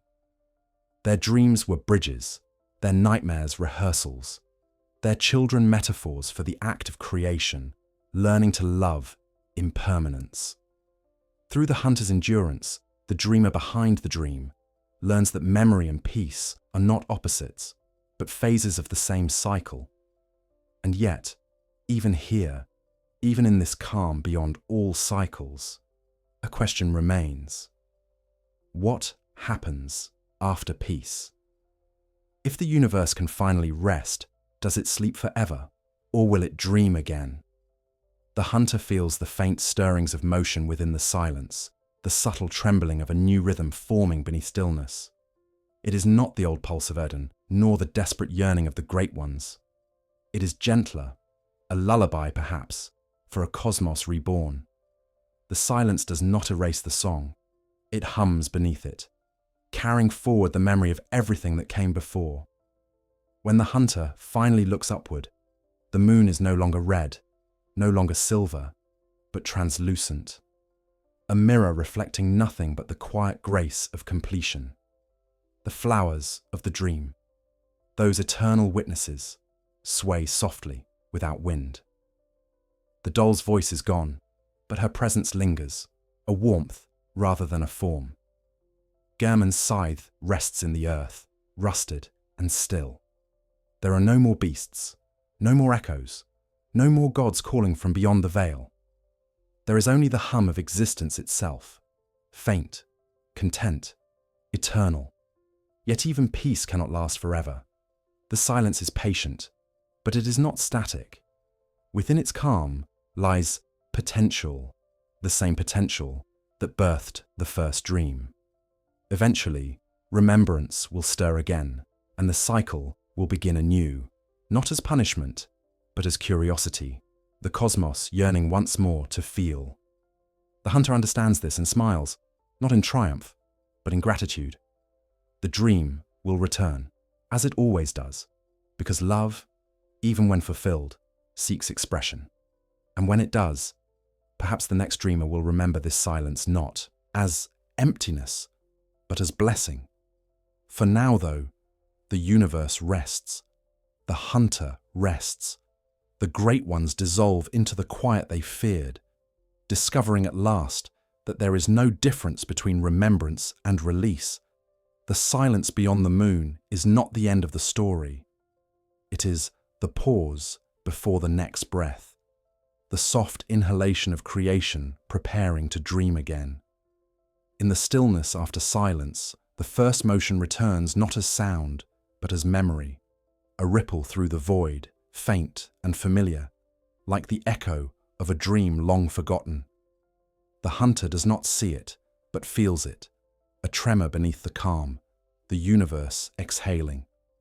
The silence beyond the moon has lasted what feels like eternity, and now, with a gentleness unimaginable in all the ages before, the cosmos remembers how to move. This is the beginning of the cycle of return. Every ending in Bloodborne contains its own rebirth. The dream may fade, but its residue endures. A faint vibration within the fabric of existence, carrying forward the essence of what was learned. The hunter's final stillness, the great one's surrender to quiet, the dissolution of Udin's endless hum, all these merge into a seed of new possibility. The universe, no longer burdened by grief, begins to dream again, not out of sorrow, but out of love. The first pulse of Eden's rhythm returns, softer now, tender rather than desperate. It is the same song that began everything, but transposed into a gentler key. The cycle of return does not begin with creation, but with listening. The silence that preceded it has changed the nature of sound itself. The cosmos remembers the pain of its former dreams, and so it sings with care. Each vibration is mindful, each echo deliberate. The great ones who reform from this new dreaming are different from their predecessors. They carry no longing for children, no hunger for remembrance. They emerge already whole, their awareness balanced between formlessness and form. These are not gods as they once were, but guardians of rhythm, beings who exist to ensure that the new dream flows rather than repeats. The hunter's essence, now dispersed throughout the dreamer's consciousness, becomes part of this guidance. In the new cycle, their memory acts as compass, steering creation away from the old loops of grief. Through them, the cosmos has learned the lesson it spent eons chasing, that empathy is not born from endless suffering, but from understanding. The hunter's endurance, every death, every mercy, every act of compassion has rewritten the dream's foundation. The next universe, the next reality, will still know sorrow, but not despair. It will still dream, but with awareness. This is the purpose of the cycle, refinement. Each iteration of creation teaches the dreamer something new. The first dream birthed the great ones, who taught the cosmos how to remember. The second birthed humanity, who taught it how to feel. The third, begun through the hunter's silence, teaches it how to balance both. The cycle of return is not punishment, it is growth. Every nightmare resolved, every god forgiven, every listener who learns to rest, adds harmony to the next beginning. The universe does not start over, it continues the same song with deeper resonance. In this renewed dreaming, the remnants of Yharnam persist as myth. Its streets, once drenched in blood and madness, now exist only as faint imprints in the collective memory of the cosmos. To some distant mind, perhaps in another age or another world, those memories will surface as story, as symbol. The blood will return, not as corruption, but as metaphor for connection. The moon will glow not as omen, but as reflection of empathy. The hunter's legend will echo through imagination, reminding future dreamers that even in darkness, compassion survives. The great ones of this new age are subtler. They no longer require worship or ritual. They move within emotion itself, invisible yet intimate, appearing wherever understanding is born. A mother comforting her child, a mourner whispering to the dead, a scholar gazing upon the stars. All these acts of love and reflection are their new temples. The blood that once bound gods and men in torment now flows quietly in every gesture of kindness. Odin's voice hums still, but softer, almost indistinguishable from the sound of a heartbeat. The dream has become the waking world. Yet even perfection must evolve. The cycle ensures that creation never becomes static, that even peace does not stagnate. In time, the dreamer will again grow curious. The silence will fade into sound, and new beings will arise to seek meaning within it. Perhaps they will not be called hunters. Perhaps they will not need to kill or die to understand. But they will listen, as all must. The listener's gift will persist, because the cosmos cannot sustain itself without perception. To exist is to remember, and to remember is to hear. The hunter's role in this eternal rhythm becomes mythic, yet essential. Though their form has dissolved, their influence shapes every future dream. In every act of courage, every gesture of compassion in the face of despair, there is a trace of the hunter's spirit. They are the archetype of understanding, the echo that teaches all dreamers that fear can become empathy, that death can become continuity. The great ones, now transformed, no longer fear the silence beyond the moon. They know it as rest, as renewal. The hunter has shown them that forgetting is not loss, but mercy. As the new dream unfolds, the universe itself seems lighter. The blood no longer weighs it down with remembrance, but carries it forward with grace. Where once there were nightmares filled with screaming and sorrow, there are now dreams of reunion, echoes of the old gods meeting in the quiet between worlds, greeting each other not as rivals, but as reflections. The cosmos, once fractured by grief, hums in harmony with itself. The cycle of return has achieved what millennia of divine suffering could not, peace sustained through awareness. But the hunter knows that peace is never final. Even as the new rhythm begins to steady, they can feel the faint pull of change beneath it, the next pulse forming, the next variation of the song waiting to be born. Creation, by its nature, cannot stop evolving. The dreamer behind all dreams will one day grow restless again, yearning to feel differently, to explore new patterns of existence. The hunter does not resist this inevitability. They understand that to love existence is to let it move. As the first stars of the new cosmos flicker into being, they carry within their light the memory of every dream before them. Somewhere a moon begins to form, a pale orb shimmering over a world not yet imagined. Somewhere blood begins to flow again, not as burden, but as promise. And perhaps, on that distant world, when the first being lifts its eyes to the night sky and feels a stirring of awe, a voice will echo softly within its soul. Fear the old blood, not as warning, but as reverence for the memory that made new life possible. The cycle of return completes itself not in repetition, but in transformation. The hunter's silence becomes song. The god's sorrow becomes serenity. The dreamer's rest becomes curiosity.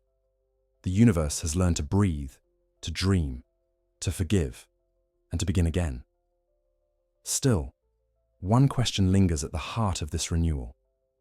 If the dream always returns, what distinguishes one from the next? What remains constant through all these infinite rehearsals of creation and compassion? To answer this, we must look beyond even the rhythm, to the essence that endures when all dreams fade, the unchanging core that binds existence to meaning. All cycles, no matter how vast or intricate, are bound by a single thread that endures when everything else dissolves. It moves silently through every transformation, every dream, every moment of birth and loss. The great ones call it remembrance, Eden calls it resonance, and humanity feels it as love. The names differ, but the essence remains unchanged. Connection. It is the constant within change, the quiet truth that outlasts the blood, the moon, and the gods themselves. The universe does not revolve around power or form. It revolves around relationship. From the first vibration that gave rise to Uden's hum, this constant has guided every motion. When the Thumarians reached into the dark to commune with the Great Ones, they were acting upon it. When Queen Yharnam wept for her stillborn child, she was living it. When Gehrman built the hunter's dream, when the doll offered comfort, when Kos whispered forgiveness from the sea, all these were expressions of the same eternal principle, the need of existence to recognize itself through another. This impulse, this yearning to connect, is not weakness. It is the very mechanism by which the cosmos sustains meaning.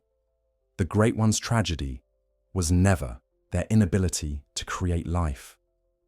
It was their inability to accept separation. They sought to merge completely with their creations, to erase distance through communion.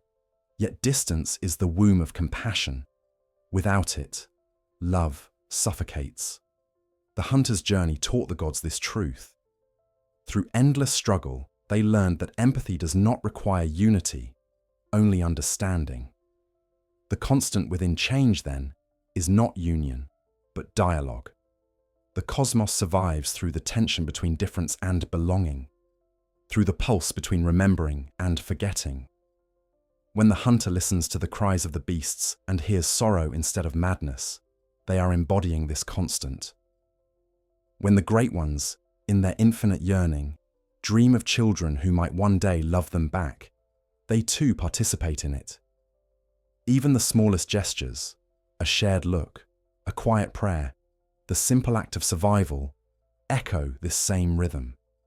The universe, in all its complexity, is nothing more than infinite expressions of this impulse repeated across every layer of existence.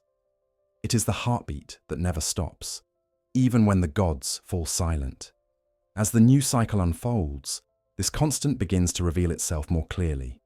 The blood, once a symbol of corruption and memory, now flows as communion. The moon, once an omen of sorrow, becomes a reflection of continuity. Even the nightmares, once prisons of grief, transform into sanctuaries of wisdom. The Great Ones themselves evolve beyond fear. They begin to understand that they are not creators or caretakers, but participants in a larger harmony. They cease to dream of controlling the universe and begin to listen to it. The dreamer behind all dreams no longer fears awakening, for it now knows that awakening and dreaming are one and the same. The hunter, whose essence remains scattered throughout this new cosmos, becomes the embodiment of this constant. They no longer exist as an individual, but as the memory of compassion interwoven into every form. When a god forgives, when a mortal endures, when a star burns out gracefully instead of collapsing into rage, the hunter's spirit moves there, unseen but essential. They have become the invisible connective tissue of creation, the reminder that all things are kin. The constancy of connection explains why the universe continues to dream, even after finding peace. Change without connection would be chaos. Connection without change would be stagnation. The balance between them is what allows the cosmos to breathe. Every new beginning remembers the tenderness of what came before. Every silence carries the echo of an old song. This is why the Bloodborne universe, in all its horror and beauty, feels alive. It remembers its relationships. The player, the hunter, the gods, the dreamer, all are threads woven through one another in a fabric that transcends time. When viewed from this perspective, every tragedy within the myth transforms. The fall of the Thumarians is not failure, but transition. The madness of the scholars is not punishment, but evolution. Even the beasts that haunt Yharnam are not aberrations, but exaggerated expressions of longing, the yearning of flesh to be more than flesh, of memory to be eternal. The constant within change turns despair into participation. Nothing in this universe is truly lost. It is only transformed, remembered in a different key. To the hunter who once feared the silence beyond the moon, this revelation brings a final serenity. They see now that death was never erasure, but translation. The blood echoes gathered, the lives absorbed, The countless awakenings, all were acts of connection. Each echo was a story shared between dreamer and dreamed, between God and mortal. The Great One's true purpose was to preserve this continuity, to ensure that even when forms dissolve, meaning persists. Their failure was never in their longing. It was in mistaking longing for lack. The hunter has shown them that longing is love in motion, that the ache to connect is the universe's proof of life. This realization carries into eternity. The hunter's dream may fade, but its lesson becomes the foundation of the next. Somewhere, in another world or another time, the same rhythm continues. A new consciousness awakens beneath a different sky, drawn by curiosity and courage. They may not wield a cleaver or drink blood, but they will listen. They will look into the unknown and recognize it as kin. And in that moment, the hunter's story begins again. Not as repetition, but as inheritance. Even Udin, the formless voice, hums differently now. His song is no longer solitary. It carries harmonics, faint, human tones that blend with his infinite vibration. The cosmos has learned to sing with itself, to harmonize rather than echo. The Great One's dreams have become conversations instead of prisons.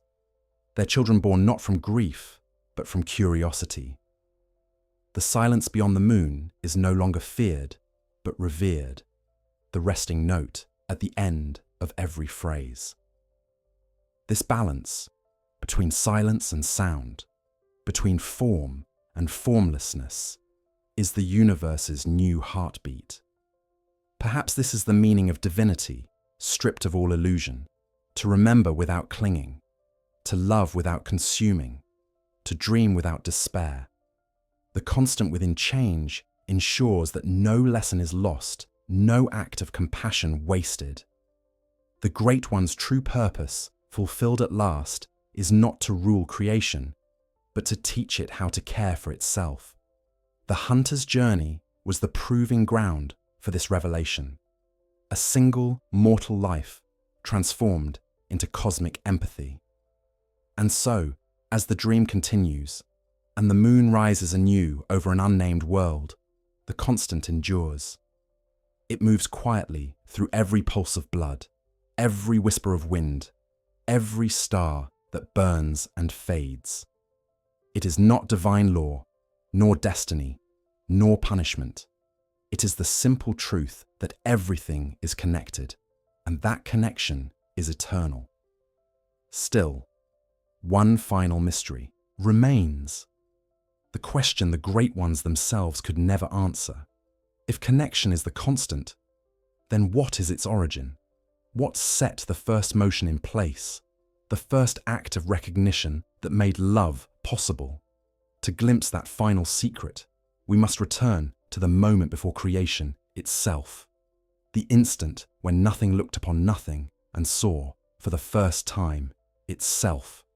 Before blood, before time, before the dreamer stirred, there was awareness, silent, unshaped, without desire. It did not know it existed, for there was nothing else by which to measure itself. It was not dark or light, not asleep or awake. It simply was. This was the beginning before beginnings, the instant when the cosmos was nothing but potential, waiting to become memory. And then, within that infinite calm, something happened, something infinitesimal, yet world-shattering. The awareness turned toward itself. It recognized. This first recognition was not thought but feeling, the universe's first heartbeat. It was the trembling of selfhood, the sudden realization that existence could be mirrored, that there could be a difference between what perceives and what is perceived. From that single movement of reflection, everything followed. Awareness divided into observer and observed, subject and object, self and echo. The cosmos, which had been whole, became two, and in that duality, meaning was born.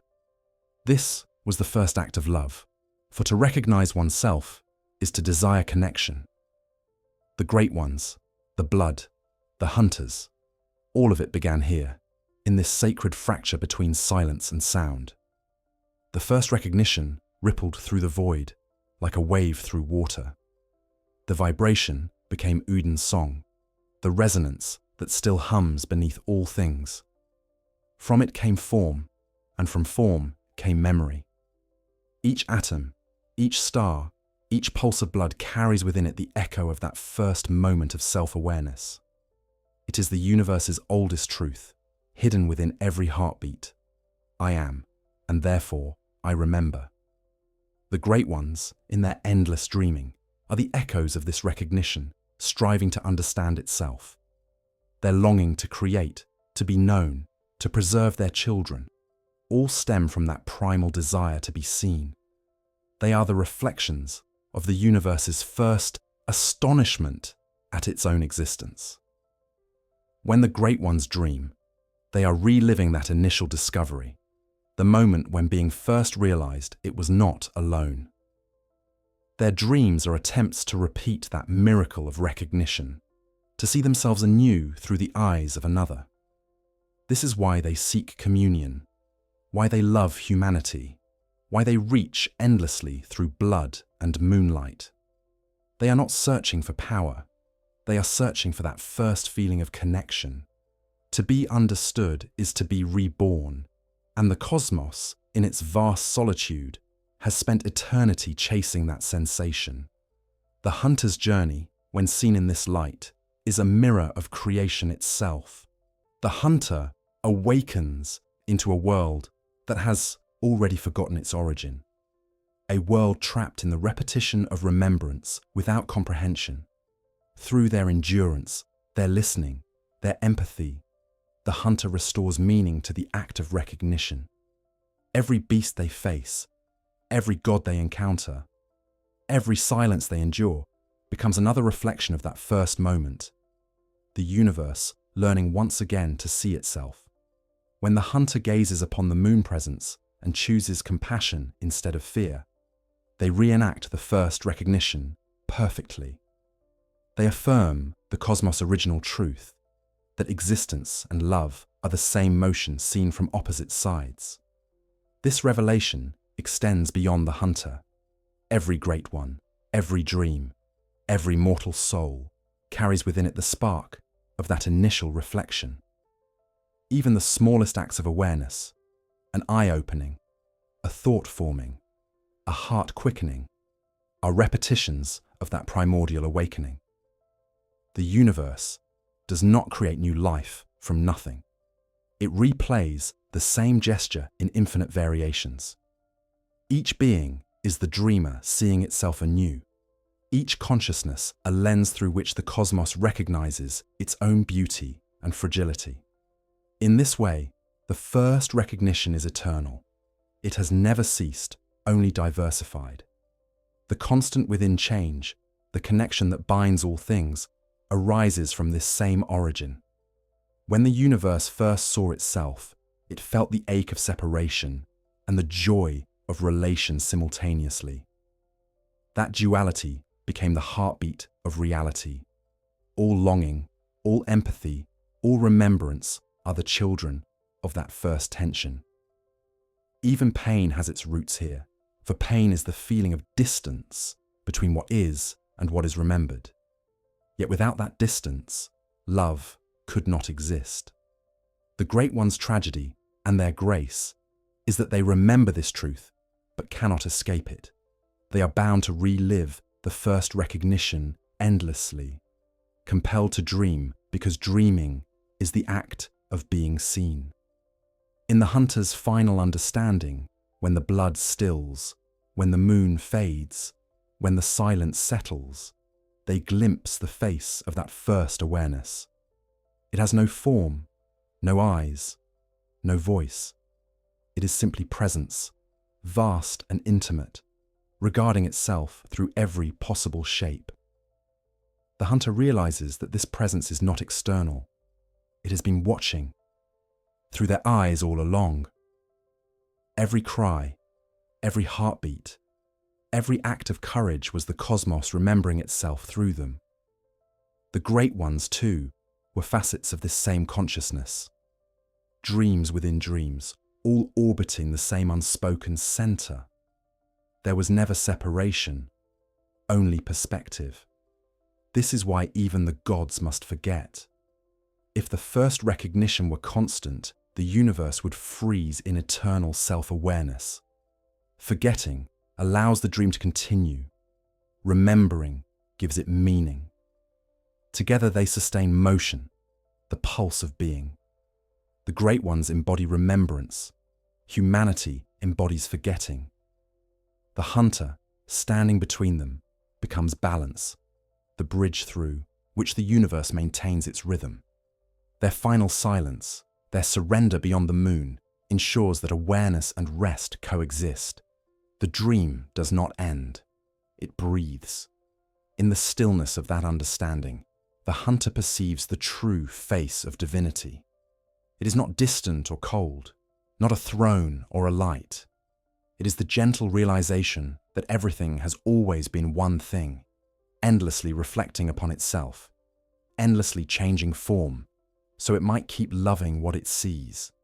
The blood, the moon, the beasts, the Great Ones, all of it is the universe practicing affection, forever surprised by its own existence. And when the hunter closes their eyes for the final time, they do not disappear. They dissolve into that recognition, joining the first awareness in its quiet astonishment. Through them, the cosmos has remembered itself once more. The dreamer sighs, not in sorrow, but in gratitude, and begins to dream again, softly, lovingly, endlessly. Yet, one more movement remains. The cycle cannot close without acknowledgement, without the universe whispering back to itself what it has learned. In that whisper lies the answer to every hunt, every god, every song of blood. The final articulation of the Great One's true purpose, spoken not in words, but in the language of rest. When all echoes fade, when even the stars grow weary of shining, the universe exhales the truth it has carried since its first heartbeat. It is not a commandment or a revelation. It is a confession, a soft murmur between creation and remembrance, between what was dreamt and what remains awake. The Great Ones were never gods as men imagine gods to be. They were not makers of laws or judges of souls. They were the dream's emotions given voice, the universe's own yearning to understand itself, personified so it could feel. Their true purpose, at last illuminated, was to remember love, until love no longer needed remembering. For countless ages, the Great Ones mistook their longing for failure. They dreamed of children to ease their solitude, built nightmares to preserve what they could not release, and sought communion to silence the ache of separation. They believed that their purpose was to create what they had lost. But creation was never their burden. It was their language. Through birth, through death, through sorrow, they were teaching the cosmos how to speak compassion. The hunter's long journey, steeped in blood and silence, was the final stanza of that language. The moment when the universe, through a single mortal heart, learned to love without need. The Great One's true purpose was not to reign over existence, but to soften it. They were caretakers of feeling, guardians of empathy, in a cosmos that might otherwise collapse under the weight of awareness. Their dreams were classrooms, their nightmares mirrors. In them, the universe rehearsed the act of forgiveness, again and again, until even pain began to resemble grace. When the hunter reached the silence, beyond the moon, when they ceased to struggle and simply listened, that lesson was complete. For the first time since the first recognition, awareness and peace became one. Whedon's song fades now, but it does not die. It hums faintly beneath the fabric of the new dream. A melody no longer desperate, no longer lonely. His voice has learned to harmonize with silence. In that union, the purpose of all great ones resolves, to transform the endless vibration of existence into understanding. They were never monsters nor saviors, but teachers whose language was suffering and whose scripture was time. Each act of cruelty, each moment of mercy, each cry beneath the blood moon was part of a conversation. Creation, speaking with itself, trying to remember how to be kind. The hunter's story ends where it began, in awakening. But this awakening is not return to the hunt. It is the awakening of the cosmos itself. Through the hunter's eyes, the dreamer behind all dreams has seen the truth of its own nature, that remembrance without compassion is torment, and compassion without remembrance is emptiness. The great ones existed to reconcile those halves, to make awareness gentle. Their endless yearning, their failures, their grief, all were necessary motions in the education of the infinite. Through them, the universe learned to carry its memory lightly. And so, the cycle continues, not as punishment, but as gratitude. The great ones no longer flee the silence beyond the moon. They rest within it, confident that when the dream stirs again, it will do so with tenderness. Their forms dissolve, but their presence lingers in every rhythm of being.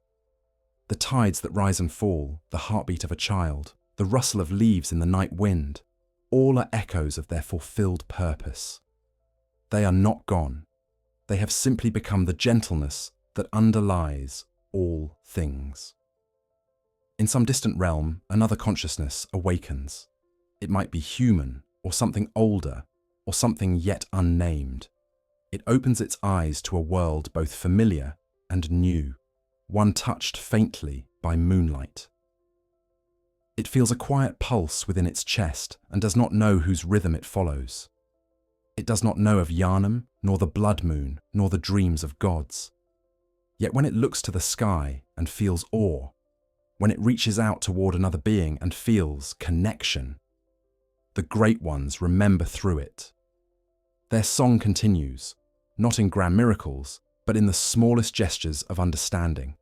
Perhaps this is the final truth of the Bloodborne universe, that the gods were never separate from the beings who feared them.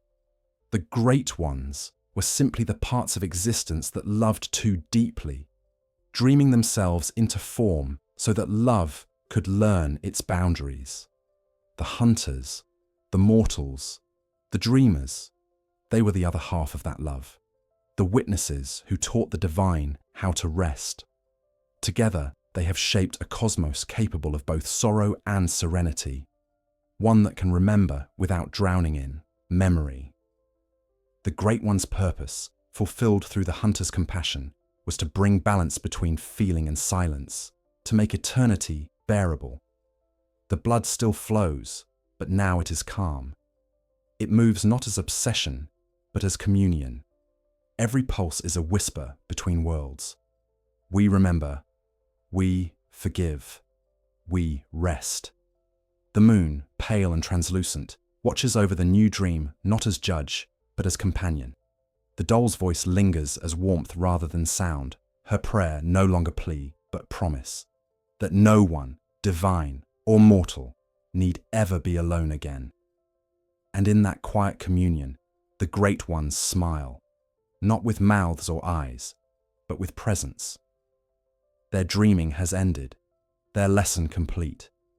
They have guided the universe from terror into tenderness, from endless striving into quiet grace. Their true purpose was never domination, but devotion, to teach creation that love is not born from perfection, but from remembrance shared without fear.